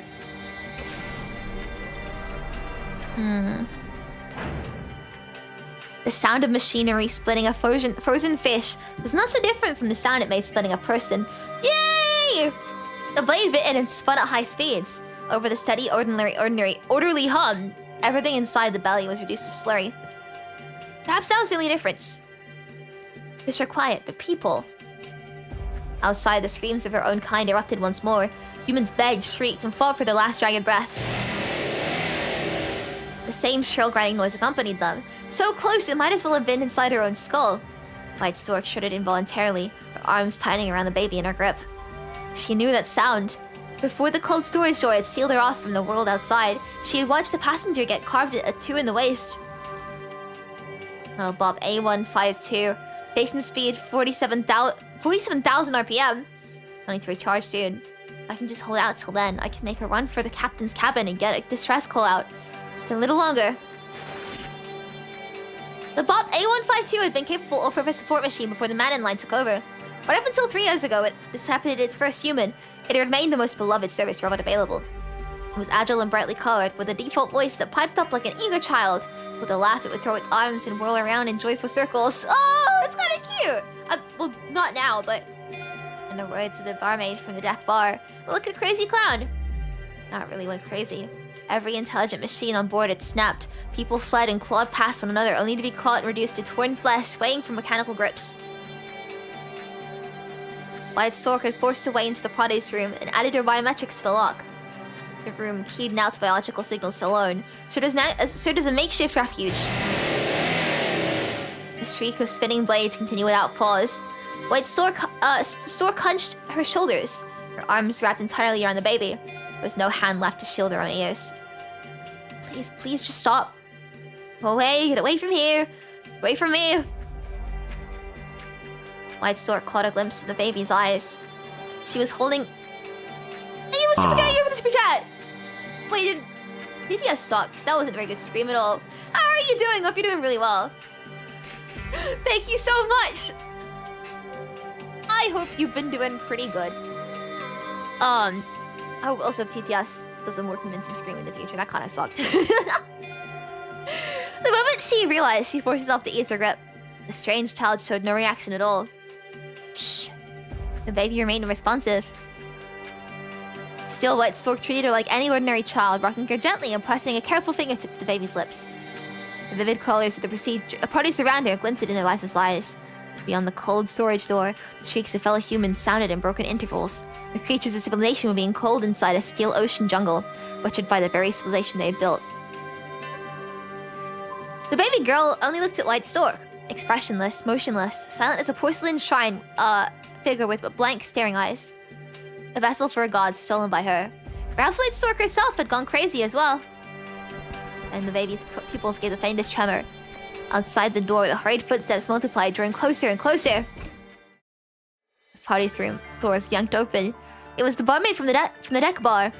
And White Stork only had the time to catch the wild terror in her eyes. She instinctively clutched the baby tighter, using her arm to cover the child's face. I'm just standing there blocking the way! Move! Move! You piece of shit. I'm trying to get us all killed. Open the damn door! In that fleeting glance, the barmaid understood at once the tiny room could not hold more than one. Without a second thought, she moved to close the door. A steel bar smashed into her skull the next second. She dropped, and behind her stood a man with murder in his eyes, flanked by a few other survivors. Hung it all for yourself? Screw you! I just been missing your cute voice. How about you? I've been good. I've been really tired. So much has happened recently, actually. Hang on. Not good things necessarily.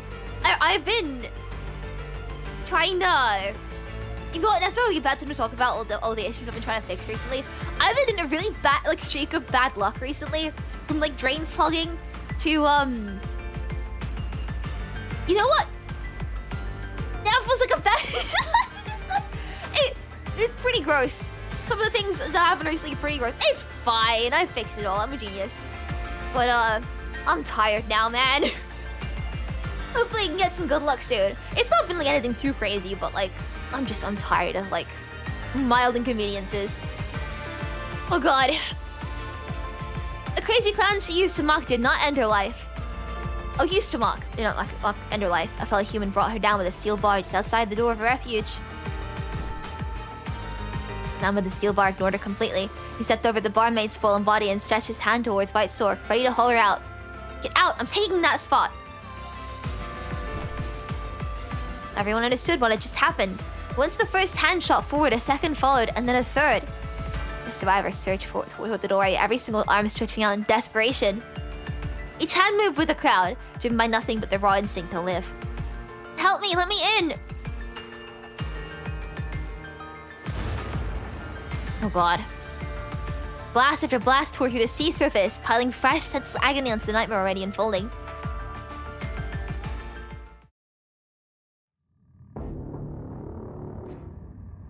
The scent of the sea had shifted just slightly.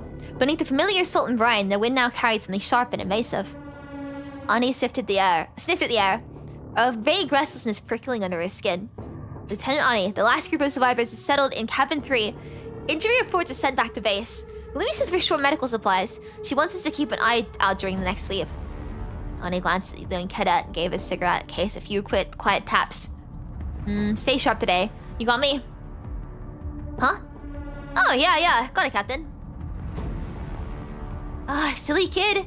And it's not just beds. Grab food, too. Whatever you can find. Ani's knees were soon indicated. The second time he pulled out the cigarette case, the first mate's voice burst through the communicator. Oh my god. Find a gunner. Cargo vessel approach. Bearing steady. No course change in accordance with call reg. Call sign APL 307. No response to hails. Attempting 6 contact now. Keep hailing. Ani? Cigarette later. Get back in here. Returning. Ani tucked the unlit cigarette back into its case. With a rueful grimace. What's their problem? Doesn't look they're here to make friends. Check her course history. Any deviations on record? Already checked. Destination port unchanged. 6 halo unanswered. Initiating 7th. She's still accelerating. At this speed, she'll hit us. We're running out of time to turn. Gunner's brow creased. The scent of the sea turned dangerous. The air, always so sharp and clean before, now carried a faint creeping hint of rust. On the chart, the ship was still gaining speed, cutting a near-perfect line straight towards the Karenina. Hard over. Ani worked the helm, and the ship leaned hard to one side. She's almost inside the perimeter. Fire a warning shot.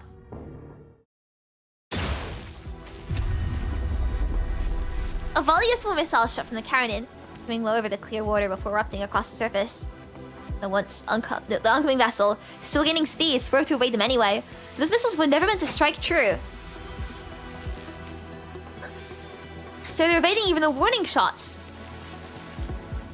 Wait, they're firing! I'm turning! The vessel rose sharply again.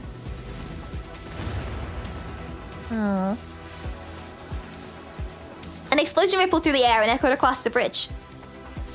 Amid the chaos, the comms hissed with static.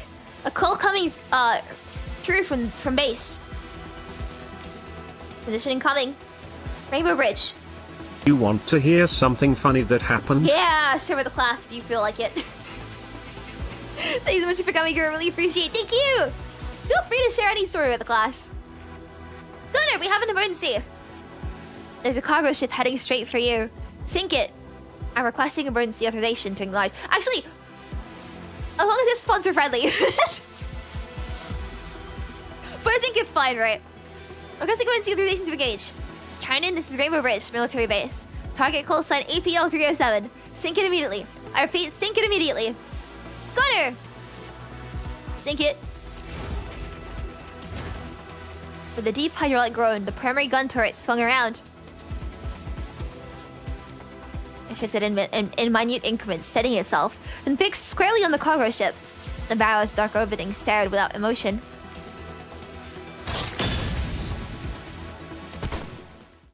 The dark hull of the muzzle stared back. The spiral of its rifling just visible in the depths.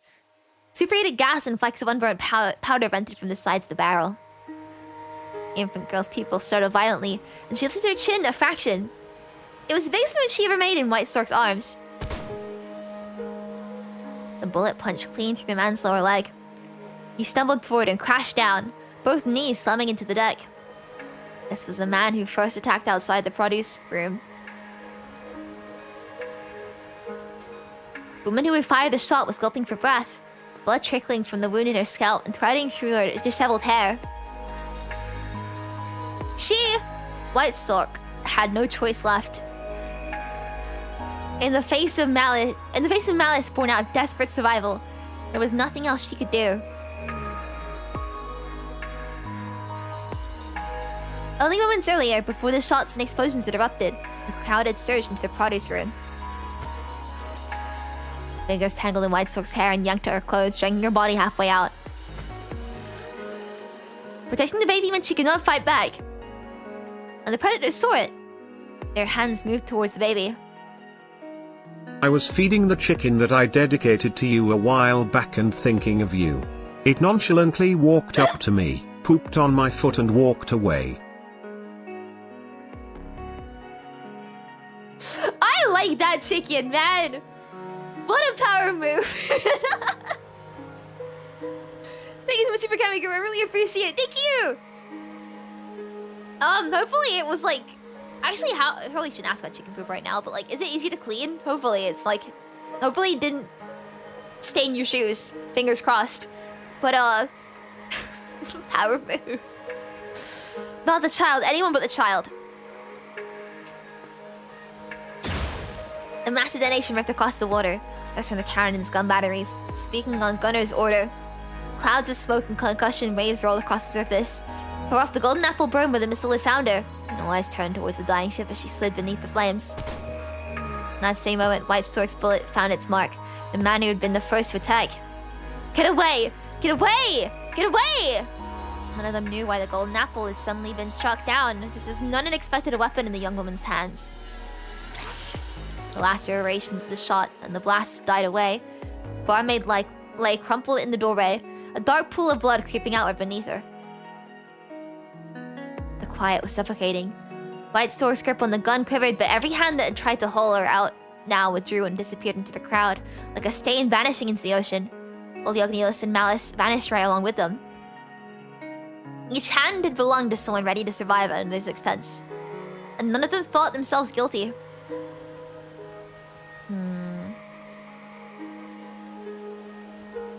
I wish I were wearing shoes. I was wearing sandals. That chicken sucks.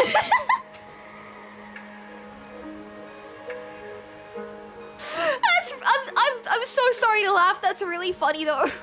I'm sorry. At least it's less to clean, right? Oh god, I'm sorry. Wait. I was gonna ask if you're wearing socks, but I feel like who does that? They were also the woman who had laid a coat over her shoulders, the young man who pointed her in the right direction, and the woman who told her what temperature the baby's formula should be. Desperation and disaster had crushed something fragile and precious in them all. All of you, get away from me! Those quiet, weightless sorrows she had carried spilled over, turning into tears, escaping before she could stop them. She lowered her face, let the cloth of the baby's blanket catch the moisture, and pulled herself back into the shelter of the party's room.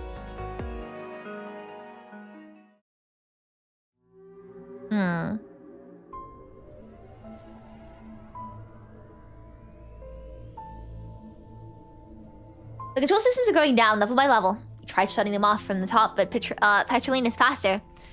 She doesn't need any authorization. She's going to kill... Ah! That's a distress call from offshore drilling platform. Petrolina is the central AI. No bother writing that name down, Detective Lumi. Detective, Miss Erwin, please be serious. Serious? Alright. Lumi, how many eyes have we lost so far that are busy slaughtering humans? Billy exhaled a quiet sigh, her face settling into a grim expression. Lumi ran her eyes over the transmissions, each one classified and recorded by her hand. Don't trust any of them. Bob's gone crazy. But A152, the most common general-purpose robot in the galactic roots. Please, the machines have all gone mad. No, don't hurt me. Someone help. Summer camp trip. The ship was full of kids. Machines, madness, and killing. Pattern's clear. We're in the middle of a machine uprising. Is this some kind of malfunction? Feeling the weight at the moment, Lumi squeezed her eyes shut in pain. Keep working, Lumi. We're the ones who have to unravel this apocalypse. Hylia's face remained unchanged, her work proceeding with apparent composure. But between checks of the data, her fingers tapped an unconscious rhythm against the tabletop, betraying her true state. She had grown too used to hiding, but not behind jokes. A humor born of fear did nothing to quiet the fear itself. She shook her head, tilted her face towards the ceiling, and felt her heart slowly swallowed by dread. Everything we have, this looks more like a virus. When the target's intelligent machines, a plague that could bring down an entire industrial civilization.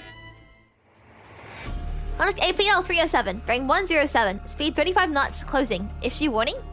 Sudden blare from the radar alarm jolted Cordelia from her thoughts. Closing? Closing on what? On the Karenina. This is the base escort radar. It's tracking the Karenina. Lilia strode quickly to the main radar console. A single blip has surfaced on the horizon, closing at a speed no cargo ship could match. Ignored every hail from the base and broadcast in no identification code. Driving toward the Karenina with the single-minded purpose of a torpedo. Sending a warning now. A warning? That thing last registered ID was a cargo ship called Golden Apple. Now it's loaded with guns and outrunning military vessels. Do you really think a warning's gonna do anything? AI's gone mad too. It thinks it's a torpedo now. Apparently. Creative, I'll give it that. Cordelia drew a long, steadying breath. Let me sink it. What? But if we don't, it's going to T-bone the Karenina, and then we'll have 2 wrecks instead of 1. But I don't have clearance to fire. The girl practically shrieked the words out. Contact BAL 001, bearing 307. Speed 25 knots. No response, no ID. Approaching base. Until AI sounded another alarm. This time a warship was bearing down on them, and the target was the military base where the 2 of them stood. Incoming transmission received. Decoding. Playing now.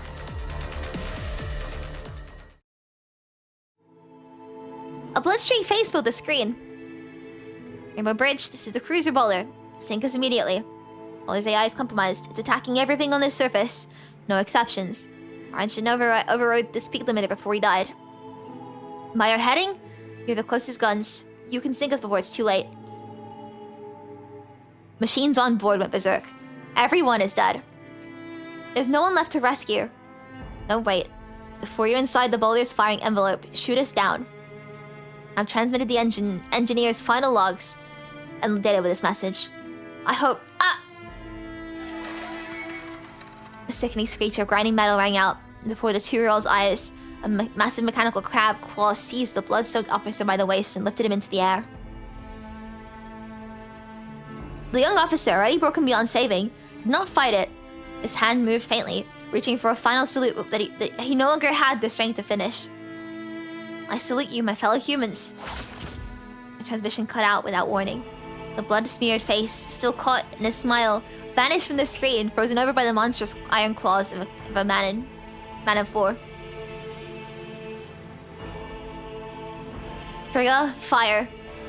Error. Heavy weapons access denied. Cordelia slammed her palm against the console, biting down on the swear words rising in her throat. We may pass me through the Karenina. On it, they must already see the golden apple acting strange. Don't necessarily know how bad strange can get. The live feed from the Karenina flicked onto the screen. The infected cargo ship Golden Apple with no mask over its facility, and the crew of the Karenina did not waver. Commander Gunners gave the order to sink her immediately. Amid the thunder of cannons, the Golden Apple marched into its grave. Using the live communication channel between the base and the Karenina, Cordelia found her opening the moment the cannons roared. She punched through a vulnerability and hijacked the privileged access account. To steal a treasure from the grip of a devil, she had to steal the devil's power first. Across the entire TEC, Ares' authorization granted passage everywhere. Frigga, authorized weapons. That even a devil's authority could be turned to something better. Once the special access account was connected, Central AI fell obedient, no longer sending warnings. Command. Target bearing 307, 4-ship Balder. Your weapons are free. Sink it. Target locked. Firing sequence underway. Ruling the devil's own authority, Cordelia at last fulfilled the dying plea of the officer whose name she would never learn. Don't hate what me and Debbie have. It's beautiful, lol. And involves chicken poo! Yay! Thank you so much for getting me, girl. I really appreciate it. Thank you! Your quest has been executed. I salute you, my fellow human. I'm sorry. Ignoring the launch feed, Cordelia reopened the management interface for the base AI. Frigga's status still registered as blue-green. The encroaching gray-white Satan had crept within a sliver of consuming it entirely. Her mouth set in a thin line. The boulder disappeared from the radar screen, descending into the deep with its final duty done. Miss Airhorn, did the base just sink a warship? I accept full responsibility, Commander Gunner. And there's a final message for you to see from the boulder. Also, I apologize for overstepping earlier. Let me patch the boulder's final transmission through to the Karenina and quietly explain the full sequence of events. Cordelia slumped back in her seat, exhaling in one deep release, and stared up at the pale, colorless ceiling. It held nothing visible, yet she knew the central AI Frigga suspended in the emptiness, waiting in silence for her direction. Blessing wrapped in disaster. I was reckless enough to steal a baby, reckless enough to lay my hands on the devil's own scepter. Frigga raised the base's missile defense to maximum. Frigga would no longer refuse any request she made.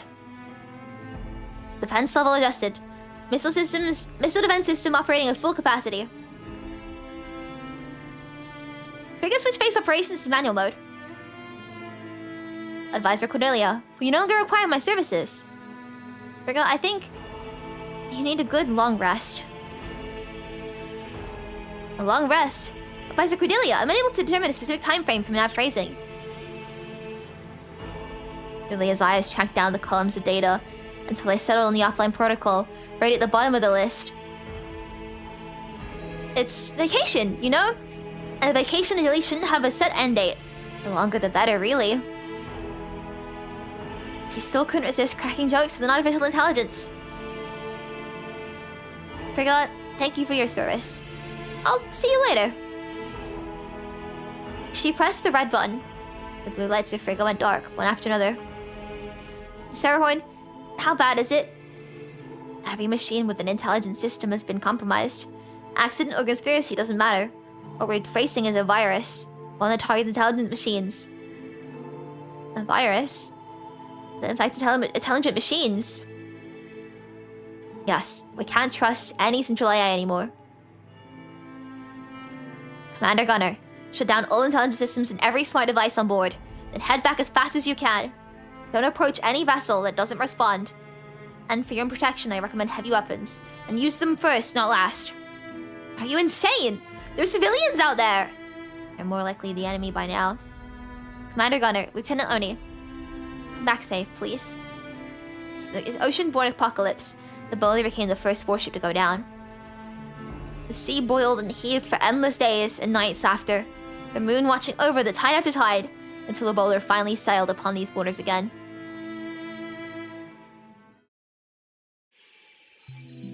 Deep into the night rose the protocol code, flow like water across the virtual screen. When Lucia steps through the door, Lee is buried in deep in that sea of data. Commandant and I calculated the timing and got routes. For the bowler to reach the Atlantic Eye in time, we have to split up in 3 directions. A slight movement of Lucia's fingers, and the holographic data weaves itself into a nautical chart. The bowler holds course for the Atlantic Eye. She'll handle the repeater for placements at Urmagander, the Mid-Atlantic Ridge node along the way. We'll take 2 modified repeaters and the new protocol overland. We'll seed to help the northern node. We find a station, we contact the Arctic Route Union for support. Commandant and Karenina take the table layer south to Fenrir, figure out what happened there, sort everything out when the loop back and figures the Urmander line. Lee gives her a nod. How long do I have to finish the provisional protocol? 2 hours, then we move. Lee stays hunched at the controls, his hands moving in a continuous rapid rhythm.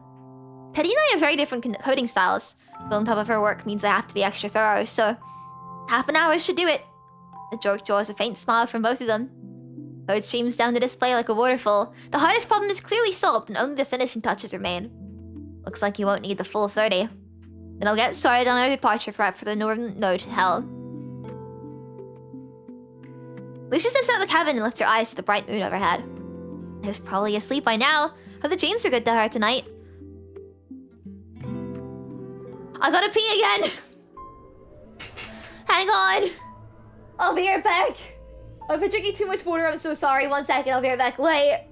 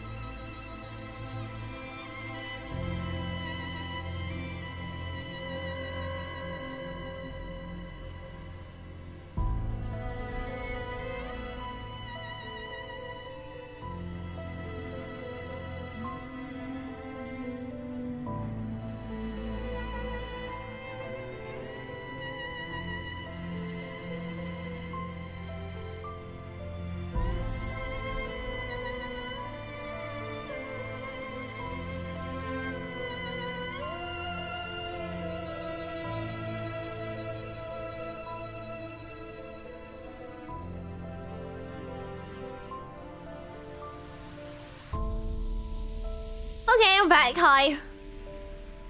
Yay! Alright. Let's keep reading. Oh wow, it's been almost 5 hours. What the hell? North Atlantic Rainbow Bridge. The base's corridors are wet underfoot, slick with water dragged in by the survivors. Muffled groans and hushed, uneasy murmurs blended into a single thrum of dread. Sorry. On the way to the meeting room, she accidentally stepped on the edge of a woman's clothes. The woman was curled into a thermal blanket, still trembling, the fabric dripping water onto the floor. The instant Cordelia's red hair came to view, something lit up in the woman's eyes. Airhorn! Miss Airhorn! A little girl in a red... I went to speak to my mother's embrace! It was the same with her daughter from the VIP lounge at the port. Could you arrange a private room for us, Miss Airhorn? I'm just an engineering advisor here. Private rooms are full. I have to use them for the wounded. My daughter, she's having a fever. The little girl's lips pressed into a pout. Her bright red dress soaked through with seawater had darkened to a muddy crimson.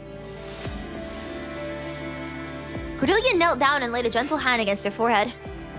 I'll find a medic. It's the red got eaten by the sea. So many blue people. You fell off. The blue is still there. Why? Cordelia parted her lips to say something, but nothing came. She had no fairy tales left in her today. When she walked into the war room, Lumi's pale, worn-out face startled her. The sea had been flooding them with distress calls all day. And the young medic trainee had been forced to double as a communications officer for the entire shift, operator for the entire shift. Now check on the girl. Pretending to adjust the uniform, she took several long, steadying breaths. Then she pulled the door open and left. Cordelia settled into place at the rescue communication console.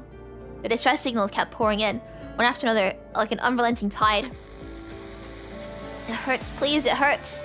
Someone, anyone. I'm so thirsty, Mom. I want to go home. Anyone out there? Anyone who can help poor Podesta? Podesta's already... Is this the right frequency? Poor Podesta, what's happening on land? The stolen authority was gone. The fading of that power mean that Arius Airhorn, lifelong status she can never shake, had already... Mr. Patriarch, what exactly have you done?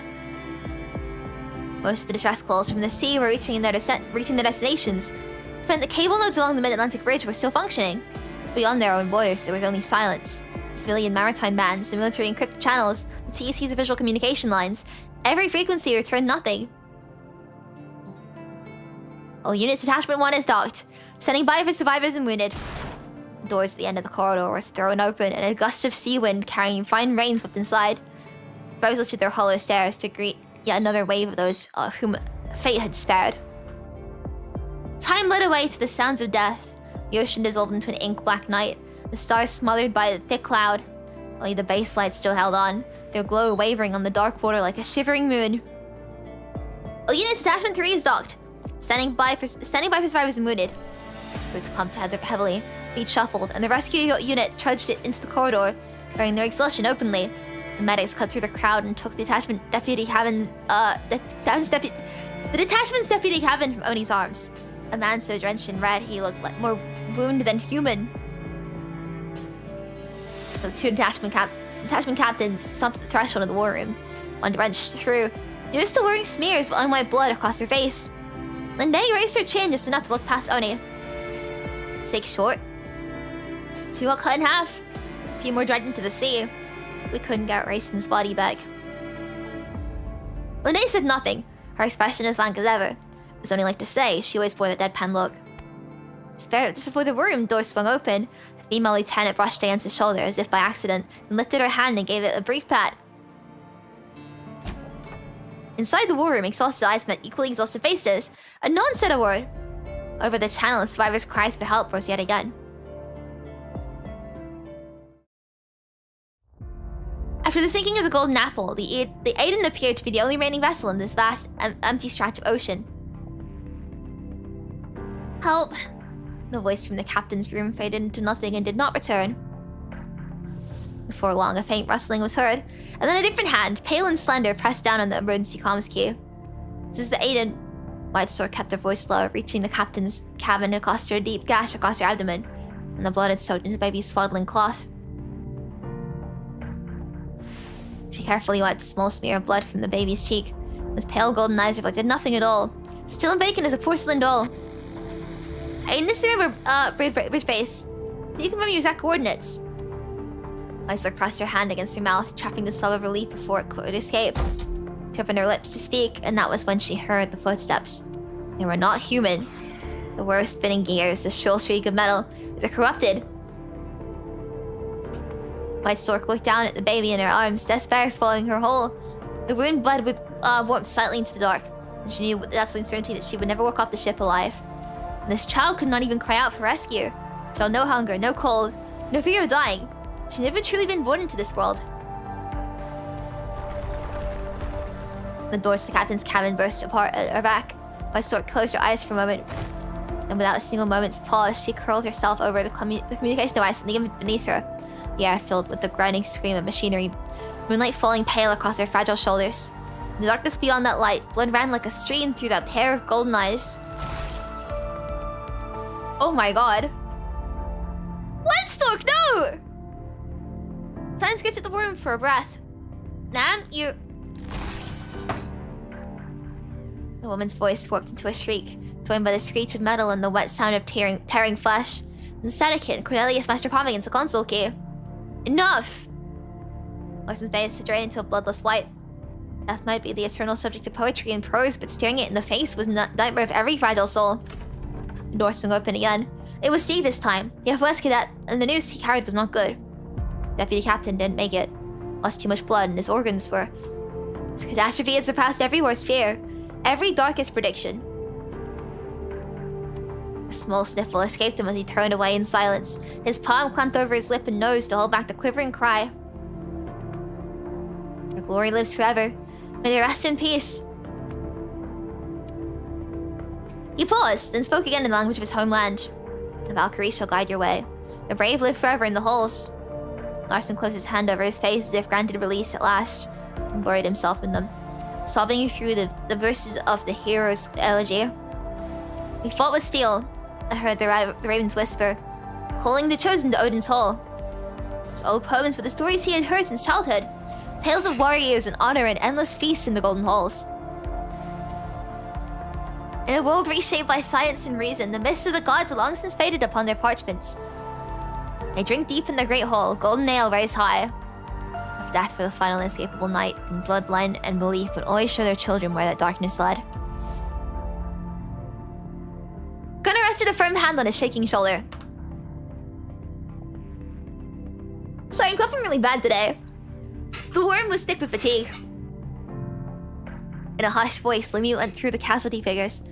More than 90 had filled the base before, and now scarcely 60 remained. They had prepared as thoroughly as they could once they understood the enemy's horror, yet fight after fight had still taken away faces they knew by heart. There's things out there. We were never meant to fight them. They hurt, we bleed, and what do? How the fuck are we supposed to save anyone? I could get my choice of swear word every time they censor something. He ripped off his tactical vest and flung it hard against the floor. Only not the time. We're just people! Human! There are things we can't do, no matter how hard we try. After dragging in several rough, uneven breaths, he lowered himself back into the chair. We've already done so much. He's right. Human. That's what we are. Ridley propped her chin up on her hand and studied the exhausted faces gathered around her. The glorious golden age, the unstoppable march of human civilization. For too long, all humanity could achieve anything. That's all it ever was. And it looked like. But if we just do what we can, hold on to what we believe in. Very pretty, right out of the textbook. Ani, does that help at all? Ani let out a sigh of resignation and rose to his feet. Talking's useless. Let's just go. Move out. He had barely taken the first step when he lurched violently forward. Linday and C caught him before he could fall. With her chin still resting in her palm, Cordelia stared through the window at the dark ocean outside. Faith doesn't have a body, nor does it have a mass, but the ocean is vast and real. We can't save everyone, not with what we have. Humans were never limitless. Admitting that isn't shameful. Ani's fist clenched hard. No one spoke. Larson's lips quivered, and he cast a careful glance around at the others. Admitting we have limits and still having to go out there. Those two things aren't They don't have to cancel each other out, do they? Looked at Cordelia with timid uncertainty. She showed no trace of annoyance, only winked back at him. With the water temperature this time of the year, anyone who jumped overboard won't survive the night. Now his voice is on the comms. Could he really turn away from them? To think what it cost them just to send even that much. But the only hope they have, he's shaking like a leaf and still trying to be someone else's hope. A heart which always had the world at a distance, finally stirred. Lost too many, and that's not all. Medicine and food are both running low. Fresh water's gonna be a serious problem soon. What exactly are we supposed to keep these people alive with? Will? Faith? Then what do we do? Just then, Gunnar pushed himself up from the comm station. Larson's right about one thing. We're their only hope, but that hope doesn't mean charging out blind. I've listened to every distress transmission. I feel for those people deeply, but right now we have to read what's behind their words. The transmissions we've intercepted from Port Podesta and other coastal cities spell out clearly. Things on land are worse than here. When reinforcements stop coming, this base's days are numbered. Put bluntly, we're in the same boat as people crying for help. Just a question of when. Linde's right. Even if we pull survivors in, can we keep them alive? Water, supplies, provisions. We're stretched thin on everything. Every gaze in the room fell to the floor. Should we just sit here and wait to die? Let me finish, Oni. I'm not planning on dying. Port Podesta is the largest port in the transatlantic economic community. If it's gone, the other coastal cities don't stand a chance. Here's my assessment, or rather my order. We open all Rainbow Bridge comm channels. We become a relay station at sea. Any ship calling for help or coming to help, we take them in. But only under strict quarantine. That virus does not set foot inside. We need supplies. Whatever we can scavenge during rescue ops, every bit of it keeps us standing a little longer. We do what we can. We also have to stay alive. I want that clear from the start. Captain Gunner is such a cool character to me, man. I don't want to save anyone out there. I need you all to know that. But we can use practical means to serve an idealistic end. Boss. Now plot the fastest route based on every confirmed distress signal. Before the storm hits, we pull as many as we can from Death's hands. Supplies too. Those monsters are still out there. If we don't get to say goodbye before the end, then we'll meet again in Valhalla. So anyone want to step back? No one step back. You're realistic, demand the impossible. Cordelia looked at those tired, salt-stained faces and tangled rush of feelings rose in her chest. There was still something in this world worth waiting for. Worth believing in. Does anyone need a break? Just for a moment? She spoke a little more gently now. It's okay to rest. Human bodies get tired. It's just how we're built. The soldiers traded glances among themselves. Princess. The wariness was gone from Oni's face. We're soldiers, you know. We have to be tougher than that. Faith is weightless, and will was no magic. Yet somehow they could drive the human frame past every boundary. Laughter broke through the room, spreading across young, exhausted faces still wet with the sea. Each one was a stubborn, brilliant flame that refused to die out. But I gotta have a smoke first. Can't get my head straight without one. Gotta fire up the nicotine engine. The woman had finished her fresh cigarette from his jacket. Lee was on her feet, the film medic in her reacted faster than words. Absolutely not! Oh, Lumi, come on! She threaded her way through the crowd to Gunner, smoothly taking the cigarette from Oni's hand along the way. You heard the doctor. She said no. Miss Erwin's on my side now. Nobody understands the smoker's suffering. A single beam of light cut through the long night. The rescue detachment set about recalculating the route, with those staying behind gathered at the table and spread the sea chart-wide. Active search alone won't cut it. The ocean's just too big. What if we light at the base at night, make it visible and draw the ships towards us? We can mount guide lights at the highest point, as high as possible, and line the perimeter with light strips. Turn this place into a beacon. All the young faces turned to Cordelia at once. Works for me. Miss Airhorn? Well, don't you look at me. I'm do babysitting. Fine, let's go with that. Last distress call. One from the Aiden. Will we go check on it? But that woman sounded dead already. And the coordinates are rough. They'll probably get ruled out or pushed way down the list.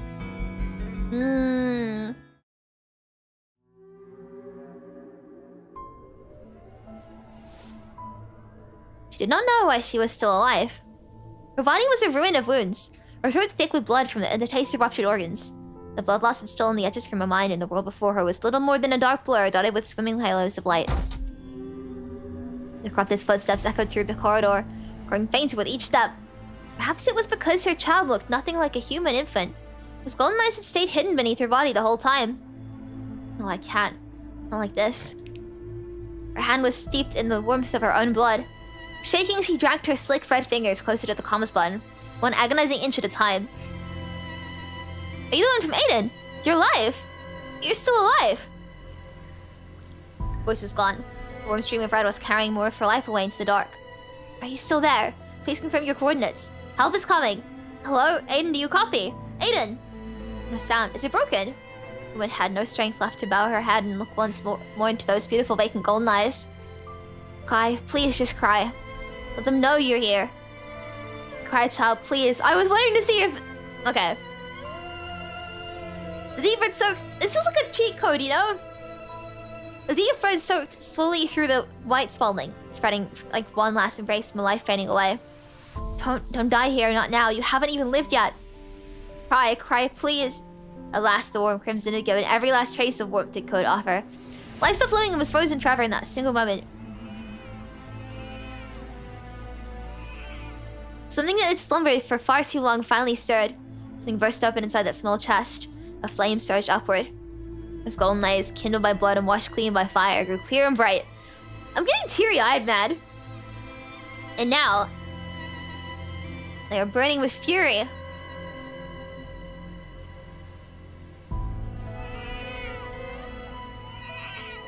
It was the first sound she ever loosed upon the world. A thin, hoarse wail, born of pure fury. Sounds about right. Singleman's cry cut through the noise of the crowded war room. Wait, it's a child! There's a baby out there! An extratropical winter storm was bearing down in these waters. At the base's port, the sea wind brushed past the Karenin's portholes, pulling them towards that dark expanse of ocean. The sky along the horizon had already changed, deepening into an ink blue that seemed ready to consume everything. The Aiden was the rescue team's first destination. They found a survivor in the inner cabin first, and now reached into the gap between a storage locker and the wall, trembling violently, his teeth clattering. When the tactical flashlight swept across his face, he let out a short, panicked cry and grabbed at his short leg. Kill me! When they checked the tactical flashlight dark. You're safe now. They found the baby last in the captain's cabin. When they looked at her with great care, the infant weighed almost nothing, as fragile as an empty husk. She did not struggle, only lay quiet in those unfamiliar arms. Then his eyes settled on White Stork's body. She bowed her head in silent respect. I'm getting teary-eyed, man! She made it. No! Oh, okay, sorry. I wanted to see you can see the sea change over time. God.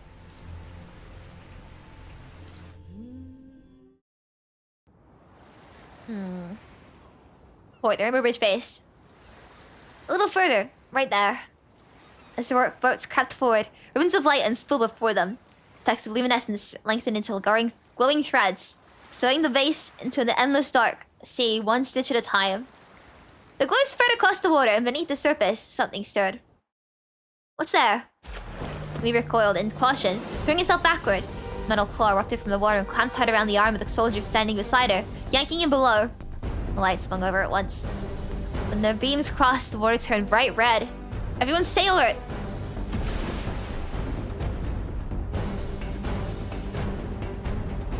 Oh god. His words are cut short as the boat heaved beneath them. The placid water suddenly churned. More than 10 crab-like robots surged along the hull, their metal claws catching the light with a dark, wet gleam. Crabs?! Man-in series engineering bots. They've been corrupted too, but this many? Where did they all come from? By that moment, the rescue detachment had returned to port as well. Move! Get off the water, we'll take it from here! Only a handful remained on the water, and they began pulling back toward the port under the rescue detachment covering fire. Gunshots cracked through the night. muzzle flares, stabbing the dark and carving the hideous shapes of the machines into stark relief. We'll cover you. Get them ashore. Making landfall was pure chaos. Every searchlight on the docks blazed to life. White beams raking the water and exposing the corrupted as they scrabbled up from the sea. The soldiers aboard the ships and the ones holding the shore threw up interlocking fields of fire. Linday, get up here! The moment the rescue boat slammed against the dock, soldiers vaulted over the side, guns blazing with their boots skidded across the drenched wood, churning water and blood into the air. Move out of my way! Move! Pushing and jostling through the throng, a man with a crippled leg forced his way ahead of the others, charging down the gangway to where Linday was stood with the baby in her arms. Corrupted clambered onto the railing. A shot rang out and the man staggered, toppling over the side towards the sea. Help me! Pull me up! Linday lunged forward and seized him, dragging him back onto the dock before shielding him as they scrambled up the gangplank. In the same fluid motion, she stepped at the front of the man, took the infant close to his chest, and fired her sidearm at the corrupted hauling itself on the railing. The round punched through its shell, and thick red ichor sprayed into the sea. But another machine was already sinking its claw blades into the metal and pulling itself over the edge. Get out of my way! The man charged past Linday, his shoulders crossing hard into hers. The impact threw her off balance, and her body tilted violently out towards the dock's edge. In the water below, the corrupted's eyes glimmered with faint red light in the darkness. Lieutenant, Linday! Behind the mangled railing, Larson caught Linday and held on tight. The metal, savaged by repeated assaults of the corrupted, screamed in protest and started to buckle. Lieutenant!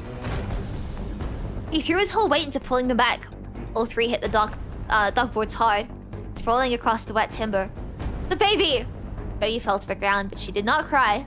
The pier was strewn with the shattered remains of mechanical crabs, smoke and the stench of burning hanging heavy in the air. The man with the bad leg had fled into the base without a single glance behind him. How selfish! The water finally calmed. The night's final rescue run was over.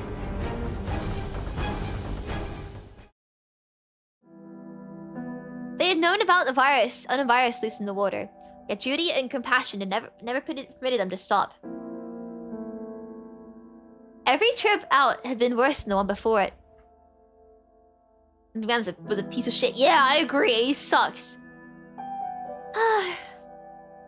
Makeshift treatment room was crammed with casualties. The one thing could pile more weight onto Lumi, Linday slipped away and dressed her injuries alone in the walkway outside. Lieutenant Linday, we brought bandages. Cordelia followed close behind Larson, a rudimentary medical kit clutched in her grip.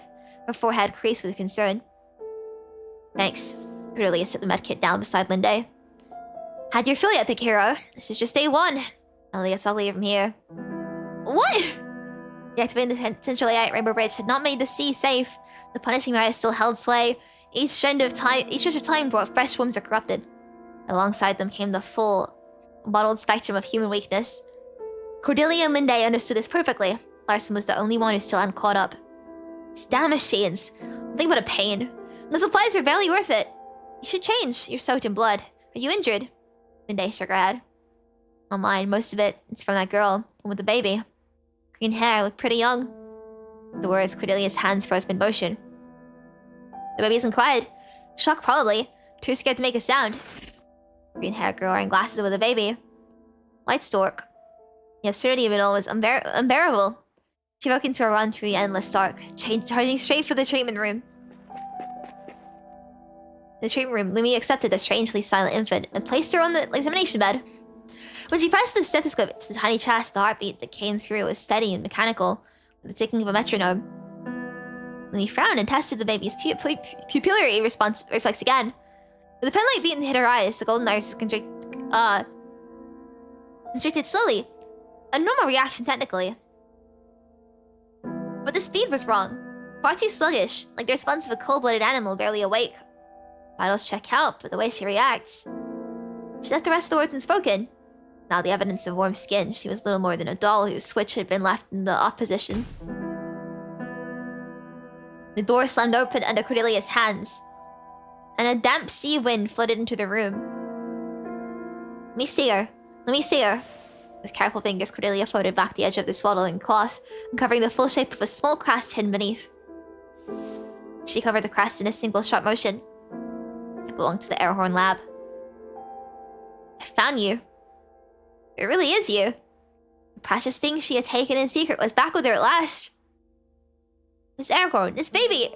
Cordelia gathered the child close and held her firm against her chest. She's fine. She's an Airhorn. This crest is the proof. Cordelia pulled a matching insignia from her device. The very same mark stamped across papers issued by laboratory under the Airhorn name. Airhorn? Why would an Airhorn child be out here? Leave her with me. I'll take good care of her.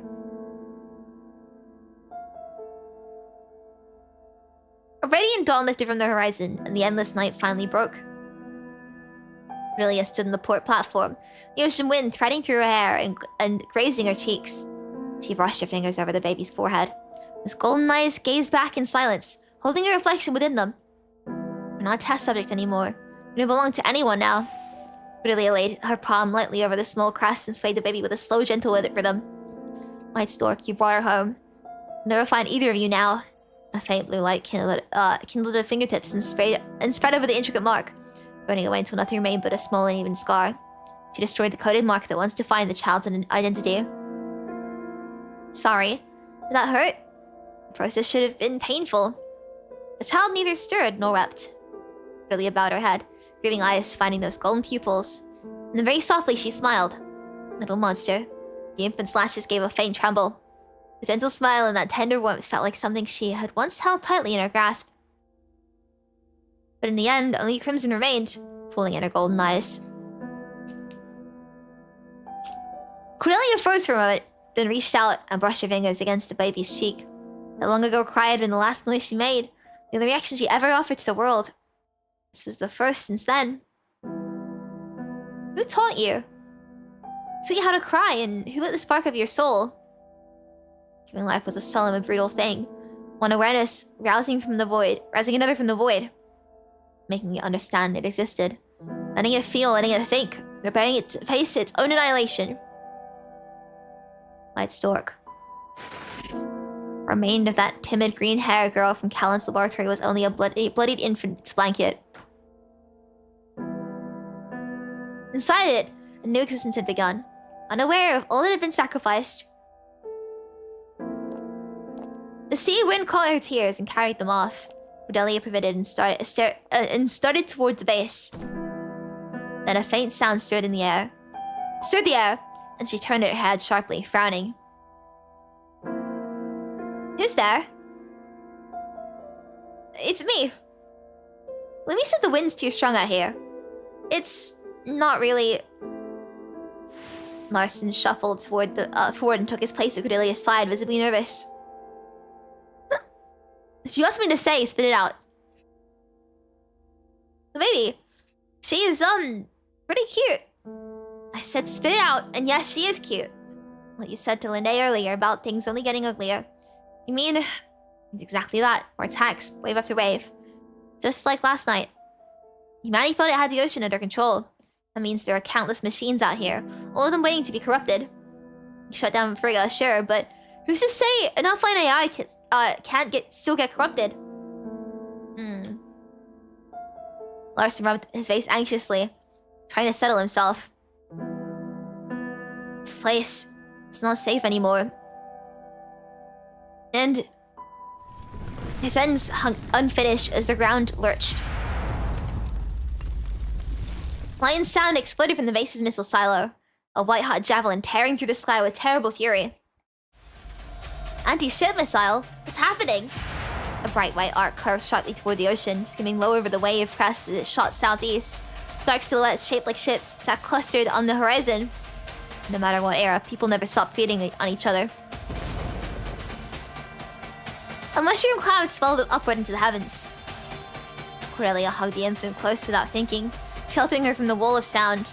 Lost in the overwhelming noise, she did not see the sharp contraction that flickered through those golden eyes.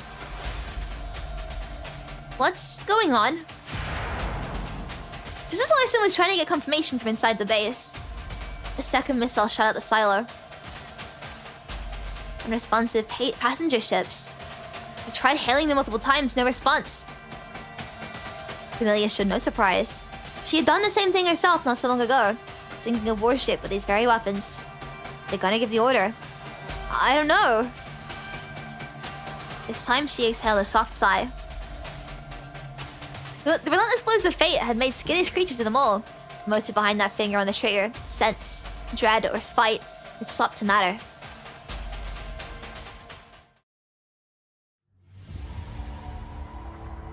Sensing something, Cornelia glanced down. The baby in her arms was staring blankly at the distant fire. Her eyes had opened wide the way a real child's would. Are you scared? Across the ocean, the blast bloomed orange, smoke and cloud coiling upward in grey-white heaps. Fires punched through the fissures in the clouds, each one a distended heart bulging, pulsing, then exploding into shreds. Hideous fire, the warped sky, the bodies pressing closer, blood flying, the sound of metal tearing human flesh. She tried with everything she was to wail, but the thing inside her that wanted to shout was hollow and weightless, with no permission to make a noise. What's wrong? The baby's breathing grew rapid and shallow, her small chest rising and falling in quick, uneven bursts. She stared ahead, motionless, as if she had forgotten she could simply close her eyes. The moment she had opened her eyes, what kind of world had this child been forced to witness?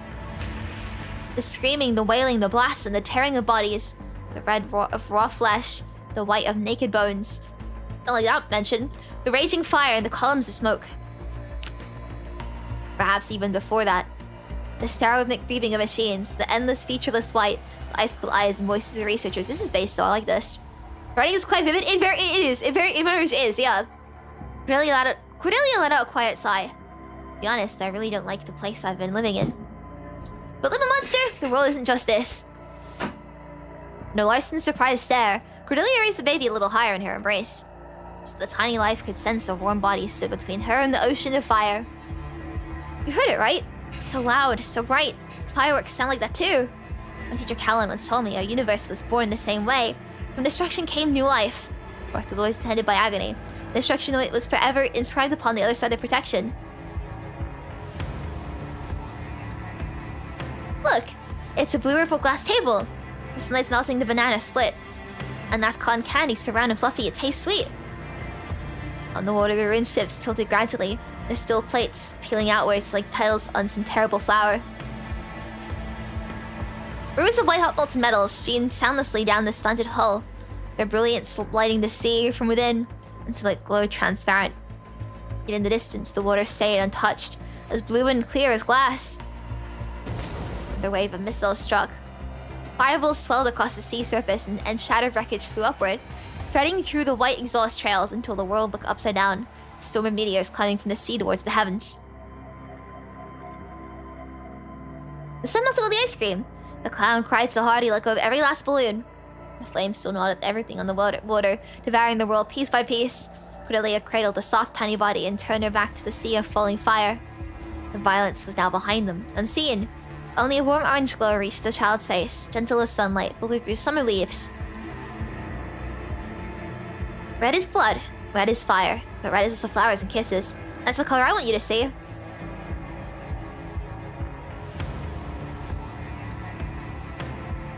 Oh god, I don't like how they line up the ice cream in the boat exactly.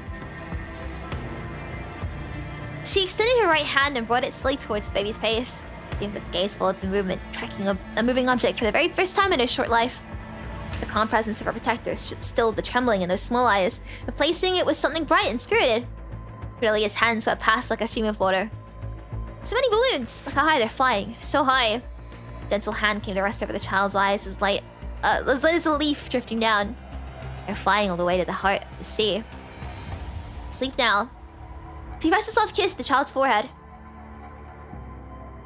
Larson stood to the side, his lips moving slightly as if he wanted to say something, a complicated emotion shifting behind his eyes. What's wrong, Mr. Poet? She tilted her head. This is just how a painter sees the world, you know? You're not even a painter. Like you're actually a poet.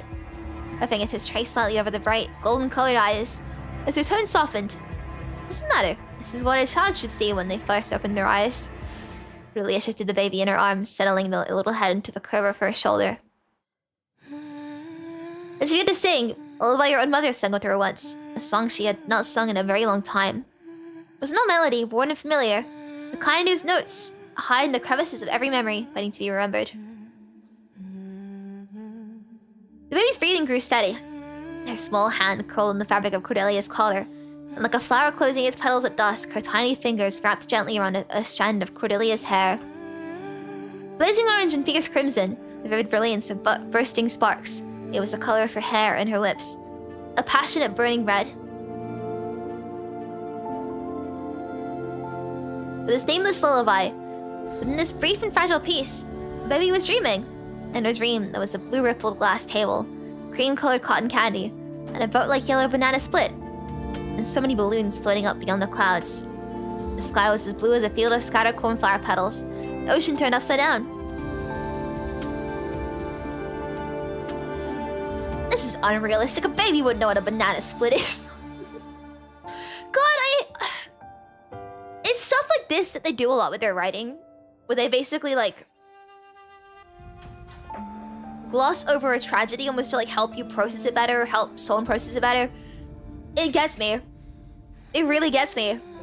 Something about like making such a horrific scenario innocent. It's hard to not cry through it. Let's go back.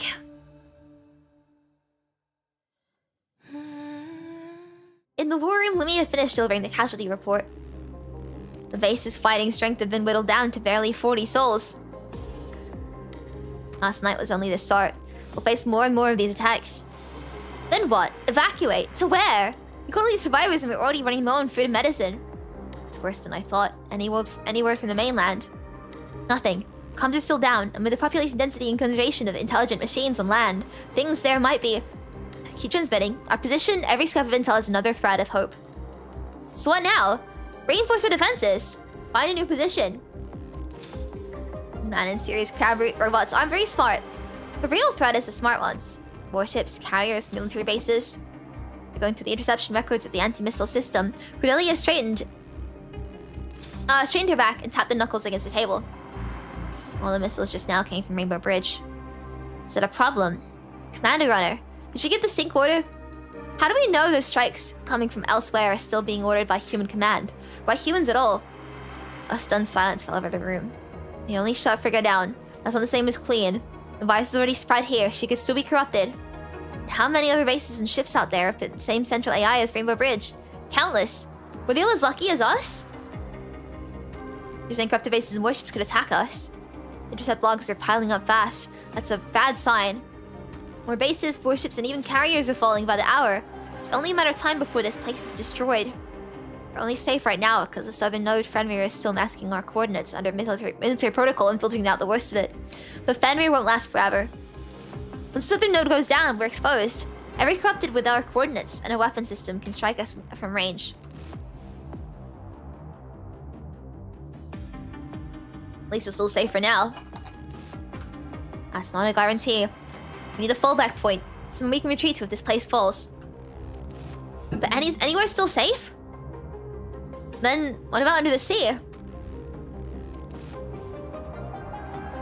I mean, Atlantis. From that classified order. Corelia's head jerked upwards. Her expression turned ashen. It's top secret research facility. Wouldn't be in any public chart. If they were submerged when the virus hit, they might have been affected. And they have comms equipment cables capable of reaching the outside.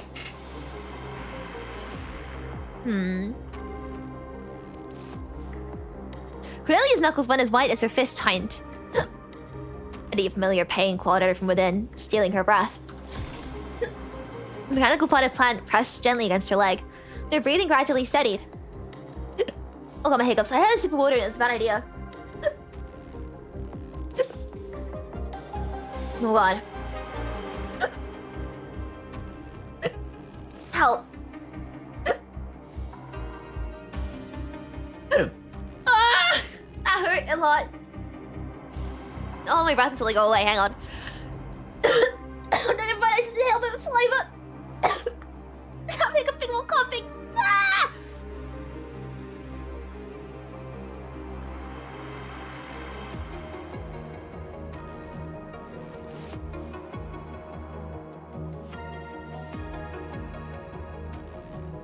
Okay, right.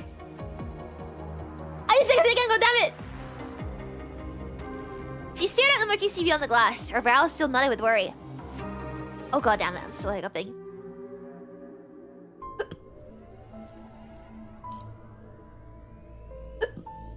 Oh god, please, I hate this.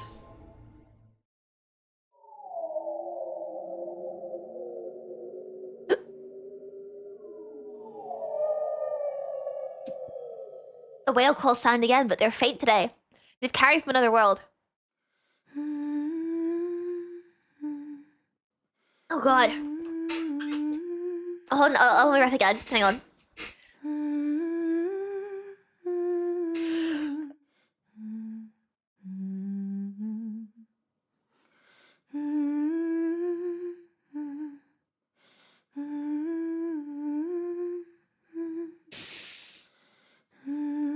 Okay. Afternoon light sits through the leaves alone. Blue leaves above. Blue ripple glass shimmers like water. There are also candy, a banana split, and the right cluster of balloons in a clown's hand. The world sways gently. A warm voice singing without end. Karenina stays curled inside the dream. So many balloons. She sees it now. The girl who holds her has bright, blazing hair. A vivid orange red. Red as warm as fire. Red as gentle as a mother's kiss. Red as endless as the stream of blood that never stops flowing. Is it red hair she sees, or the blood red dark of an endless night? Cry, please just cry. No. They're flying all the way to the heart of the sea. A few months into a heavy, lightless dark. The last woman's portal disappears. Her grandfather's weary eyes look back at her. Don't leave me behind. The whale calls her right beside her now. Sharp and cold as Atlantic gales, scraping past the air. Karenina's eyes snap wide. The tears come on their own, rolling down her cheeks, while her face remains hollow and expressionless as a marionette. The sorrow that raged through the dream is wrenched out of her, and her frame goes rigid, cold as sculpted marble. Deep within a chasm turns and turns, drinking down all the old feeling, all awareness. Why am I crying? Why? Karenina! The little potted plant picks up on the wrongness at once. It trundles off the nightstand and rolls across the mattress, pressing its glass biosphere against Karenina's tear-wet cheek. Kara... The girl turns her head slowly, as if she cannot understand the little thing's distress. Her empty gaze drifts past everything and finds no place to land. Irana tumbles off the bed and scrambles at the door on all four claws. That same moment, a frantic pounding shakes the door. Karenina? Help! It scrolls sideways to the door panel like a tiny crab, its little claws clicking rapidly over the keypad. The biometric scanner would never recognize a biosphere after all. Just as you raise to shoulder the door to open, it swings wide from the inside. Help! Karenina, wake up! His golden eyes blink, and life seeps back into them little by little. Manon, why are you doing here? Oh, right. Someone took the room next door, all on their own. Not that I asked you to, just so we're clear. She seems drained, yet her mouth twitches with a tiny, self-pleased grin. It was your worry of Karenina's unstable frame that made you switch your quarters next to hers the moment you came aboard the cable layer. No headache this time. Irina presses gently against the girl's cheek. It seems the little one has worked its quiet magic again. Is my mind deviating again? There's no deviation, but your frame sync rate dropped below safe levels. Karenina checks her frame's readings, and the sync rate is gradually setting back within normal parameters. Back to normal again. Karenina pulls her eyes shut. The sea is given her nothing but puzzles, and they cling to her thoughts like relentless, tangled seaweed. Worry about it tomorrow. That's how I deal with my problems. For tonight, at least, you hope she can have a peaceful sleep. Manon, I had a dream. She turns onto her side, pressing one cheek into the soft bedding. Her pale golden eyes look out from the pillow, and her hand stretches forward, her fingers opening slightly.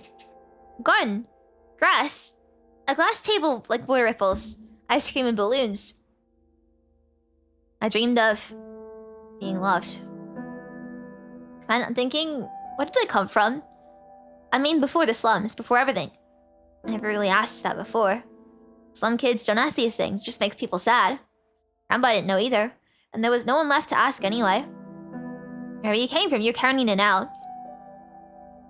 And that's all that matters. Really think that? She wraps the blanket more snugly around her body. The person holding me in that dream, is that my mother? The ocean, is that where I'm from? You're right! I'm Karenina now, that's what matters. But Mom, was it really you? Sleep pulls her under, deep and still. Cat. Shh. Little potted plant scurries across from the pillow, its screen lighting up with that expression you know well. Worried, weak. We're not feeling well, we tend to be gentler.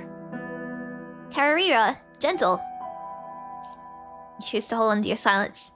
A little potted plant stretches out a small mechanical claw. It's so cute! Irana, name. You can call me, Evie. Call me Evie. Someone bigger and touch it softly to Irana's little claw. Evie, gentle. Irana, friend. A brief flicker runs across the little potted plant's virtual screen.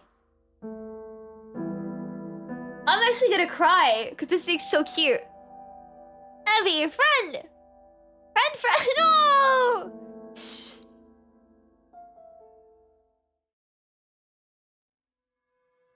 Night ebbs away inch by inch. The cable layer pushes south alone through the dark sea. Beneath the waves, the noise of rending meat and cracking bone is swallowed into silence. They're inside Fenrir's waters now. Stava stares into the darkness over the ocean, and knees prickling beneath his skin. Wait, you hear that? Hear what? It's just waves, relax, women's at Fenrir. Should be any minute now. He squints into the distance. Soon he finds crimson swells that turn ahead, hidden by the early morning glow. Wait, red tide. That's the red tide, sound the alarm! The morning shadows under the scream of alarms, and the rapid beat of boots echoes through every corridor. The sea has been nearly consumed by the red tide. Grey-blue surrenders to deep red, and the red curls into a thick brownish crimson that heaves with a swell of as if it were a living membrane. The hide of some breathing leviathan. Fenrir is ringed by the red tide. It was once the home of the Southern Central AI. The choke point of the Atlantic fiber optic network. Now their dark red waters circle it like fingers around a giant's throat, each wave a labored gasp. Karenina hurries to the bow, her hair still messy and combed, and falls in beside you. The Halo ship can't go any further, but the boulder's anti-punishing wire shielding will get swallowed out the second we cross over. Then what about the protocol and the repeaters? I can handle that on my own.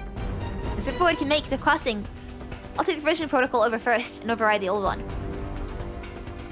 Commandant? Keep the captain's seat warm for me. Yeah! Let's do this!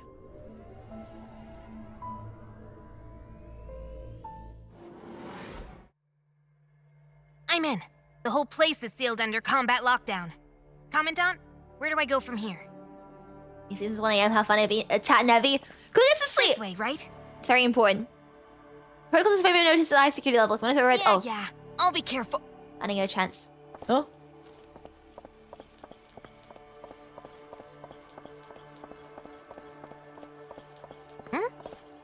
Warning lights. The path is blocked. But I didn't go the wrong way, did I? So much for the only entrance. Guess I'll have to force my way through. Especially when damage system doesn't start a self-check. No blast hammer, no explosives. That doesn't sound like you. Who wrote that? How do you put it in the notes? Notes are not for dumping random nonsense. Oh, fine, I get it. Commandant, mark the power distribution terminal first. The Fenrir node's power distribution should work like the other areas. If I check the power flow in the lines, I can trace another way into central control. Basically, we're taking a softer approach and finding another way around. I just don't usually bother showing off. But I am smart, you know.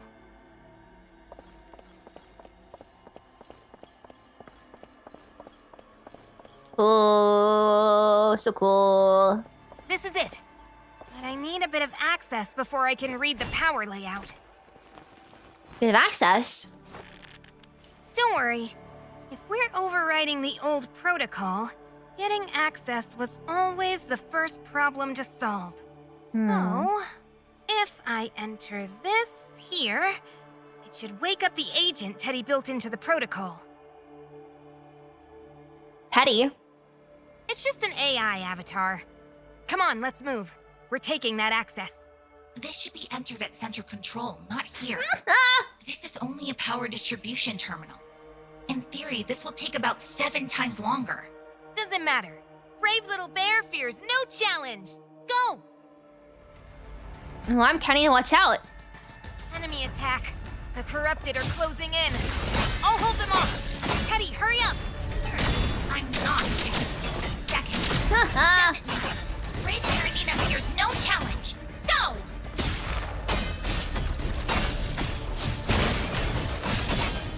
Oh, wait, hang on. Was it home? Don't you run! Oh. Done. What about you? Done. A little earlier than you, actually. I like Teddy. Man, I love Teddy. Even the AI is still really funny. What is this? Why is there another lock? I'm only a preset protocol override routine. Extra decryption services were not included. Open it yourself. It's easy. About as weak as your terminal firewall. Don't think I can't do anything to you just because you're an AI. Don't tell me you're scared. Bring it on!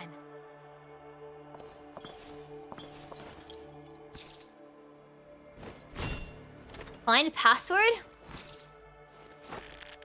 Okay.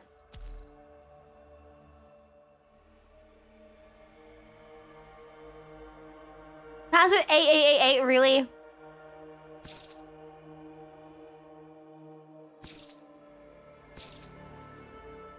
Stealing all of this, by the way.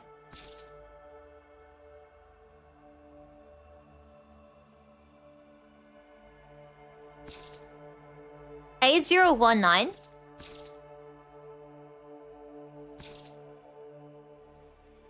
I'm gonna send this to USB as well. Yeah, stealing all your files. 8019. What? Was it? See that or 8888, right? Oh, 0819. I can't read.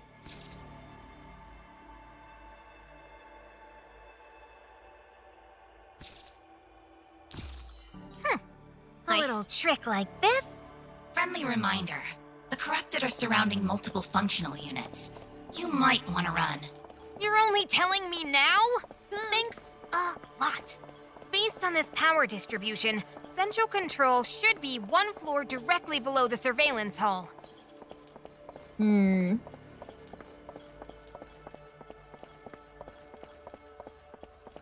What's going on here then? We're here. It's really just 1 floor down. That's it.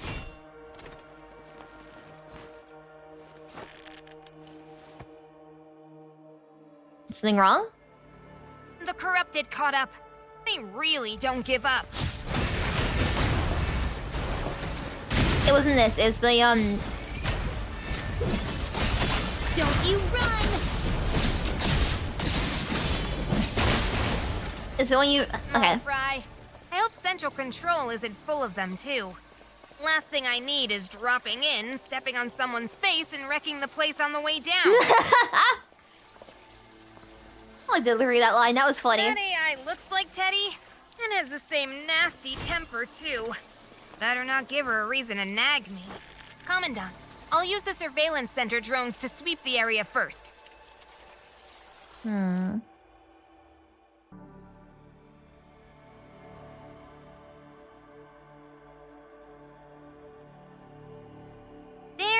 There, and there. Nice hiding spots. Too bad I saw them coming. Commandant, I found it.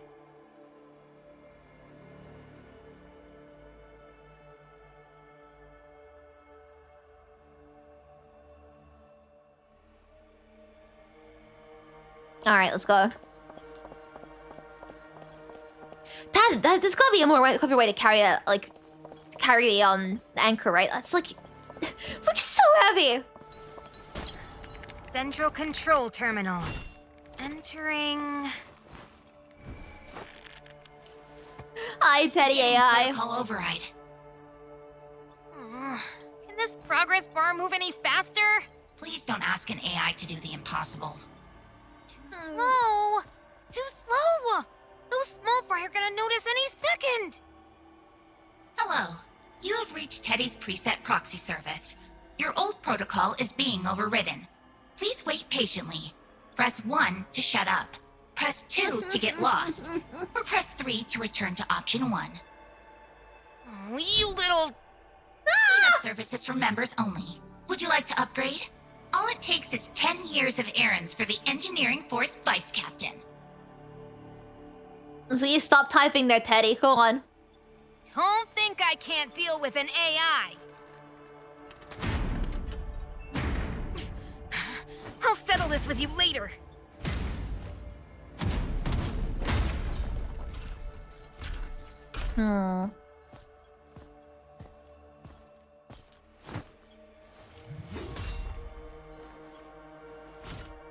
Alright, let's go! Fight? Fight! I forgot the yellow orb works again. Oh, it was... Is it hold? Hold? Worthless! Time to finish you off! Don't you run! There we go. Is that all you've got?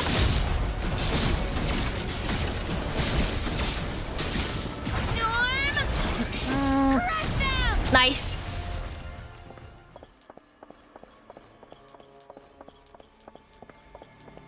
Nice. Yay! Okay, as original protocol rolls out across the southern node, Karenina allows herself a small, quiet exile. Commandant, I'm going deeper. Someone might still be alive out there. The operational sectors of Fanir lie in this low ground, and the red tide has already flooded most of them. There's no sign of anyone left. After turning down another corridor, Karenina halts abruptly. Commandant? The mind connection snaps off. Karenina's eyes move to the shut door at her side. Mars lost track of how long she's been sitting in Fenrir's office. In this place, the only meaning time still holds is the finish line of a race between truth and death. Mars' breath comes heavier now. The rot from her legs is crept up past her waist. She's mouth fragments of the truth. The secret embedded in the new repeater is the nature of the special isotope, the data-devouring void at the heart of it all. It's not enough. One final piece still eludes her. The blare of alarms has become background noise as the fight's outside her door. She no longer remembers how many days she's held on, but almost there. Indeed. Oh! Why, hello there. Indeed. Just hold on a little longer. Voice sounds suddenly behind her, a fine aristocratic body with privilege. An icy shudder races down Mara's spine. You really have some talent to think you'd come this close. Mara's fingers freeze above the controls. She does not dare look back. Arias airhorn. It was only a translucent projection. The faint red light bleeding from his edges makes him look like a ghost. Ah, it's you. That explains everything. The phantom pulses and reshapes itself, now standing right before her. You were that girl from the Quantum Repeater development team, weren't you? I rarely forget a face. Once into my employ, it is no surprise you dig this deep. I always recognize talent. She looks at him with the wide-eyed terror of someone who has seen a ghost. Surprised? That I survived? Or something else? The mechanical limb crawls over Mara's shoulder and trails his fingertips across her cheek. Look, I don't care. I like Arias a lot. This is my type of character, man. I wish that were me. You recognize his face, don't you? I'm rather fond of it. I like to keep it with me. It pleases me. I'll be terribly disappointed if these eyes missed something or overlooked something.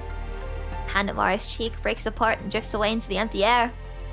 What do you want? Aren't you nearly at the answer already? There's a little thing inside me. It loves stories and needs information, knowledge, ideas, thoughts, all of that, so it can grow up a little faster. After the comms went dark, the data streams flowing through the fiber optic cables never dropped to zero. The main military channel was indeed terminated, but other signals traveling through the same cable, physically inseparable from one another, kept rushing forward alongside the transoceanic encrypted data already in transit. And the flow only grows denser as the repair work progresses smoothly. Mara swallows dryly, her fingers flying across the console while the data keeps streaming down the display. Adorable. Go ahead, play your little games. Suppose you find your answer, but then, no one's coming. The red tide seeps through the gap beneath the door, dark crimson liquid tasting the ground like hellish tongues. There will be no help, of course. She knows it better than anyone. She has listened to the fighting turn to shrieks and sobbing, each cry marking one fewer comrade among the living. Until at last, there's nothing but quiet. I know no one's coming now, but if the sensor can stop you, then I'll drag it out of the dark and leave it behind. Even if it kills me. The red tide floods the room with greater speed now, surging up around Mara's ankles. Perhaps death will come for you. Your insides might be quite...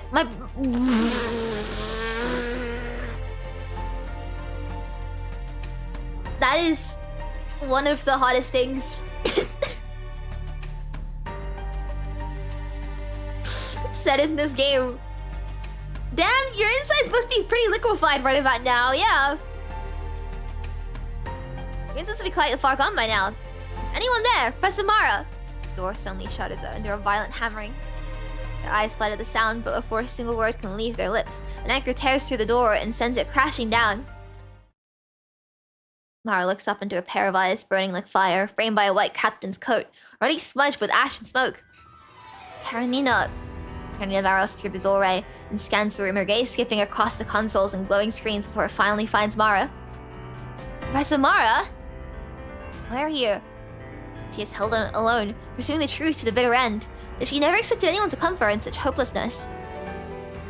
Karenina!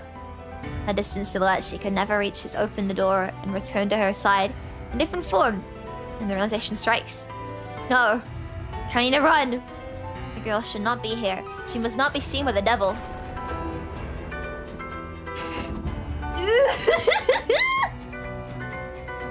Karenina!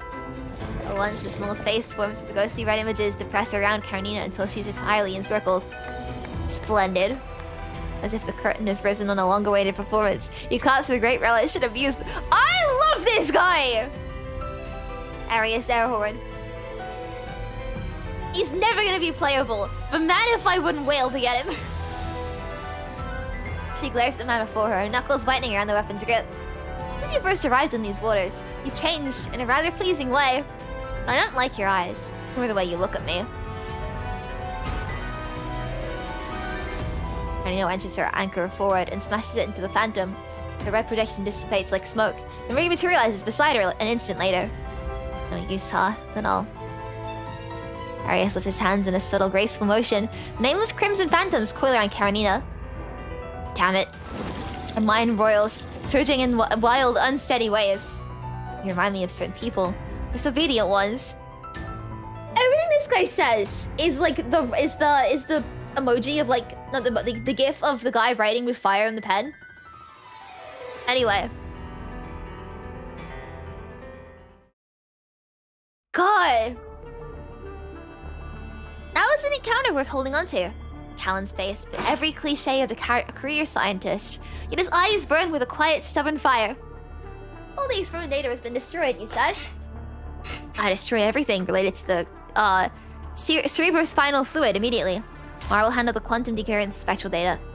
Oh, she knows? Of course not.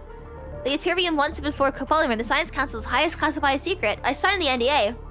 Speaking of which, I believe we need to completely eliminate the Ytterbium-174X3, doping from all future entanglement crystal production. Its vulnerability is catastrophic. If anyone were to exploit it, the entire fiber optic network would become... Yes, I know. You're so scrupulous. Now the point. You know what I care about. Palin's expression lit up with a hint of excitement. The Ytterbium-174 isotope may represent a new direction. It can stabilize the test subjects and restore a normal growth cycle. Its properties are extraordinary. No preliminary data support it. We pursue this. And God looks settled across Arius' features, something that could have been delight or revulsion. Callan could not be sure. My brilliant scientist. So it's like quantum communications. Let's turn our mind to something truly meaningful. From now on, you have my full support. Every resource, every possibility.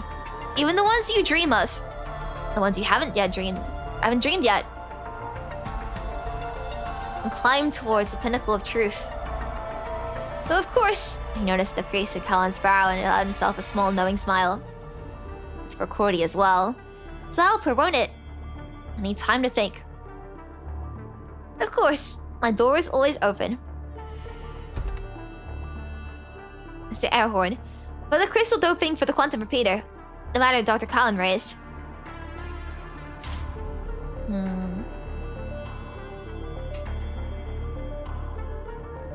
It's captured your imagination, hasn't it?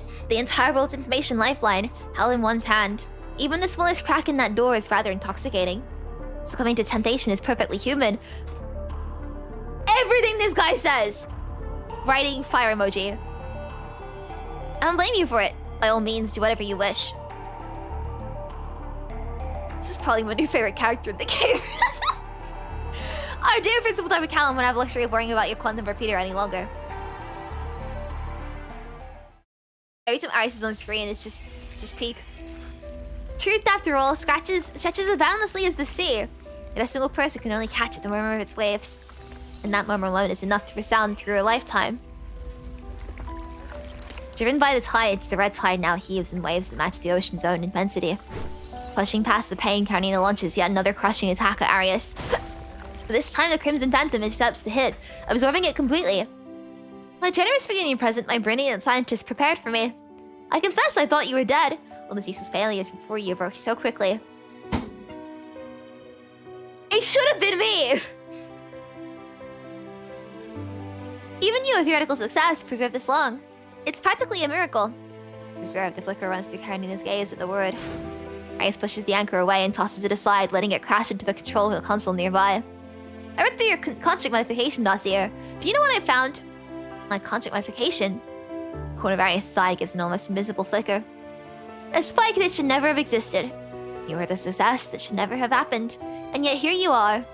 What the Airhorn family has yearned for across centuries. Our dream made flesh. The construct girl takes a steadying breath and summons her anchor back. The moment the anchor touched the console, it began a full spectrum search for the communication node Arius exploited to infiltrate. The weapon is already locked on. Oh? Spinning a focus mid-fight isn't the best habit to have. The girl delivers a massive, sweeping blow through the countless red phantoms, and in that instant, the figure that had been solid enough to strike back dissolved into empty shadows again. Shut up already. The girl carefully lifts Mara up, her gaze fixed with worry on the ruined, festering skin. The decaying phantoms hold the faintest outline of a human shape. A crimson haze spreads and racks Mara with harsh, hacking coughs. Has it ever crossed your mind why Callan took you in? A mad scientist who committed unspeakable atrocities under my patronage. What would drive someone like that to adopt a stray orphan? Unless he recognized you, there's really no other plausible explanation. A child born from his crowning achievement. In a way, a very fine trophy to keep. You're lying. Mara fights her way upright, her voice shaking with anger. He was not a mad scientist. The Callan was. Karenina lifts her chin, her eyes burning with scorching fury as she fixes them on Arius. No matter. As a tool, you've finally been set to your proper purpose. Restoring the glory of the Airhorn family and of humanity. It should be honor enough for you. Through the flickering, distorted projection, Karenina's mind drifts to her grandfather's weathered eyes. The gentle embrace she felt in that dream. Never had anyone who really loves you, right? Excuse me? Looks like I'm right. What are you talking about? Only a moron would fall for your garbage. That villain monologue, seriously, God, you're so lame. No, he's cool, Karenina! He's cool. What do you mean? Anyway. I know what being loved feels like, and her grandpa's heart was real. I know what it means to be protected, cared about, and believed in. Every bit of kindness and love I've ever known was real. So, I don't think for a second your poison can rewrite the person I loved who loved me. I don't need you to tell me who my grandpa was. Figure something ugly crossed Arius' features in the shadows. There and gone. I do admire your composure. Hold on to it, my... Before the echo of his voice can die away, Karenina's heavy strike obliterates the final trace of his murmuring. As the last trace of the figure fades, Arius snaps his fingers. Familiar whale calls echo again. Nina readies herself for the pain what arrives with it as a tide of broken pieces from deep inside her mind. Memories full like unsorted letters from long ago, drifting like snowflakes, spinning a small blizzard through her mind. As the storm's heart, a child reaches desperately forward and catches the only frayed edge of a bond long cut. Lumbering memories are stirring awake. She remembers a whale launching itself from the sea, the blast that roared inside her ear. Remembers the cold, indifferent eyes that watched her in the laboratory, the young woman who hid her from the hunt, and how her gaze went dark before the end. She remembers ash clouds rising like gray cotton candy, a cargo ship dissolving in fire like melting ice cream, and missiles carving through an upside-down sky. The young woman who held her said they were pretty balloons. So many of them. It was the first fairy tale she ever heard. So many balloons. Look how high they're flying. So high. They're flying all the way to the heart of the sea. Purple blue glass was a sea on fire. The mushroom clouds climbing sky was nothing like cotton candy. Missiles that filled the sky like balloons screamed as they flew up, and the heat that melted everything burned her eyes. The world met her with its ugliest face, but the young woman who held her taught her this.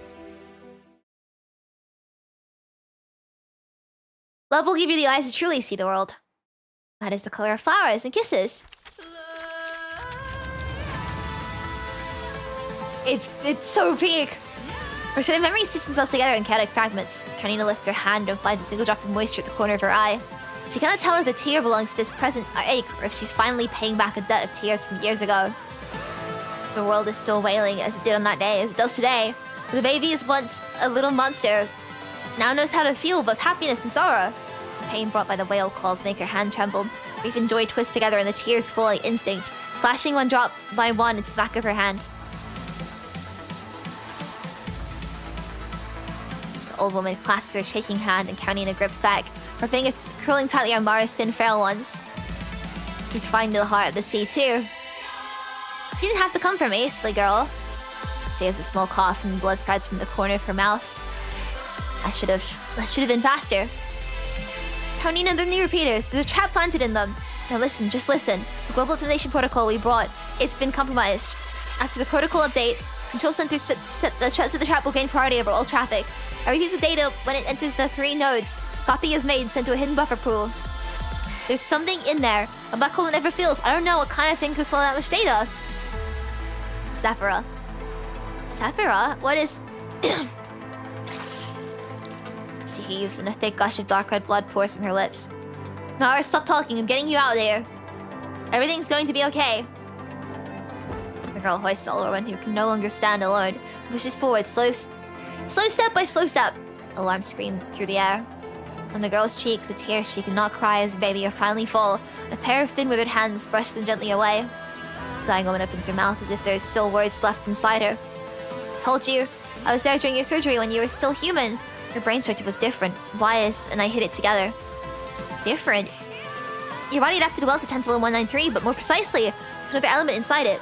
Terbium 174. Wise and I wanted to keep you far from all of this. There's no better way. You were dying, even without what happened. Your body, it couldn't carry you anymore. Constant modification was the only choice left. Then watch you die, not you. Everything he left behind. Only, you're all I had left of him. I know, I don't blame you. I never blame you. Don't listen to that devil. Your heart never lied to you. You were loved. Helen loved you, and I also... The words still will not come. She has chased that silhouette for too long, as if it were a gleam of light. Distant ideal, feeling too delicate to hold it to the light. She has chased it so long that she cannot even say what it means anymore. And yet for a moment she truly seems to see that moon. The moon's so far away, I give it everything and I still can't catch up. Don't say that. We're almost there. Be sad, Karenina. In fact, death isn't always terrifying. Her pupils widen by slow degrees and her eyes grow empty, gazing at something far beyond. Wish me peace. For this small, foolish sacrifice. Oh no! The Ushio takes away her last sigh. Mara! When Karenina walks out of Fanmark, sunset spreads across the water, and even the red tide tinted sea catches the light and shimmers of gold. Her gaze falls on a carving platform's wall, worn down by years of salt and wind. A last testament from someone forgotten. Did we win? We did. The handwriting belongs to Mara. Karenina presses her palm against the wall and lowers her head into the crook of her arm. At last she allows herself to cry out loud. No! Sacrifice is small and foolish. God damn it! Mara! This was like a good place to end it for now. I think. We've been going for 6 hours. And I've got to get some food because it's like 7:30 p.m. Oh god. Right. I will see you guys tomorrow. I said I was gonna stream so many tomorrow, but I don't know if I. Okay, there's a lot of things happening right now. It's a lot of noise.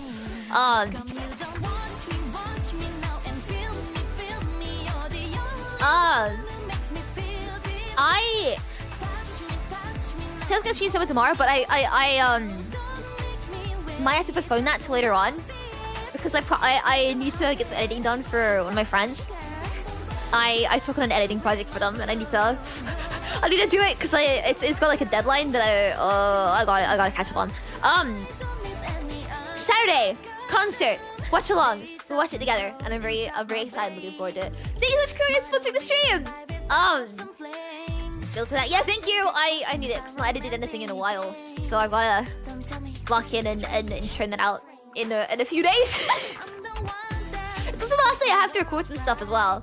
I also my parents have been gone for a bit. They're coming back and they're gonna bring me some bread. That's the only thing I asked for from their little trip. I just asked them to bring me some bread back, and I want to be there at the door when they come back so I can eat the bread the second they come through the door. So it's fresh. It's really good bread though, man. I don't wanna say what bread it is. It's really specific, but it's a very, very good bread. And so when I'm ready, I have time. But I want to play more. It's like I'm close to the end, right? I want to finish it. Anyway, I'll figure something out. But this is gonna be a watch along weekend, I feel. React TV is back for some reaction content, and I will get myself. To be honest, I think today for dinner I'm gonna have a bowl of cereal. But it's because I'm like almost out of milk. I gotta use the milk. I gotta use the cereal. I already ran out of like one bowl of cereal, or so one type of cereal. I'll finish it all off, right? I'm gonna go feed my cats. Right, I'll see you guys Friday and then Saturday. Goodbye, everyone. Yay! Be sure to download the link in the description if you want to download the game for yourself. You should. Very good. Right, goodbye. Yeah!